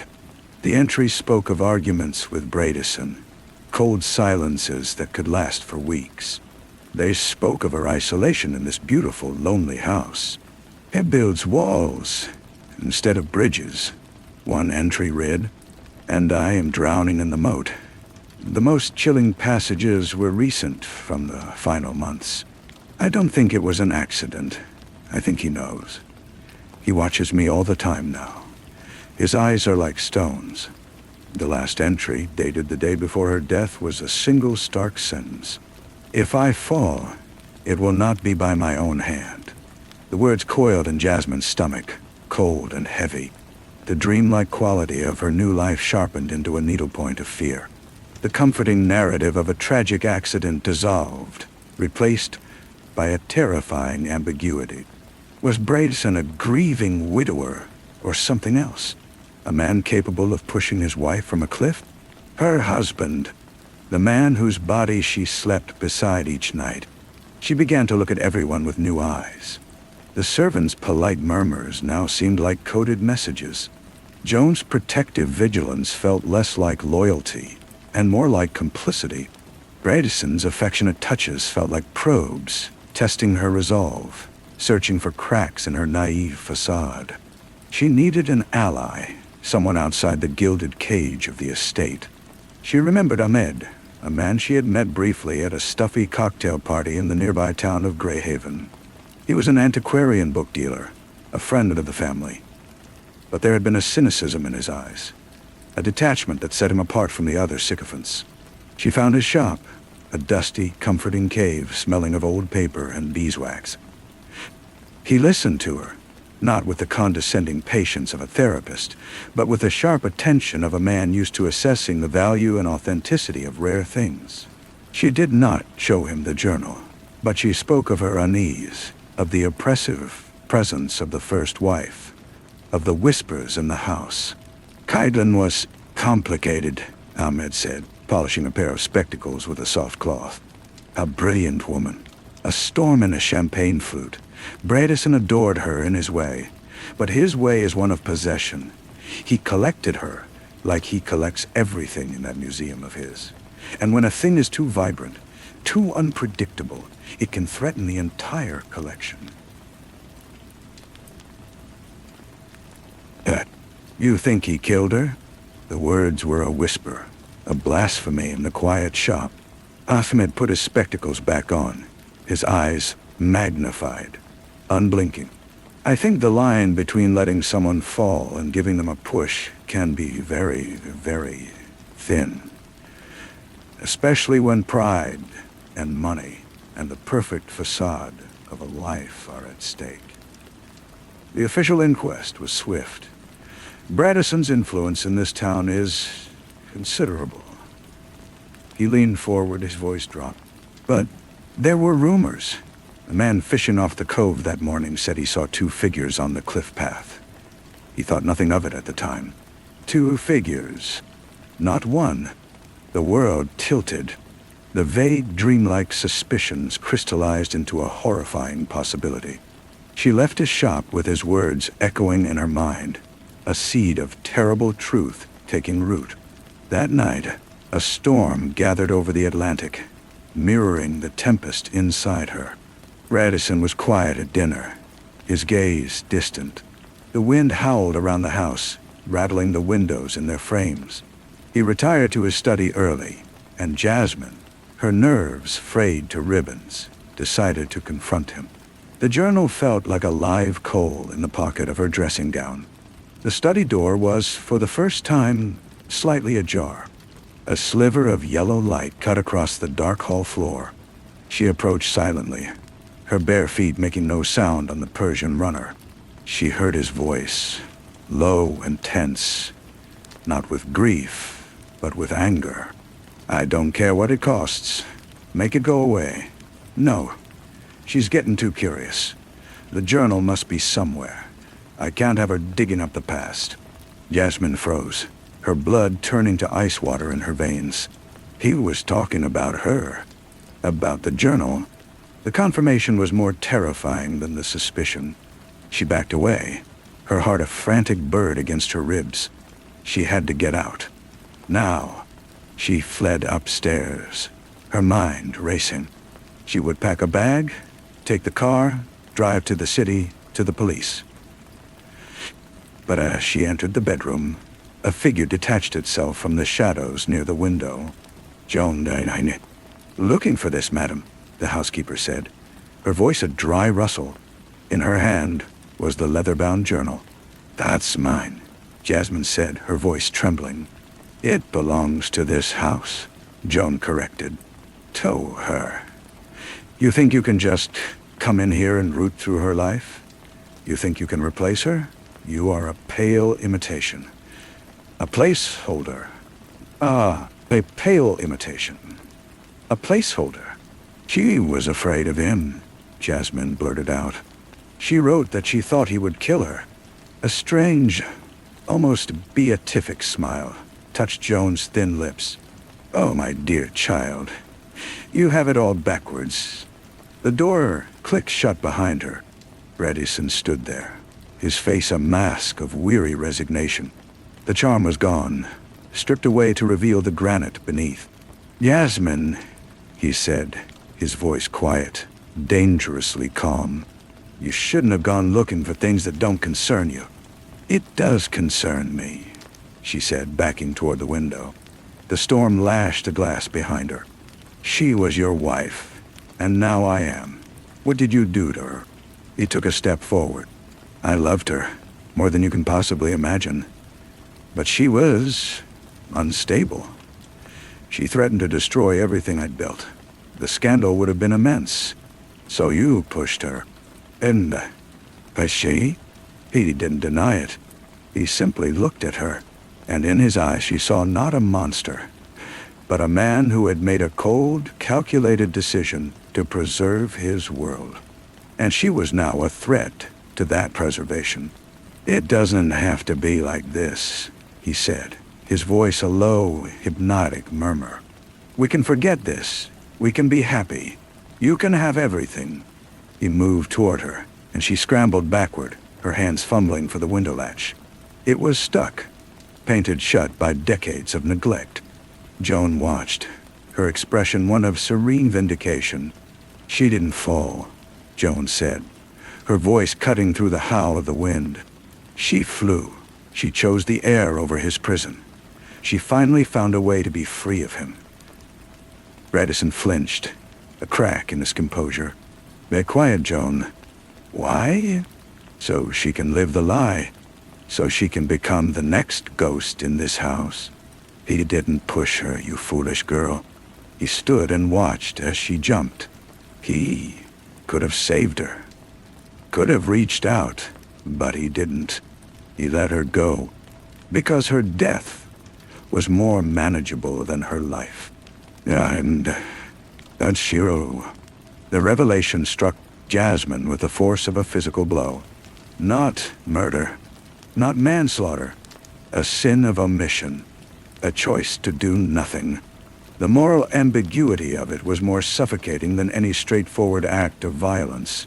He was guilty, but of what? A crime of the heart? A failure of humanity? Could you convict a man for standing still? In that moment of stunned horror, Bredesen was upon her.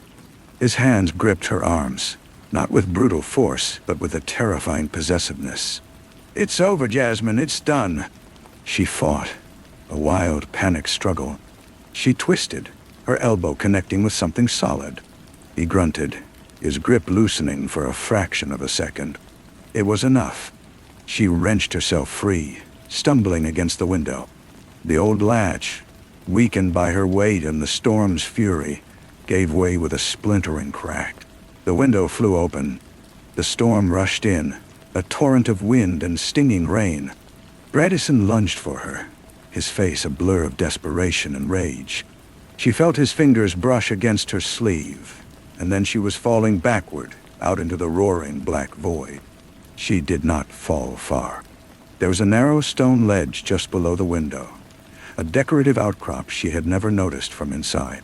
She landed on it hard, the impact driving the air from her lungs. She clung to the cold, wet stone, the wind tearing at her clothes, the abyss of the cliff face yawning below. Inside, framed by the blazing light of the window, she saw them. Bredesen and Joan, staring out into the darkness, their faces pale and shocked. They could not see her, huddled in the narrow strip of shadow just beyond the sill. They saw only the empty night, the driving rain. They believed she was gone. She watched as Bredesen's shoulders slumped. He turned away from the window, his hand covering his face. Was it grief? Relief? She could not tell. Joan placed a hand on his arm, a gesture of eerie solidarity. Then, slowly, they moved away, and the window was closed, blotting out the light and leaving her alone in the tempest.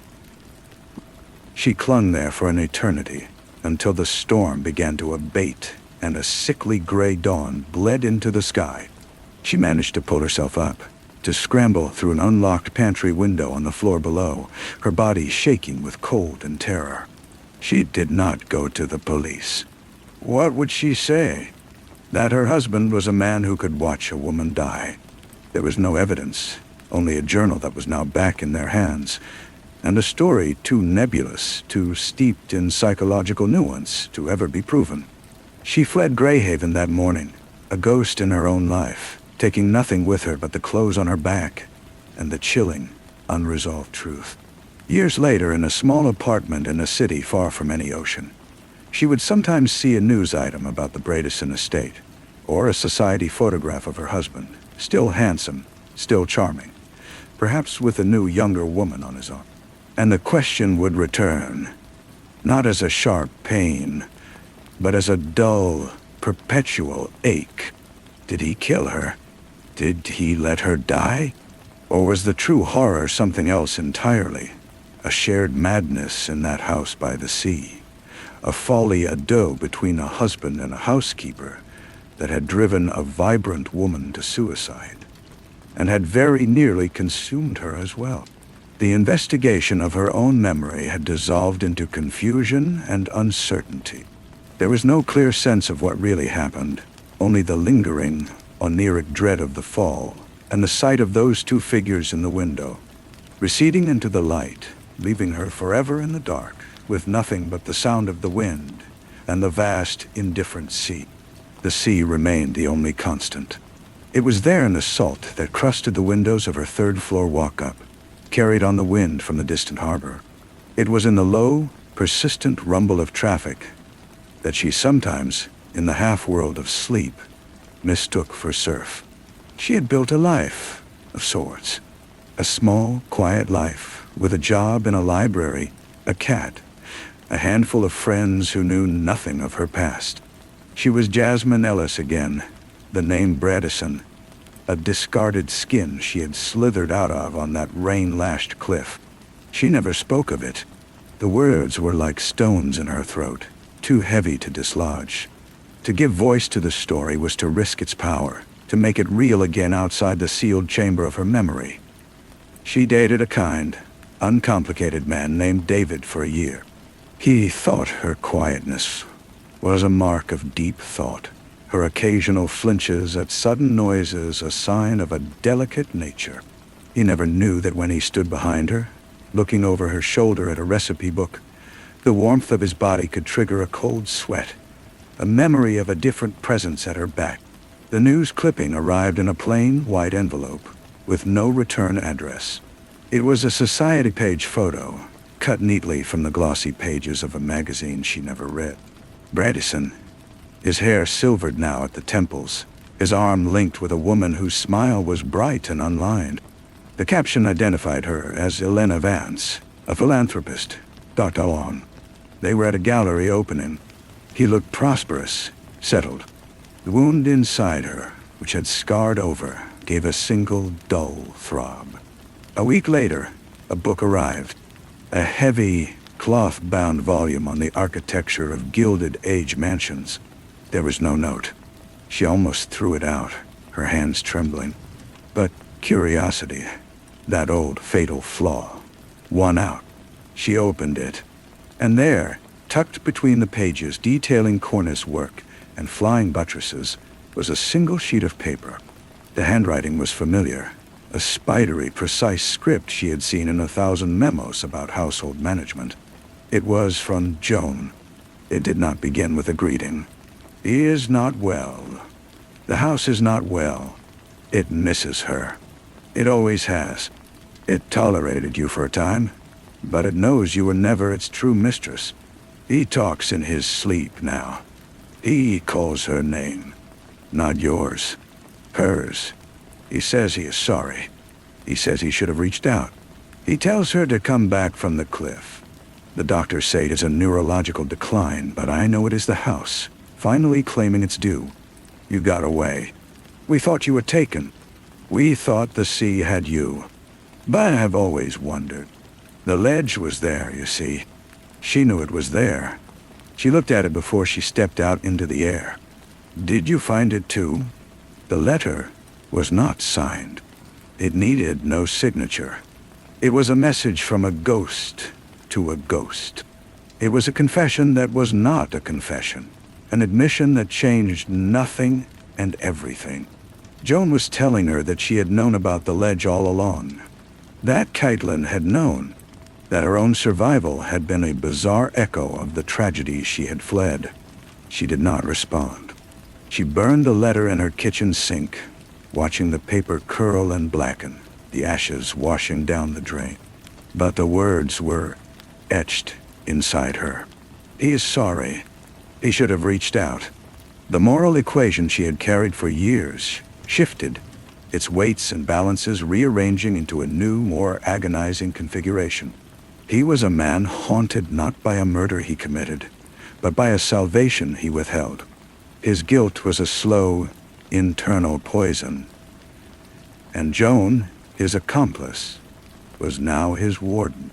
The house was their shared asylum. One evening, David asked her to marry him. He presented a small, tasteful diamond ring over a dinner he had cooked himself. He looked at her with such open, hopeful love. She looked at his face, at the simple, clean future it promised. A life of quiet weekends and shared holidays. A life without ghosts or ledges or the sound of the sea. And she knew, with a certainty that felt like a sentence, that she could not say yes. The unresolved past was not a room she could close the door on. It was the foundation of her present. It was the filter through which she saw all love, all trust, all safety. To marry David would be to build a house on sand, to live a lie almost as profound as the one she had escaped. She handed him back the ring, her voice soft but unyielding as she tried to explain what could never be explained. He left, confused and hurt, and she was alone again, with the cat and the traffic and the salt on the wind. She went to the window and looked out at the city lights, a different kind of constellation from the cold stars over the Atlantic. She understood now that her flight had not been an escape, but a postponement. The story was not over because she had left the stage. It had continued without her, a slow, grim play moving toward its final act in that granite house on the cliff. And she, the sole audience member who knew the whole script, was still tethered to it. She had run from the fall, but she had been falling ever since, and the ground, when it came, would not be stone and sea, but the quiet, lonely landscape of a life lived in the long gray shadow of a truth that had no name. The silence in the apartment after David left was a physical presence. It was not the empty silence of a space waiting to be filled, but a dense, heavy quiet that seemed to absorb all sound, all hope. She had done the right thing, the only thing she could do, and the clarity of it was as desolate as the cliff at Greyhaven. Months bled into a year. The library was a sanctuary of order and quiet, its routines a balm. She cataloged new arrivals, repaired torn bindings, and helped students find resources. She was good at her job, valued for her efficiency and her calm demeanor. No one knew the storms that raged beneath the surface, the constant, low-grade hum of dread that was the background noise of her life. Then, another envelope arrived. This one was thicker. The postmark was from a town near Greyhaven, but not the town itself. Inside was a key, tarnished and heavy, and a single typewritten line on a sheet of plain paper. The east garden door. It is time. No tie. There was no signature, but she knew. It was Joan. The housekeeper was summoning her. The thought was insane. A siren call back into the labyrinth she had fought so hard to escape. She threw the key and the note into the trash. She poured a glass of wine, her hand shaking so badly the liquid sloshed onto the counter. She tried to watch television, to read a book, but the words and images were meaningless shapes. He's not well. The house is not well. The words from the burned letter had taken root. They grew in the quiet hours of the night, twisting through her dreams. She saw Bradison, old and confused, wandering the halls, calling for a woman long dead. She saw Joan, older still, a silent, grim sentinel. And she saw the house itself, that beautiful, terrible monument to a lie, settling into its final decay. She could not go back. It was suicide, either literal or spiritual. To walk back into that world was to risk being consumed by it, to become another one of its ghosts.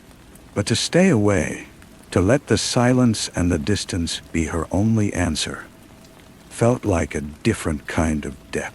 It was the death of any chance for resolution, for understanding, for the faint, impossible hope of laying the past to rest. For 3 days, she moved through her life like an automaton. On the 4th day, she went to the bank and withdrew a significant amount of cash. She bought a prepaid mobile phone. She packed a single bag, choosing practical, dark clothing. She did not allow herself to think, only to act. If she thought she would lose her nerve. The drive to Greyhaven was a journey back through time.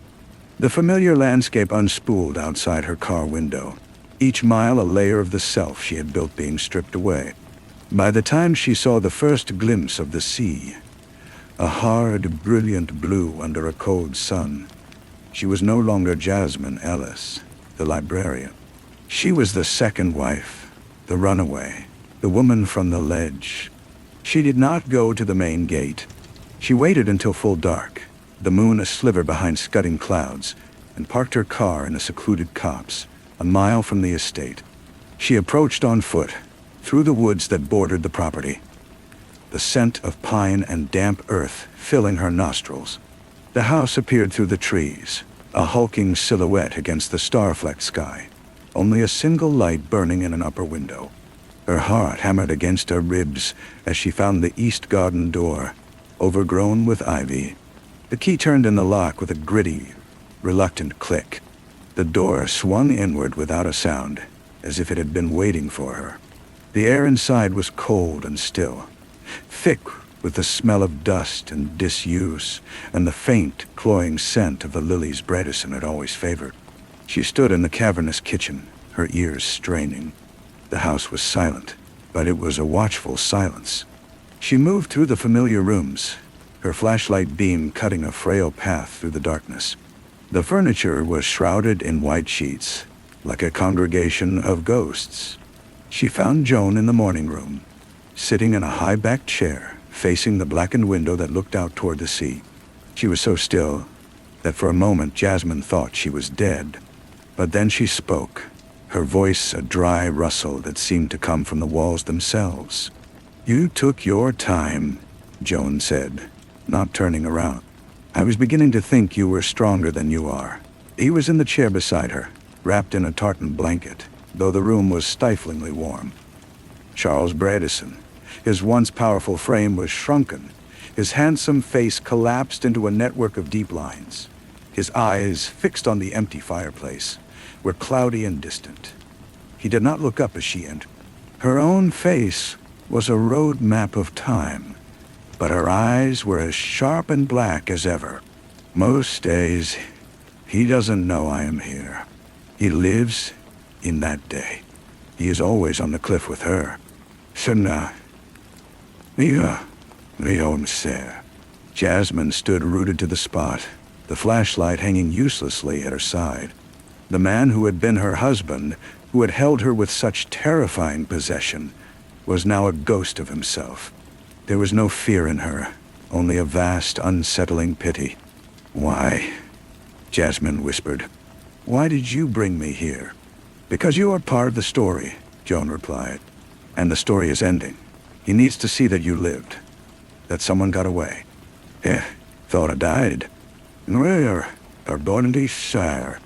"He hoped you died," Joan corrected, her tone devoid of malice. "It was cleaner that way. Your survival was an inconvenience he could not process. It broke the narrative. I think in a way, it broke him." As if on cue, Bredesen stirred. His head lifted slowly, his gaze drifting past Joan and settling on Jasmine. For a long moment, there was no recognition, only a vague puzzlement. Then, a flicker, a slow dawning horror. "Caitlin?" he breathed, his voice thin and reedy. You've come back." "No, Charles," Joan said, her voice firm. "This is Jasmine, your second wife, the one who lived." He blinked, his brow furrowing in confusion. "Jasmine," he repeated, tasting the name. Then his eyes cleared, just for a second, and the man he had been looked out from the ruins of his face. He saw her, truly saw her. And the shame in his expression was more devastating than any rage. "The ledge," he whispered. "You found the ledge." Jasmine could only nod. A single tear traced a path through the wrinkles on his cheek. "I didn't reach for her," he said, the words torn from a deep, hidden place. "I could have." She paused. She looked back at me, and I did nothing.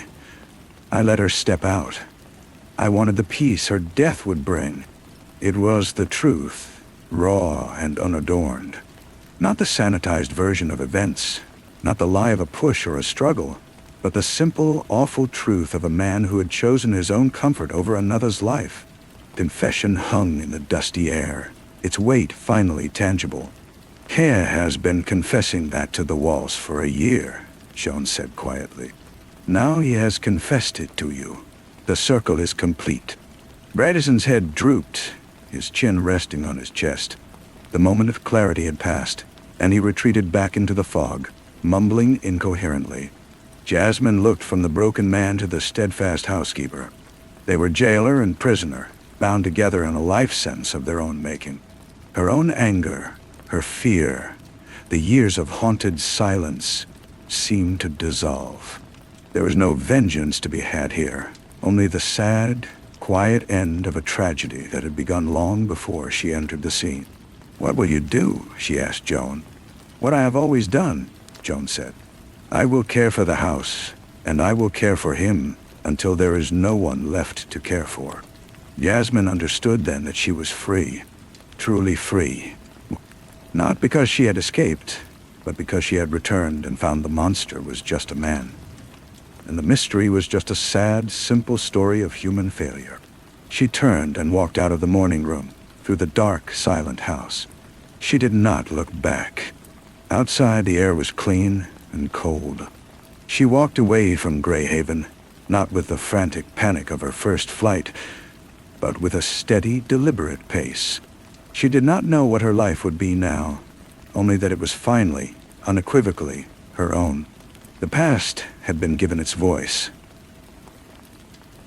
and in speaking, it had lost its power. The sea wind followed her through the woods, but it was just the wind, and it no longer sounded like her name. The train ride back to the city was a blur of passing lights and quiet reflection. She felt hollowed out, scraped clean of the old festering dread. The ghost had been laid to rest, not by a dramatic confrontation, but by the quiet, pathetic reality of a dying man's regret. She slept deeply that night in her own bed, and for the first time in years, her dreams were not of falling, but of walking on solid, unyielding ground. A month later, a formal notice arrived from a law firm. Charles Bredesen was dead. The estate, heavily mortgaged and entailed, passed to a distant cousin. Joan, it was noted, had been provided for with a small annuity and a cottage on the grounds of another, smaller property. There was no mention of Jasmine, and she was glad of it. She began to live, not just exist. She started painting again, something she had abandoned after Greyhaven, filling her apartment with canvases of bold, bright colors, a defiant rejection of the house's monochrome gloom. She reached out to David, not to rekindle their romance, but to offer a fractured, partial explanation. He listened, and while he could never fully understand, a quiet friendship was forged from the ashes of their failed engagement. One Saturday, she took a drive to a different coast, a public beach with families and the smell of fried food. She walked to the water's edge, letting the cold foam wash over her shoes. She looked out at the horizon, the same vast, indifferent sea that had crashed against the cliffs of Greyhaven. But here, it was just water. It held no secrets for her anymore. She thought of Bredesen and Joan, bound until the end by their shared sin and their shared prison. She thought of Caitlin, a woman she had never known, whose despair had cast such a long shadow. And she thought of herself, the unintended inheritor of their story. She had been a victim, yes, but she had also been a witness. And now, she was a survivor. A child's brightly colored ball bounced past her, carried by the surf. She picked it up and tossed it back to a grateful toddler. The simple, mundane act felt profoundly significant. She turned her back on the sea and walked toward the boardwalk, toward the noise and the life and the ordinary, beautiful chaos of the world. She did not know what the future held, and for the first time, the uncertainty felt not like a threat, but like a promise. The promise of that uncertainty was a new kind of anchor. It held her fast to the present, to the simple reality of a Tuesday morning, or the steam rising from her coffee cup. The library remained her sanctuary, but now it felt less like a hiding place and more like a home. She found herself smiling more easily, engaging in the small talk she had always avoided. One afternoon, a new patron came in, a man with a kind, weathered face, who was researching local bird migrations. He asked for her help, and they spent an hour looking through field guides. His name was Ben, and he was a carpenter, new to the area. He asked if she would like to have dinner sometime, and she heard herself saying yes, without the usual internal calculation of risk and flight. Their first date was at a small, noisy Italian restaurant. He talked about his work, about the satisfaction of fitting pieces of wood together to create something solid and useful. She listened, and she found herself telling him, not about Greyhaven, but about her painting. She showed him a picture on her phone of a recent canvas, a swirl of cobalt blue and fiery orange. He looked at it for a long time. "It feels like hope," he said, and she felt something tight in her chest finally loosen. Weeks turned into months. With Ben, there were no ledges, no hidden depths of unspoken history. He was who he appeared to be, and the simplicity of it was a balm. They built a life together slowly, a piece at a time, like one of his bookshelves. It was not a grand passion, but a steady, reliable affection. It was built on the solid ground she had fought so hard to find. Years later, cleaning out a closet, she found the small locked box where she kept the few relics of her past. She hadn't opened it in a decade. Sitting on the floor, the afternoon sun warm on her back, she turned the key. Inside was her old passport, a faded photograph of her mother, and the tarnished key from Greyhaven. She picked up the key, its weight familiar and strange in her palm. It was no longer a summons or a threat. It was just a piece of metal, an artifact from a story that had ended. She took it to the backyard, where Ben was building a planter box for her herbs. He looked up, wiping sweat from his brow, and smiled. "What's that, love?" "A ghost," she said, and dropped the key into the toolbox among the nails and screws. It landed with a dull clink, just another piece of scrap, ready to be melted down or reused for something new. She watched him work for a moment, the sure, steady movements of his hands, then turned and went inside to start dinner. The sound of his hammering, a gentle, percussive beat, marking the time of her ordinary, reclaimed life. The smell of garlic and rosemary filled the kitchen, a simple, domestic scent that anchored her firmly in the present. Through the window over the sink, she could see Ben, his focus entirely on the joint of wood he was sanding, his movements economical and sure. This was her life now. It was not a story to be endured, but a day to be lived. Later, as they ate at the small table in the garden, the evening air soft around them, he reached for her hand. His palm was rough and warm. "You seem quiet tonight," he said, his voice not probing, but simply present. She looked at their joined hands, then out at the garden, at the planter box now filled with rich, dark soil. "I was just thinking about how things end," she said. "And how they begin." He nodded, as if this made perfect sense, and squeezed her hand. He didn't need the whole story. He only needed to know that she was here, with him. The past had become a closed book, its weight no longer a burden, but simply a part of the shelf it sat upon. The quiet was no longer empty, but full of the sounds of a life being built, nail by nail, meal by meal, day by day. The future was no longer a threat, but the next breath, and the one after that. The next morning, she woke to the sound of rain against the window pane. It was a gentle, ordinary sound. Ben was still asleep beside her, his breathing deep and even. She lay there for a long time, listening to the rain and the rhythm of his breath, feeling the simple, profound safety of the moment. There were no more envelopes to dread, no more calls from the past. The story of Greyhaven was finished. She got up and made coffee, moving quietly so as not to wake him. Standing in the kitchen, she looked at her paintings on the walls.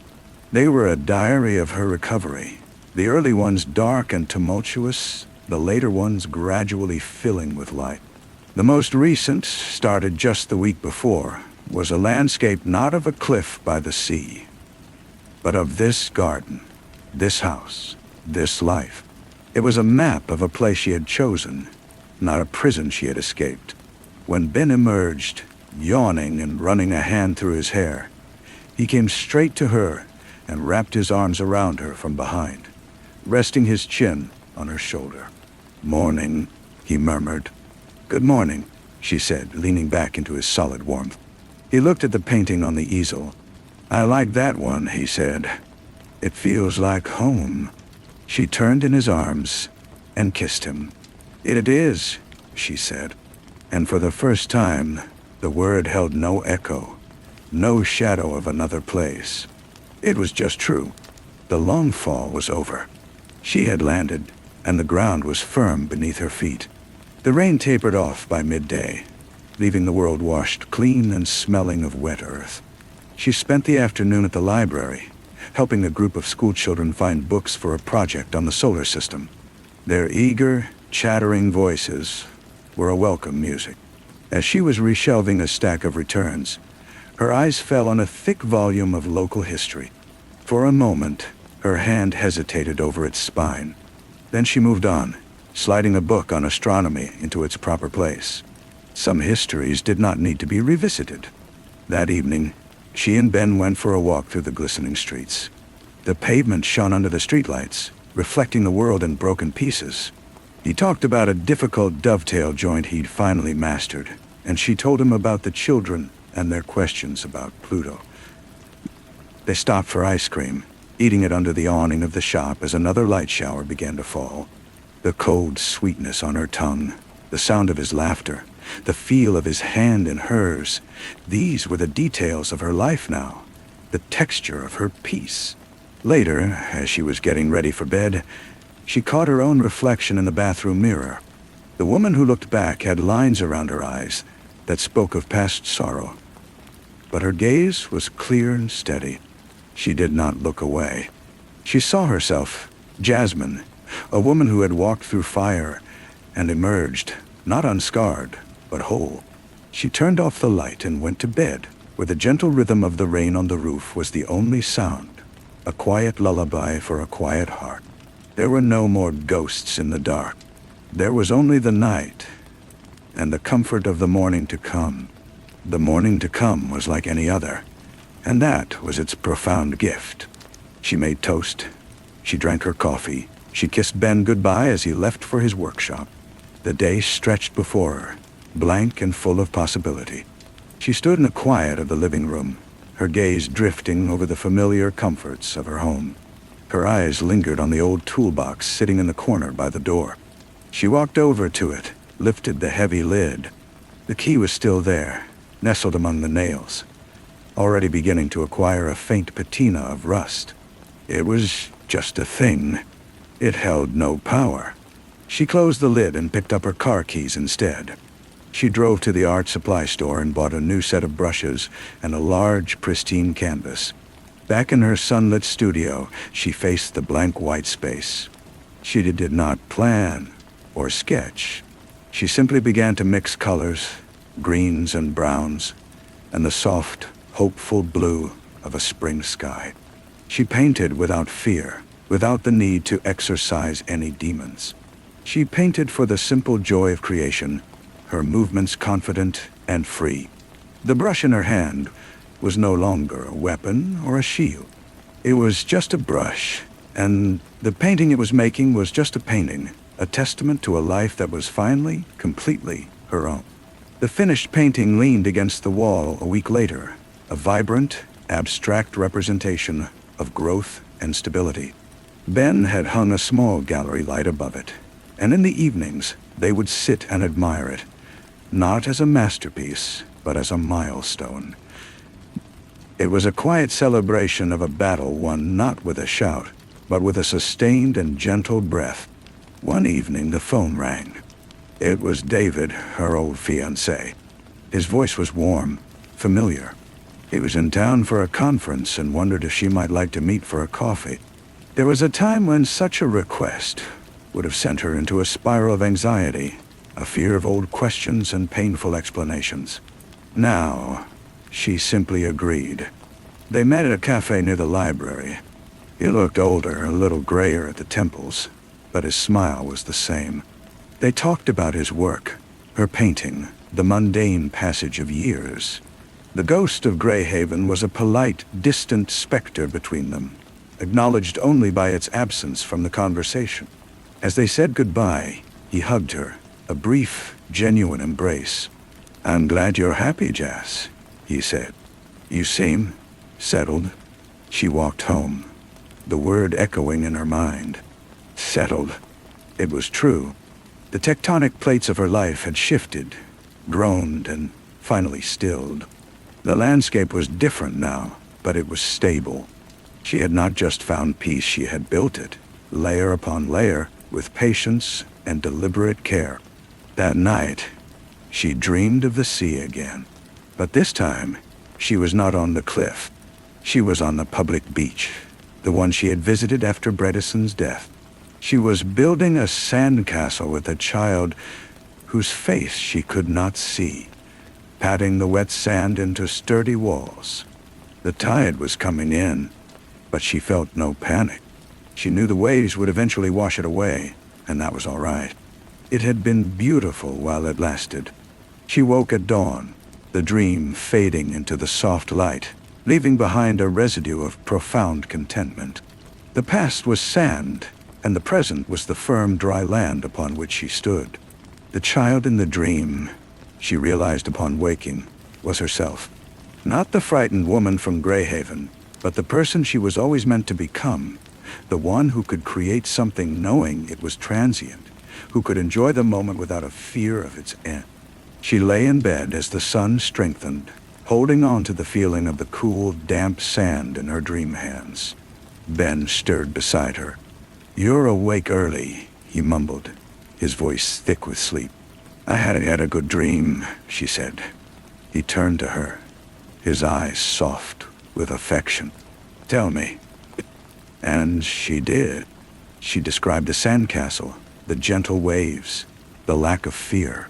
It was a small story, a simple one, but in the telling, it felt more significant than any tale of ghosts or mansions. It was a story about acceptance. Later that day, she received a package in the mail. The return address was from the law firm that had handled Bradison's affairs. For a moment, the cold finger of the old dread traced her spine.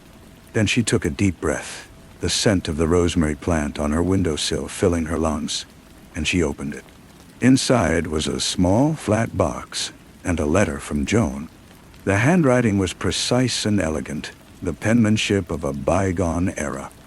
"Dear Jasmine, I hope this finds you well. Mr. Bradison passed peacefully. In going through his personal effects, I found this. He had kept it all these years. I thought it should belong to you, as it is the only part of that story that ever truly did. I am content in my cottage. The garden is small, but it is mine. I wish you a good life. Sincerely, Joan." With careful fingers, Jasmine opened the small box. Nestled inside on a bed of yellowed cotton was a photograph. It was of her mother, young and vibrant, laughing into the camera on a sunny day somewhere she did not recognize. On the back, in her mother's flowing script, was written, "For Charles, with hope, always." It was not a message of anger or betrayal. It was a message of love, from a time before the despair, before the ledge. Jasmine held the photograph, not as a relic of a tragedy, but as a piece of a puzzle she had not known was missing. It did not change the past, but it completed the picture, adding a dimension of love to the narrative of failure. Her mother had loved him, and he, in his flawed and terrible way, had loved her enough to keep this small, hopeful token until the end. She did not put the photograph away in the locked box. She framed it and placed it on the bookshelf in the living room, beside a small fired clay bowl Ben had made for her. It was a history, now integrated, no longer a secret wound, but a part of her lineage. She looked at her mother's smiling face and felt not the sharp sting of loss, but a gentle, enduring connection. The story was finally, fully over. And her own story, the one she was living every day, could continue, unhaunted and complete. The clay bowl beside the photograph held the day's mail, a grocery list, and a single weathered pebble she had picked up from the beach on that significant day years before. These objects, together, formed a still life of her present. There was no need to curate the past anymore, to hide it away, or to constantly explain it. It had been assimilated. Ben came in, smelling of sawdust and fresh air. He glanced at the new photograph, then at her. He didn't ask. He simply put a hand on her shoulder, a light, steadying pressure. "Looks like a good day for a drive," he said. "Maybe up the coast." She nodded, leaning into his touch. "Anywhere," she said. They drove with the windows down, the wind whipping through the car, a joyful noise. They didn't have a destination. They passed rocky shores and sandy bays, and she looked at them all with the same quiet appreciation. None of them were Greyhaven. The world was full of places that held no history for her, and that was their gift. They stopped at a lookout point, high on a bluff. The sea stretched out, immense and blue. Ben stood beside her, his arm around her waist, his silence a comfortable thing. She felt the height, the drop, the vastness of the water below. But the feeling was purely physical, a recognition of scale, not a metaphor for her own fragility. She was not standing on a ledge. She was standing on a viewpoint, safe behind a strong wooden railing, holding the hand of the man she loved. She took a deep breath, filling her lungs with the clean, salty air. It was just air. The sea was just water. The past was just the past. She turned to Ben, her eyes clear. "I'm ready to go home," she said. And they did. The road home was a ribbon of fading light, the sky bleeding from orange to deep violet. She watched the landscape change from wild coast to orderly suburbs, and then to the familiar streets of their neighborhood. The porch light was on, a golden beacon in the twilight. Inside, the house was just as they had left it, quiet and waiting. The following week, she began a new painting. This one was not of the garden or the sea, but of that photograph of her mother. She worked to capture not just the likeness, but the feeling of hope in the inscription, the love in her mother's laughing eyes.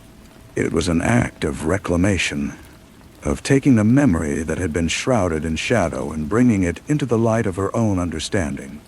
Ben would watch her work, sometimes bringing her a cup of tea and resting a hand on her shoulder. He saw the peace in her concentration, the absence of the old tension that used to tighten her shoulders when she painted. He knew, without her having to say it, that this was a final piece of healing. When the painting was finished, she hung it in the hallway, a companion to the other images of her life. It did not dominate the space, but simply belonged there, a tribute to a joy that had existed before the sorrow. A friend came over and admired it, asking who the beautiful woman was. "My mother," Jasmine said, and the words held no tremor, only a quiet pride. The seasons turned. The herb garden flourished and was harvested. The planter box Ben had built showed its first cracks from the winter frost, and he repaired them one Saturday morning, whistling as he worked. Life was not a static thing, a piece once won and then frozen. It was a continuous process of maintenance and repair, of small adjustments and fresh growth. She found she preferred it that way. It was real. One evening, she was reading in the living room when a storm rolled in. The wind howled around the eaves, and the rain lashed the windows. Ben looked up from his book. "Sounds like a real one," he said. She listened to the fury of the elements, a sound that had once filled her with a nameless dread, a resonance with some internal storm. Now, she felt only the profound safety of being inside, of being warm and dry and with someone she loved. The storm was outside, and it had nothing to do with her. She marked her page and set the book down. "It does," she agreed. "I think I'll make some hot chocolate." As she stood in the kitchen, waiting for the milk to heat, she looked out at the thrashing trees in the backyard, illuminated in brief, stark flashes of lightning. She was not afraid of the dark, or the wind, or the thunder. She was just a woman making a drink on a stormy night. The simplicity of it was a profound victory. She poured the steaming chocolate into 2 mugs and carried them back to the living room, to the steady, reliable light of the life she had built. A light no storm could ever extinguish. Story 6.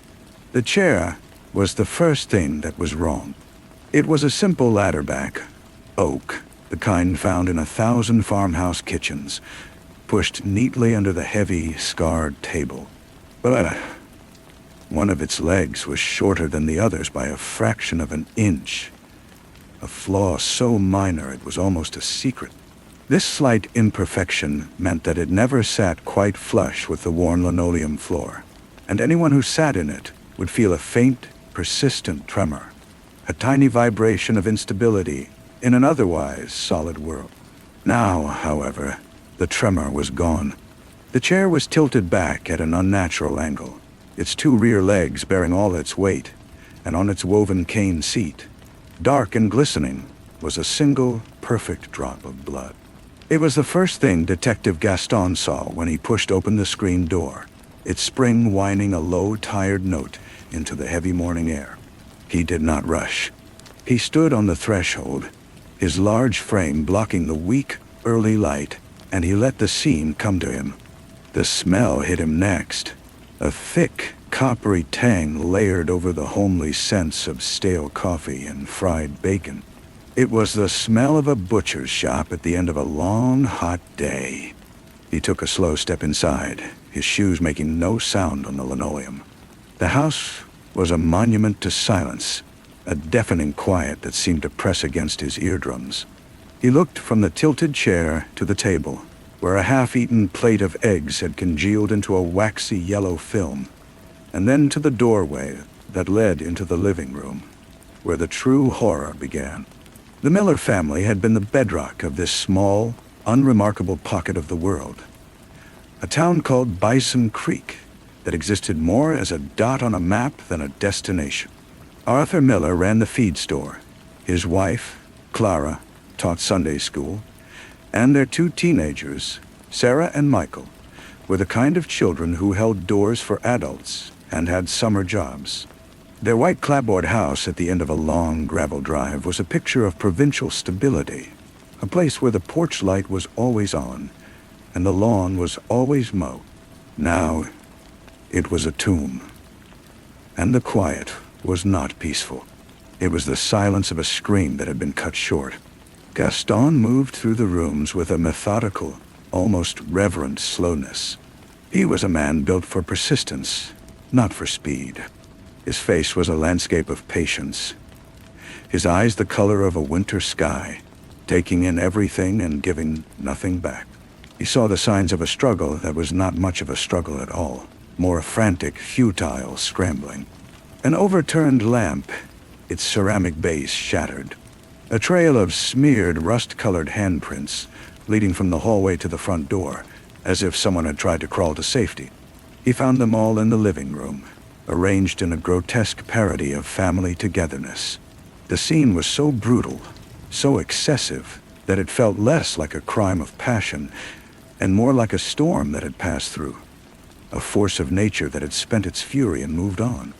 The news did not travel so much as it seeped into the soil of Bison Creek, poisoning the water table.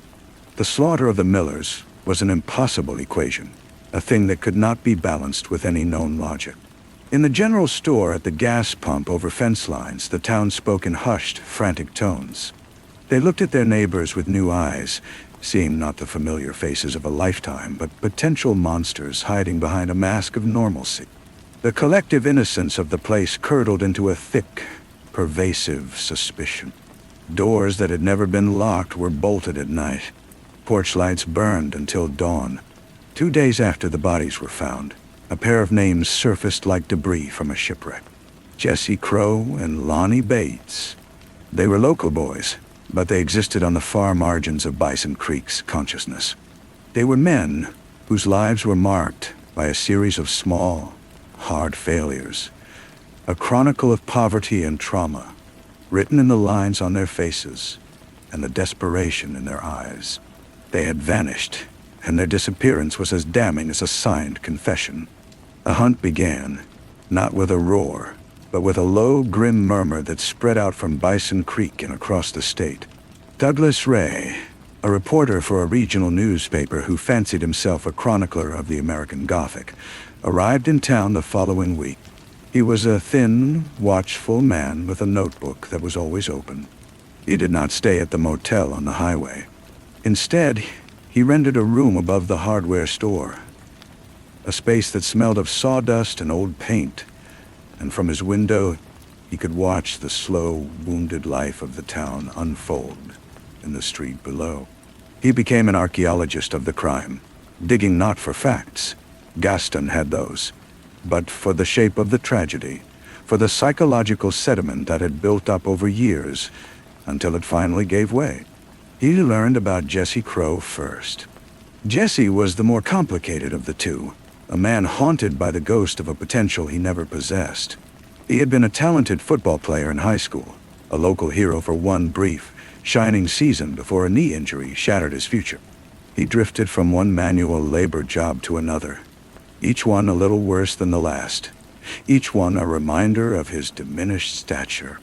He was handsome in a way that had begun to coarsen. With a charming smile he could flash like a weapon, and deep, unsettling eyes that held a constant, simmering resentment. He believed the world owed him something, a debt he'd refused to pay.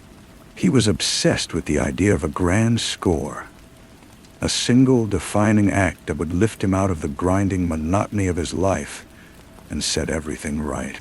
He saw the Millers not as people, but as symbols. Their stability was an insult to his chaos. Their comfort was a treasure he felt entitled to claim. Lonnie Bates was simpler, and in his simplicity, more tragic. Where Jesse was fire, Lonnie was clay, easily shaped and quick to harden. He had grown up in a trailer on the wrong side of the creek, the son of a bitter, alcoholic father who used his fists as punctuation. Lonnie was slow, not mentally, but emotionally, his development stunted by a lifetime of abuse and neglect. He was desperately loyal, a stray dog looking for a master.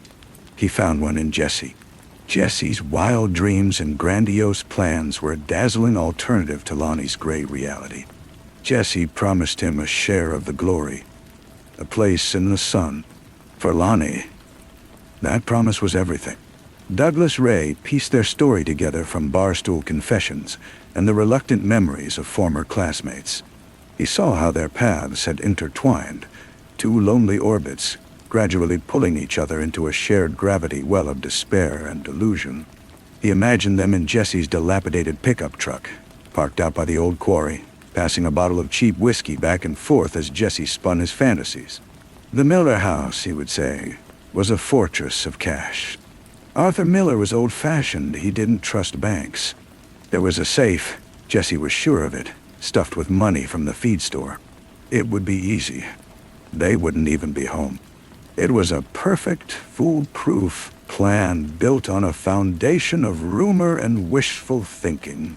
The night of the crime was hot and thick with humidity, the air feeling like a damp cloth pressed against the skin. Crickets sawed their legs together in a relentless, hypnotic rhythm. Jesse and Lonnie drove down the gravel road, the crunch of the tires under them sounding impossibly loud in the stillness. They parked a half-mile away and walked through the woods, their footsteps swallowed by the soft, loamy earth. The Miller house glowed like a lantern in the darkness, a beacon of everything they were not and everything they wanted to take. They had not expected the family to be home, but the Millers were there, gathered in the living room after dinner, a scene of such ordinary domesticity that it felt to Jesse like a personal affront. Through the window, he saw Arthur Miller reading the paper, Clara knitting on the sofa, the kids watching television. The plan, fragile to begin with, evaporated in the heat of that moment, but Jesse did not call it off. The sight of that contentment, that easy, unearned peace, filled him with a rage so pure it was like a clarity. He looked at Lonnie, whose face was pale and slick with sweat, and he nodded. It was no longer about the money. It was about making a mark. It was about proving they existed. What happened next was a blur of shattered glass, an unleashed fury. The details were too awful to recount. But Gaston and Douglas Ray, in their separate ways, reconstructed them. The forced entry through the back kitchen door, the startled faces turning from the television, the demands for a safe that did not exist, the escalation from confusion to fear to blind, panicked violence. The chair, knocked back, its short leg finally off the ground, the single drop of blood on the cane seat. The frantic, bloody handprints on the wall. The same pattern Gaston had observed. The same path of a doomed escape attempt. the footsteps echoing once more in his mind, a monotonous, lulling rhythm that led only to death. The manhunt lasted for 3 weeks. They were found not in some dramatic standoff, but in a squalid motel room just across the state line, surrounded by empty food wrappers and the stink of fear. They had barely spent any of the little money they had actually taken from the Miller house. It was never about the money. Not really. At the trial, they sat side by side. But they were worlds apart. Jesse was defiant, his eyes burning with a cold fire, spinning a new fantasy where he was a victim of circumstance. Lonnie was broken, his large body slumped, his gaze fixed on the floor as if he could still see the blood there. He confessed to everything in a flat, hollow voice, his testimony a damning river that swept his friend away with him. The trial was a formality, a public exorcism for the town. Gaston sat through it all, his notebook filled with the same facts, the same observations, the same cyclical repetition of clues that led to an inevitable conclusion. The note, always folded the same way, found in Jesse's pocket, a crude drawing of the Miller house. The footsteps echoing once more in the testimony of a forensics expert.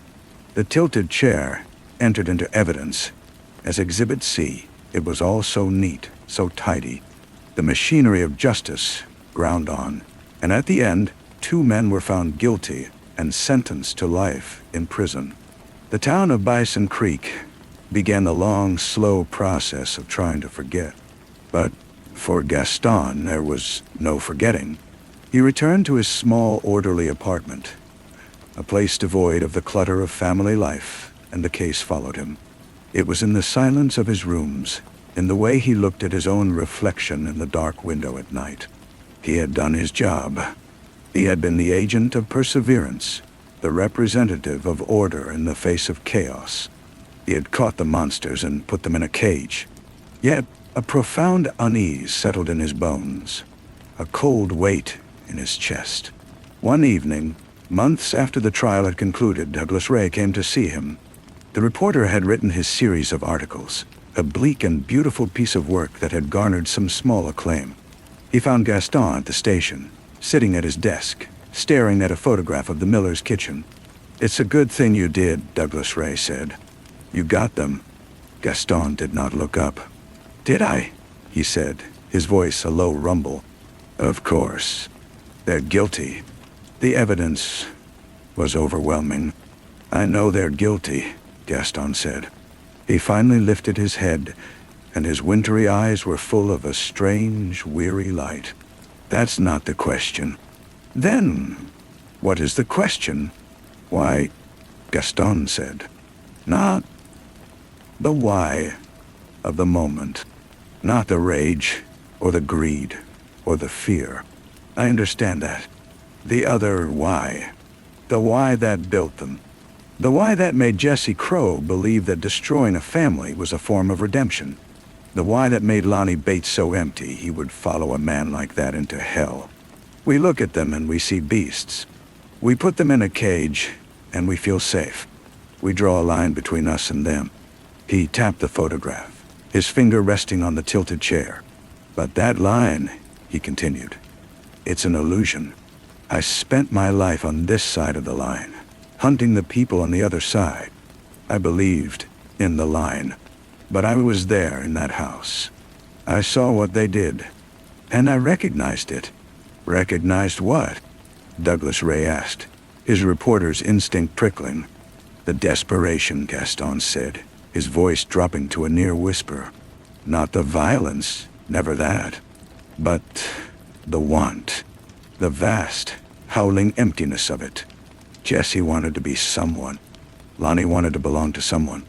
Their methods were a nightmare, but their desires are human. I have spent my career studying the geography of evil, mapping its borders, and I have finally realized that the territory is not foreign. It's a part of the same country we all live in. I am not a monster like them, but I am a part of the world that created them. I am the order that defines their chaos. I am the stability that fuels their resentment. I am, in my own way, character in their story. He fell silent. The truth was not a shock. It was a quiet, cold acknowledgement, a reflection in a mirror he had been avoiding his whole life. He had solved the crime, he had delivered justice, but he had also borne witness to a truth that was far more unsettling than any single act of violence. That the potential for darkness was not a foreign country, but a quiet tenant in every human heart. And his own relentless, orderly pursuit of it was just the other side of the same coin. The case was closed. The chair was righted, the blood wiped away, the prisoners locked up. But for Gaston, the tremor remained. A faint, persistent vibration of instability in an otherwise solid world. And he knew, with a certainty that would haunt him for the rest of his days, that it would never, ever stop. Douglas Ray left the station that night with more than a story. He had the uneasy feeling that he had just witnessed a man dismantle his own foundation. Brick by brick. He wrote nothing of Gaston's confession. It felt too private, too raw for print. Instead, he packed his bags and left Bison Creek, the image of the detective's weary face imprinted on his mind. Gaston, meanwhile, continued his work. He went through the motions with the same methodical patience, but the color had drained from his profession. Every petty theft, every bar fight, every domestic dispute was now a window into the same vast human want he had named in his office. He saw the Jesse Crows and Lonnie Bateses not as anomalies, but as points on a spectrum, and he saw the echoes of their desperation in the eyes of the shopkeeper who cheated on his taxes and the teenager who keyed a car. The line had indeed vanished. He took to walking at night, long, aimless circuits through the sleeping town. He found himself standing sometimes outside the white clapboard house on the gravel drive. It was empty, a for sale sign staked into the lawn, tilting slightly in the wind. No one in Bison Creek would ever buy it. It was a monument, and its silence was different now.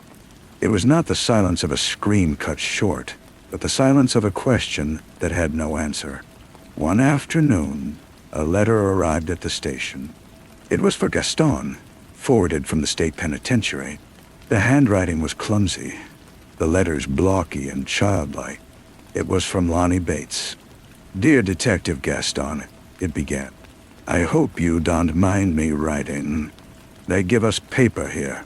I've been thinking about that night. I remember the chair in the kitchen. It wobbled when Jesse pushed it. I remember that. I remember a lot of things now. It's quiet here. Too quiet. It gives you time to think." The letter went on, a rambling, unpunctuated stream of memories and half-formed thoughts. Lonnie wrote about his father, about the smell of whiskey, about the feel of a cold engine block in the morning. He wrote about the way Jesse could talk, how the words felt like a warm blanket on a cold night. He didn't ask for forgiveness. He didn't seem to know he should. He was just reporting. He was a witness to his own life, and he was finally trying to make a record of it. "I'm sorry about the blood," he wrote near the end. "I see it on my hands sometimes when I close my eyes. It ain't really there. The nurse says it ain't, but I see it." Gaston read the letter 3 times. He felt no anger, no vindication. He felt a profound, soul-crushing sadness. This was the monster. This broken, simple man trying to articulate the ghost of a feeling, the memory of a wobbling chair. This was the other side of the line. He folded the letter and put it in his pocket. He did not write back. There were no words that could bridge the chasm between them, a chasm that he now knew was only an illusion of perspective. He retired 6 months later. He gave no grand speech, offered no profound reason. He simply cleaned out his desk, shook a few hands, and walked out. He moved to a small cabin near a lake, a place where the silence was natural, not imposed. He fished. He read. He tried not to think about the world of men and their desperate, hungry wants. But the tremor was there. It was in the gentle lap of water against the dock, a rhythm that was not quite even. It was in the wind that sometimes whistled a single low note through a crack in the window frame. It was in his own heartbeat, a steady, persistent pulse that was, he knew, the same force that had driven Jesse Crow to rage and Lonnie Bates to devotion. He had spent a lifetime hunting the storm, only to realize he was made of the same air and pressure, the same fundamental elements, rearranged into a different, quieter form of turbulence. The case was closed, but the world was not solved. It was just a collection of stories, all of them, including his own, vibrating with the same unstable human frequency. The years passed with a soft, granular slowness, like sand shifting in an hourglass. Gaston's hair turned from iron gray to white, and the lines on his face deepened into the permanent record of his thoughts. He rarely spoke to anyone beyond the cashier at the general store or the postmaster. He was, to the few who knew of him, the quiet man in the cabin by the lake, a harmless relic. He never read the newspapers that were sometimes delivered to his mailbox. He had no interest in the world's new horrors, which were only old horrors in different clothes. But the past was not done with him. On a cool autumn morning, a familiar car, dusty from the gravel road, pulled up outside his cabin. It was Douglas Ray. The reporter was older, his watchful eyes now set in a network of finer lines, but he still carried the same notebook. Gaston did not seem surprised. He was sitting on his porch, a blanket over his knees, watching the light on the water. He gestured to the empty chair beside him. "I heard you were here," Douglas Ray said, sitting down. He didn't open his notebook. "It's been a long time." "It has," Gaston agreed. "There's news," Douglas Ray said softly. "Jesse Crow. He died in prison. A shiv in the yard. Something to do with a gambling debt." Gaston absorbed this. He looked out at the lake, its surface a perfect, unbroken blue. He felt nothing. The fiery young man was now just a closed file, a story ended by another story just like it. "And Lonnie?" Gaston asked. "That's the other part," Douglas Ray said. "He's up for parole. His lawyer's making a case. He's been a modeled prisoner. Quiet. Compliant. He works in the library." Gaston nodded slowly. He thought of the clumsy, blocky handwriting, the memory of a wobbly chair. Of course, Lonnie would be a model prisoner. He had always needed a structure to inhabit, a set of rules to follow. First his father's fists, then Jesse's dreams, now the prison's regimen. He was, in his way, finally home. "They'll probably let him out," Douglas Ray continued. "He'll be someone else's problem. A ghost from Bison Creek set loose on the world." "He's not a ghost," Gaston said, his voice still a low rumble. "He's a man. A broken one, but a man. The world is full of them." Douglas Ray was quiet for a moment. "I never wrote about what you said that night. I thought about it often. It changed the way I saw things. I started to see the patterns everywhere. The want, the emptiness. It doesn't make for good headlines," Gaston said. "No, it doesn't," Douglas Ray admitted. He looked at the old detective, at the profound stillness that had settled upon him. "Do you ever think you were wrong? That maybe the line is real, and you just stared at the darkness for too long?" Gaston finally turned his head, his wintry eyes meeting the reporter's. "No," he said. "I was right. That's the trouble. Recognizing the humanity in a monster doesn't excuse the monster. It just implicates the rest of us. We built the world that shaped him. We are the audience for his crime. Our horror is the final, necessary ingredient." He shifted in his chair, the blanket pulling tight across his knees. "They should let Lonnie out," Gaston said. "He's no more a danger to the world than I am. His violence was a borrowed suit." He took it off. The real question is whether the world is a danger to him, whether it will offer him another Jesse Crow to follow, or just a different kind of emptiness. Douglas Ray had no answer. They sat in silence for a long while, two old men by a lake, the past a live wire between them. When Douglas Ray left, he again wrote nothing in his notebook. Some stories were not meant to be told. They were only meant to be lived and endured. Gaston watched the car disappear down the road, the dust settling back onto the gravel. He listened to the sound of the water, the lulling, rhythmic lap against the shore. It was not a peaceful sound. It was the sound of persistence, of a force wearing away at the land, grain by grain, moment by moment, forever. He closed his eyes and let the sound fill him.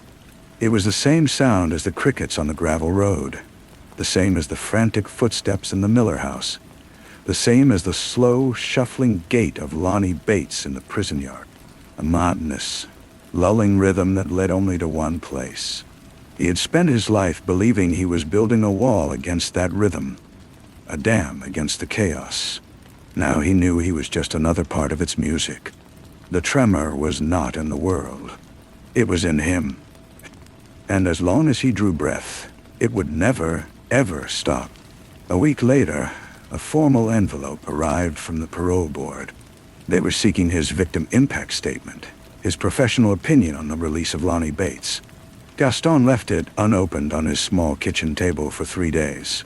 The white rectangle became a focal point in the cabin, a silent accusation. He knew what they wanted. They wanted the old Gaston, the detective who could draw the line, who could categorically state that a man like Lonnie Bates was a beast who should never again walk free. He finally opened it on a morning when the lake was shrouded in a thick, gray fog. The world outside had vanished, reducing his existence to the few feet of porch and the sound of hidden water. He read the form, the clinical language asking him to quantify the unquantifiable.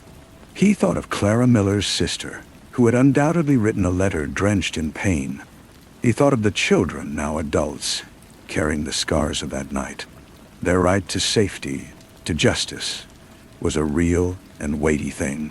Then he thought of Lonnie, his large, soft body, and his simple, desperate need to belong. He thought of the letter, the memory of the wobbly chair. A monster would not remember the chair. A monster would only remember the blood. Gaston took a pen. He did not write a statement. Instead, he wrote a single sentence on a blank sheet of paper. He did not sign his name. He folded it, placed it in the return envelope, and sealed it. The next day, he drove into the small town and mailed it. He felt no sense of resolution, only a continuation of the same unease. He had not chosen a side. He had merely acknowledged a truth. The parole hearing came and went. He did not attend. He read about the decision in a discarded newspaper he saw at the general store. Parole had been denied. Not because of the brutality of the crime, the article said, but because the prisoner, Lonnie Bates, had shown a lack of insight into the full magnitude of his actions. Gaston put the paper down. He understood. Lonnie had probably talked about the chair again. He had failed to perform the required remorse, to speak the language of the system that now contained him. He was guilty of being an inadequate monster. Gaston walked back to his cabin. The fog had lifted, and the lake was once again a perfect, hard blue. He stood on his porch, his hands in his pockets, and felt the tremor in the wood beneath his feet, in the air in his lungs. It was the tremor of a world where justice was a clumsy human tool, where a man could be punished as much for his inability to articulate his guilt as for the guilt itself. It was the tremor of a line that was forever being redrawn, not between good and evil, but between those who understood the performance and those who did not. And he knew, with a final, chilling certainty, that he would die listening to its faint, discordant note. The following spring, a different envelope arrived, this one from the state. It was a notification of Lonnie Bates's transfer to a minimum security facility, a place with more windows and less razor wire. It was a procedural step, meaningless in the grand scheme of a life sentence, but Gaston read it as a kind of coda. The system was slowly, inevitably, grinding him down into a manageable statistic. He found himself thinking of Jesse Crow's end, a violent punctuation in a story of violence. He thought of Lonnie's unending middle, a sentence of quiet routine, and he thought of his own conclusion here by the water, a slow fading of the light.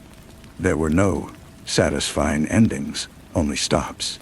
One evening, he did not return to the cabin from his walk.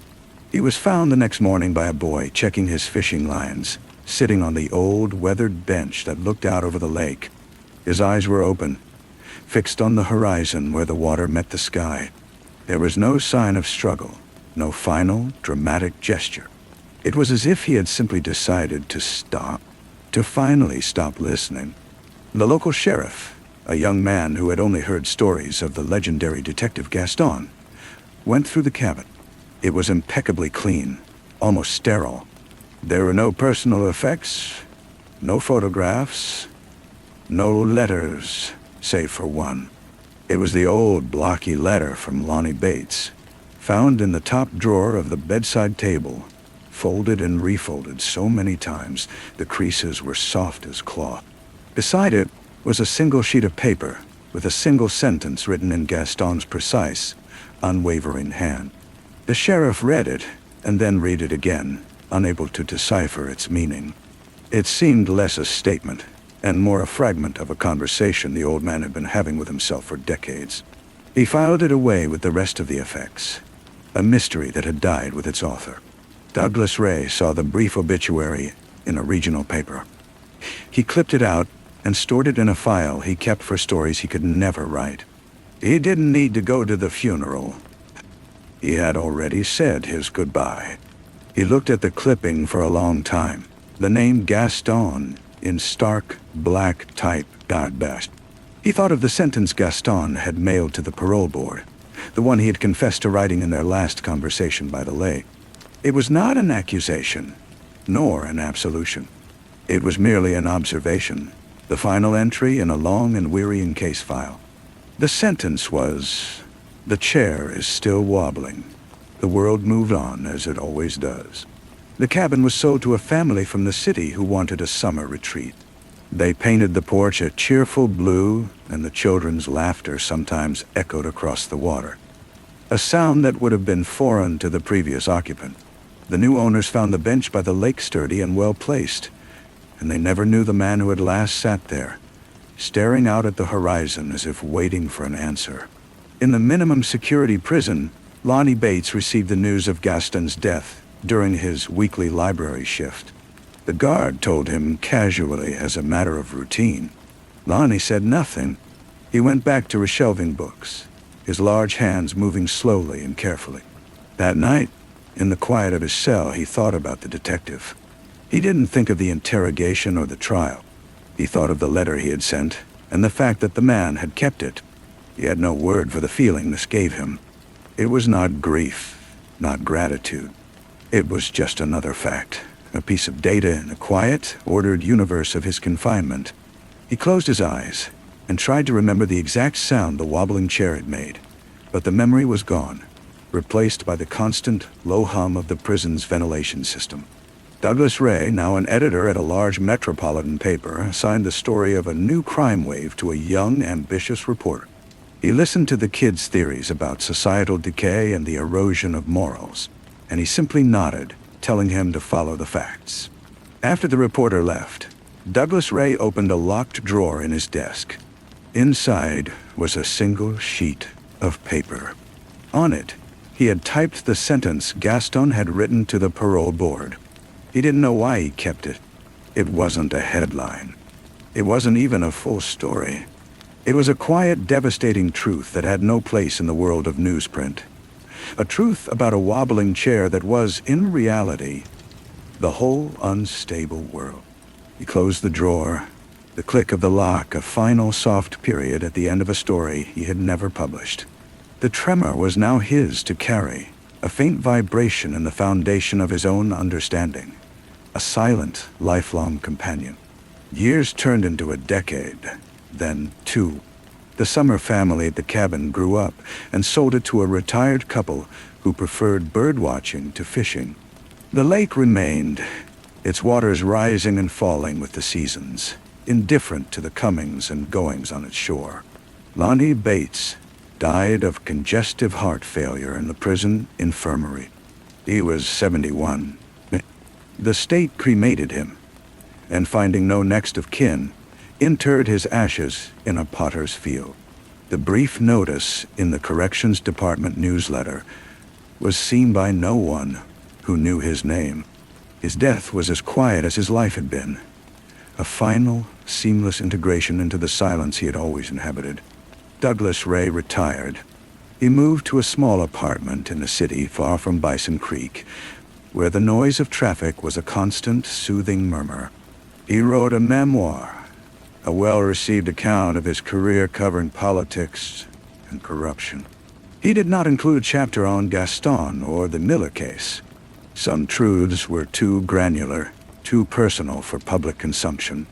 They were the bedrock of a life, not its ornamentation.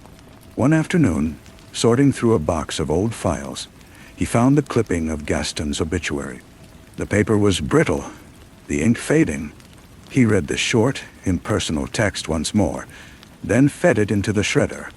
The mechanical whir was a definitive sound. He felt a strange lightness, as if he had finally laid down a burden he had forgotten he was carrying. He thought of Gaston's cabin, of the lake, of the wobbling chair. He realized the story had never been about a crime, or a monster, or even about justice. It was about the echo. The way a single unstable moment could reverberate through decades, changing its shape but not its essential frequency, touching lives that had no direct connection to its origin. It was about the terrible, beautiful responsibility of paying attention. He walked to his window and looked down at the city streets, teeming with people, each a universe of want and quiet turbulence. He did not see chaos. He saw a vast, interconnected pattern, a symphony of countless tremors. And for the first time, the sound did not feel like a warning, but like a kind of music. It was the sound of being alive. He stood there for a long time, listening, until the streetlights flickered on one by one, each a small, brave answer to the descending dark. The music was not always harmonious, and it was rarely kind, but it was the only score they had. He turned from the window, the city's glow now a permanent sunset on his walls, and knew he would not think of Gaston or Lonnie with the same sharp clarity again. They were receding, becoming part of the background hum, their specific frequency dissolving into the whole. He made himself a cup of tea, the simple ritual, a grounding wire in the quiet of his apartment. The phone rang later that evening. It was his daughter, asking about his day, her voice a bright, clear thread in the tapestry. He told her it had been good, that he was sorting through old things and finding peace. He did not tell her about the shredder or the obituary or the man by the lake. Those stories were his alone, and their telling was over. Their weight had been transformed into something else, something lighter and more durable, like the memory of a lesson learned rather than the pain of the learning itself.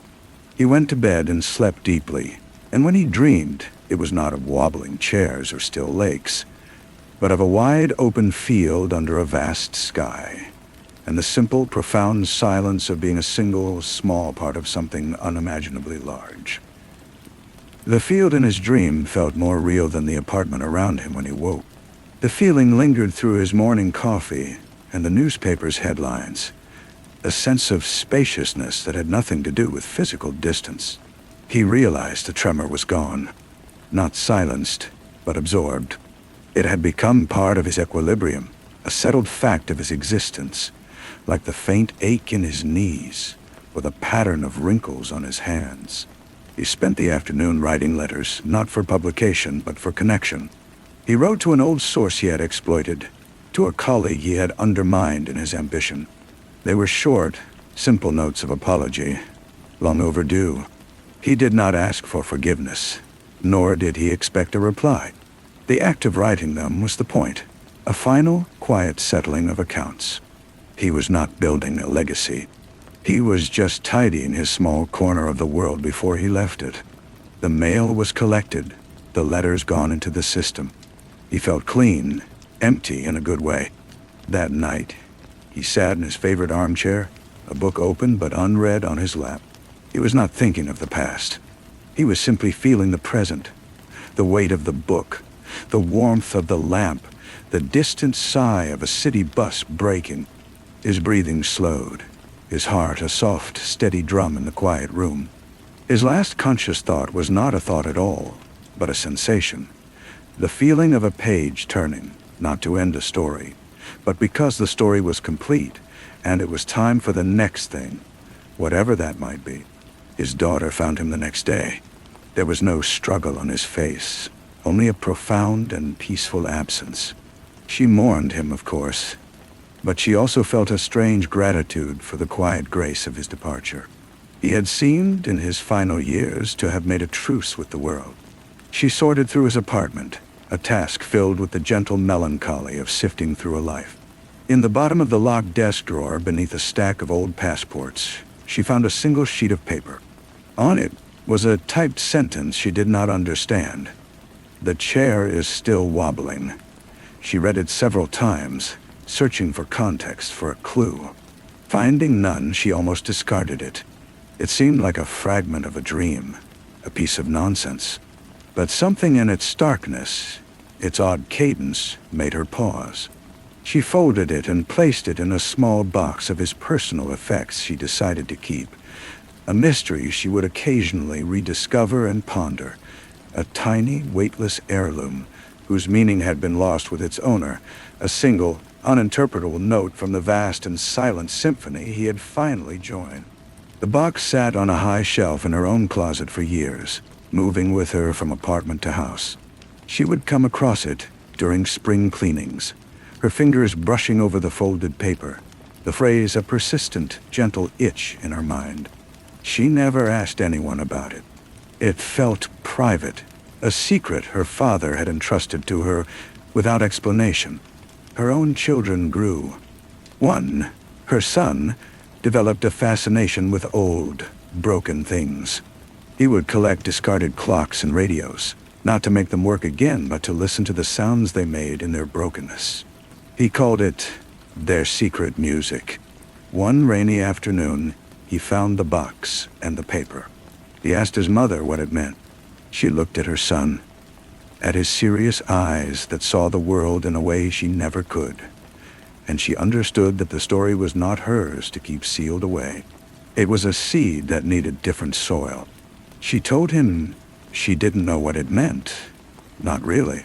She told him it was something important his grandfather had left behind, a piece of a puzzle from a long time ago. She saw the curiosity light in his eyes, not the frantic need for an answer, but a calm acceptance of the mystery itself. He took the paper to his room. He didn't try to research it or solve it. He simply taped it to his wall, a few words surrounded by his own drawings of intricate, impossible machines. For him, the wobbling chair was not a memory of trauma, but a principle of physics, a philosophical idea about perpetual instability. He had, without knowing it, transformed the burden of the past into a question for the future. The original chair, the one in the Miller house, had been burned with the rest of the evidence long ago. The lake house had changed hands again. Lonnie Bates' name was etched nowhere. Gaston and Douglas Ray were names in archives. But the wobble continued, not as a ghost, but as an idea, passed like a quiet baton, its meaning shifting and evolving, its vibration growing fainter and wider, a ripple moving through time, now touching a boy who heard music in the unlikeliest of places, ensuring that the tremor, in some new and gentle form, would never. The boy grew into a man, an engineer of sorts, though he never called himself that. He built installations for art galleries, complex structures that swayed and creaked and sang in the wind, powered by their own delicate imbalances. Critics wrote about his work, using words like kinetic and haunting, but they never grasped the simple truth at the core of his art. He was not building machines. He was building chairs, not to sit on, but to listen to. He married a woman with a quiet laugh, and they had a daughter. He never told her about the paper on the wall, now carefully preserved behind glass. He didn't need to. The concept was in his blood, in the way he held her when she was scared, acknowledging the wobble in the world without trying to force it to be still. He taught her that stability was not the absence of motion, but the ability to move without breaking. One day, his mother passed away, and he inherited the rest of the box from the closet. In it, he found a reporter's notebook, its pages brittle and yellow. It was filled with his grandfather's tight, angular script, notes on city council meetings and union disputes. But tucked in the back was a single, folded piece of paper, a carbon copy of an old parole board document. He read the details of the Miller case, the name Lonnie Bates, the name Gaston. He read the cold, clinical summary of a murder. For a moment, the wobble became a violent, terrifying shake, the echo of a real and brutal act. He felt the weight of its history, the pain at its source. He went into his workshop and sat for a long time in the silence. He looked at the tools on his wall, at a half-finished mobile turning slowly in the draft from a window. He thought of the boy, Lonnie, fixated on a wobbly chair while a life ended nearby. He thought of the detective, Gaston, who had carried that detail for decades like a stone in his pocket. He thought of his grandfather, who had locked the sentence away, a testament to its unbearable truth. He didn't take the paper down. He didn't destroy the notebook. He simply understood the context now. The music he heard was not just a principle. It was the sound of a specific human suffering, refracted through time and love into something he could bear. It was his inheritance. That night, he read his daughter a bedtime story about a little planet that wobbled on its axis, making the stars around it dance. She fell asleep with a smile, and he knew the tremor had found its newest, most gentle custodian. The line was redrawn, not between good and evil, but between those who were broken by the wobble and those who learned to make it sing. He sat in her room long after her breathing had settled into the soft rhythm of sleep. The mobile above her bed, a constellation of carved wooden birds, turned in a slow, silent circle. He saw the world now not as a series of fixed points, but as a fluid, interconnected system of vibrations. His grandfather's locked drawer, Gaston's still lake, Lonnie's silent prison, his own whirring installations. They were all stations along the same frequency, each receiving the same signal and interpreting it through the filter of their own life. He did not feel cursed by this knowledge. He felt tasked. The weight was not a burden to be carried, but a tension to be maintained, like the string of a violin, necessary for the music to exist at all. He stood, kissed his daughter's forehead, and walked out of the room, leaving the door open a crack, a tacit acknowledgement that no stability is absolute, no silence ever complete. In the morning, he began a new piece. It was his largest and quietest work yet. It used no motors, no forced air. It was simply a series of balanced, interlocking arms, suspended from the high ceiling of his studio, each one sensitive to the most minute changes in air pressure, to the vibrations of a truck passing 3 blocks away. It was never still. Its movements were a language, a continuous, wordless story about the world outside the walls. He would sometimes sit and watch it for hours, a student before his teacher. He was not waiting for it to reveal a secret. He was listening to it speak, and in its gentle, perpetual motion, he heard the echo of everything. The chair was not just wobbling. It was dancing, and he had finally learned the steps. The dance was not always graceful. Some days the arms of the sculpture would shudder violently, a chaotic spasm in response to a slammed door or a low-flying plane. On those days, the music felt dissonant, a reminder of the original violence. He would simply observe, accepting the jarring movement as part of the whole. Other days, the motion was so subtle it was almost imperceptible, a slow, breathing sway that seemed to be the room itself dreaming. His daughter would come in and sit with him, her small presence a new variable in the installation's delicate equation. She would point to a specific arm and say that one is telling a story about a bird, and he would nod because she was right. The meaning was not fixed. It was given and received. Years later, when the sculpture was eventually disassembled to make room for a new project, he felt no sense of loss. The dance was not in the object. The object was merely a temporary instrument. The real dance was in the paying of attention, a skill he had honed, and would now apply to the next thing, and the next.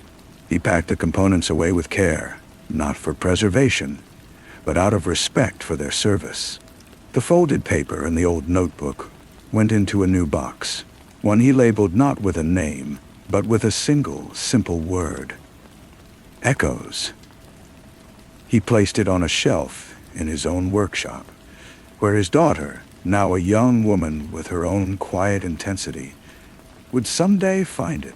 She would open it with curious hands, and the tremor would pass to her, not as a story of a crime, but as a story of a dance, and she would hear its music in a way he could not yet imagine.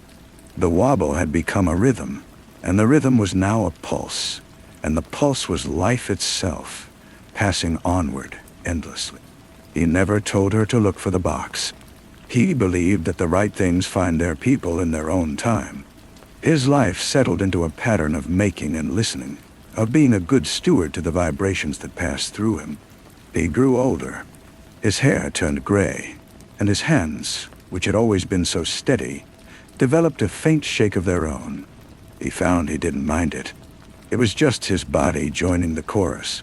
His daughter did find the box, one winter afternoon while looking for a specific tool. The word echoes caught her eye. She lifted the lid and saw the yellowed notebook, the glass-covered phrase, and a small, smooth stone from a lakeshore her father had once told her about. She sat on the dusty floor of the workshop and read. She read about Lonnie and Gaston and Douglas Ray. She read about a wobbling chair and a terrible silence. She felt the chill of the old violence, but it was muted, softened by the layers of love and interpretation that had been laid over it by her father and his grandfather. She didn't feel the need to build sculptures or write stories. Her medium was different. She was a teacher. The next day, in her classroom of restless 10-year-olds, she set aside the planned lesson.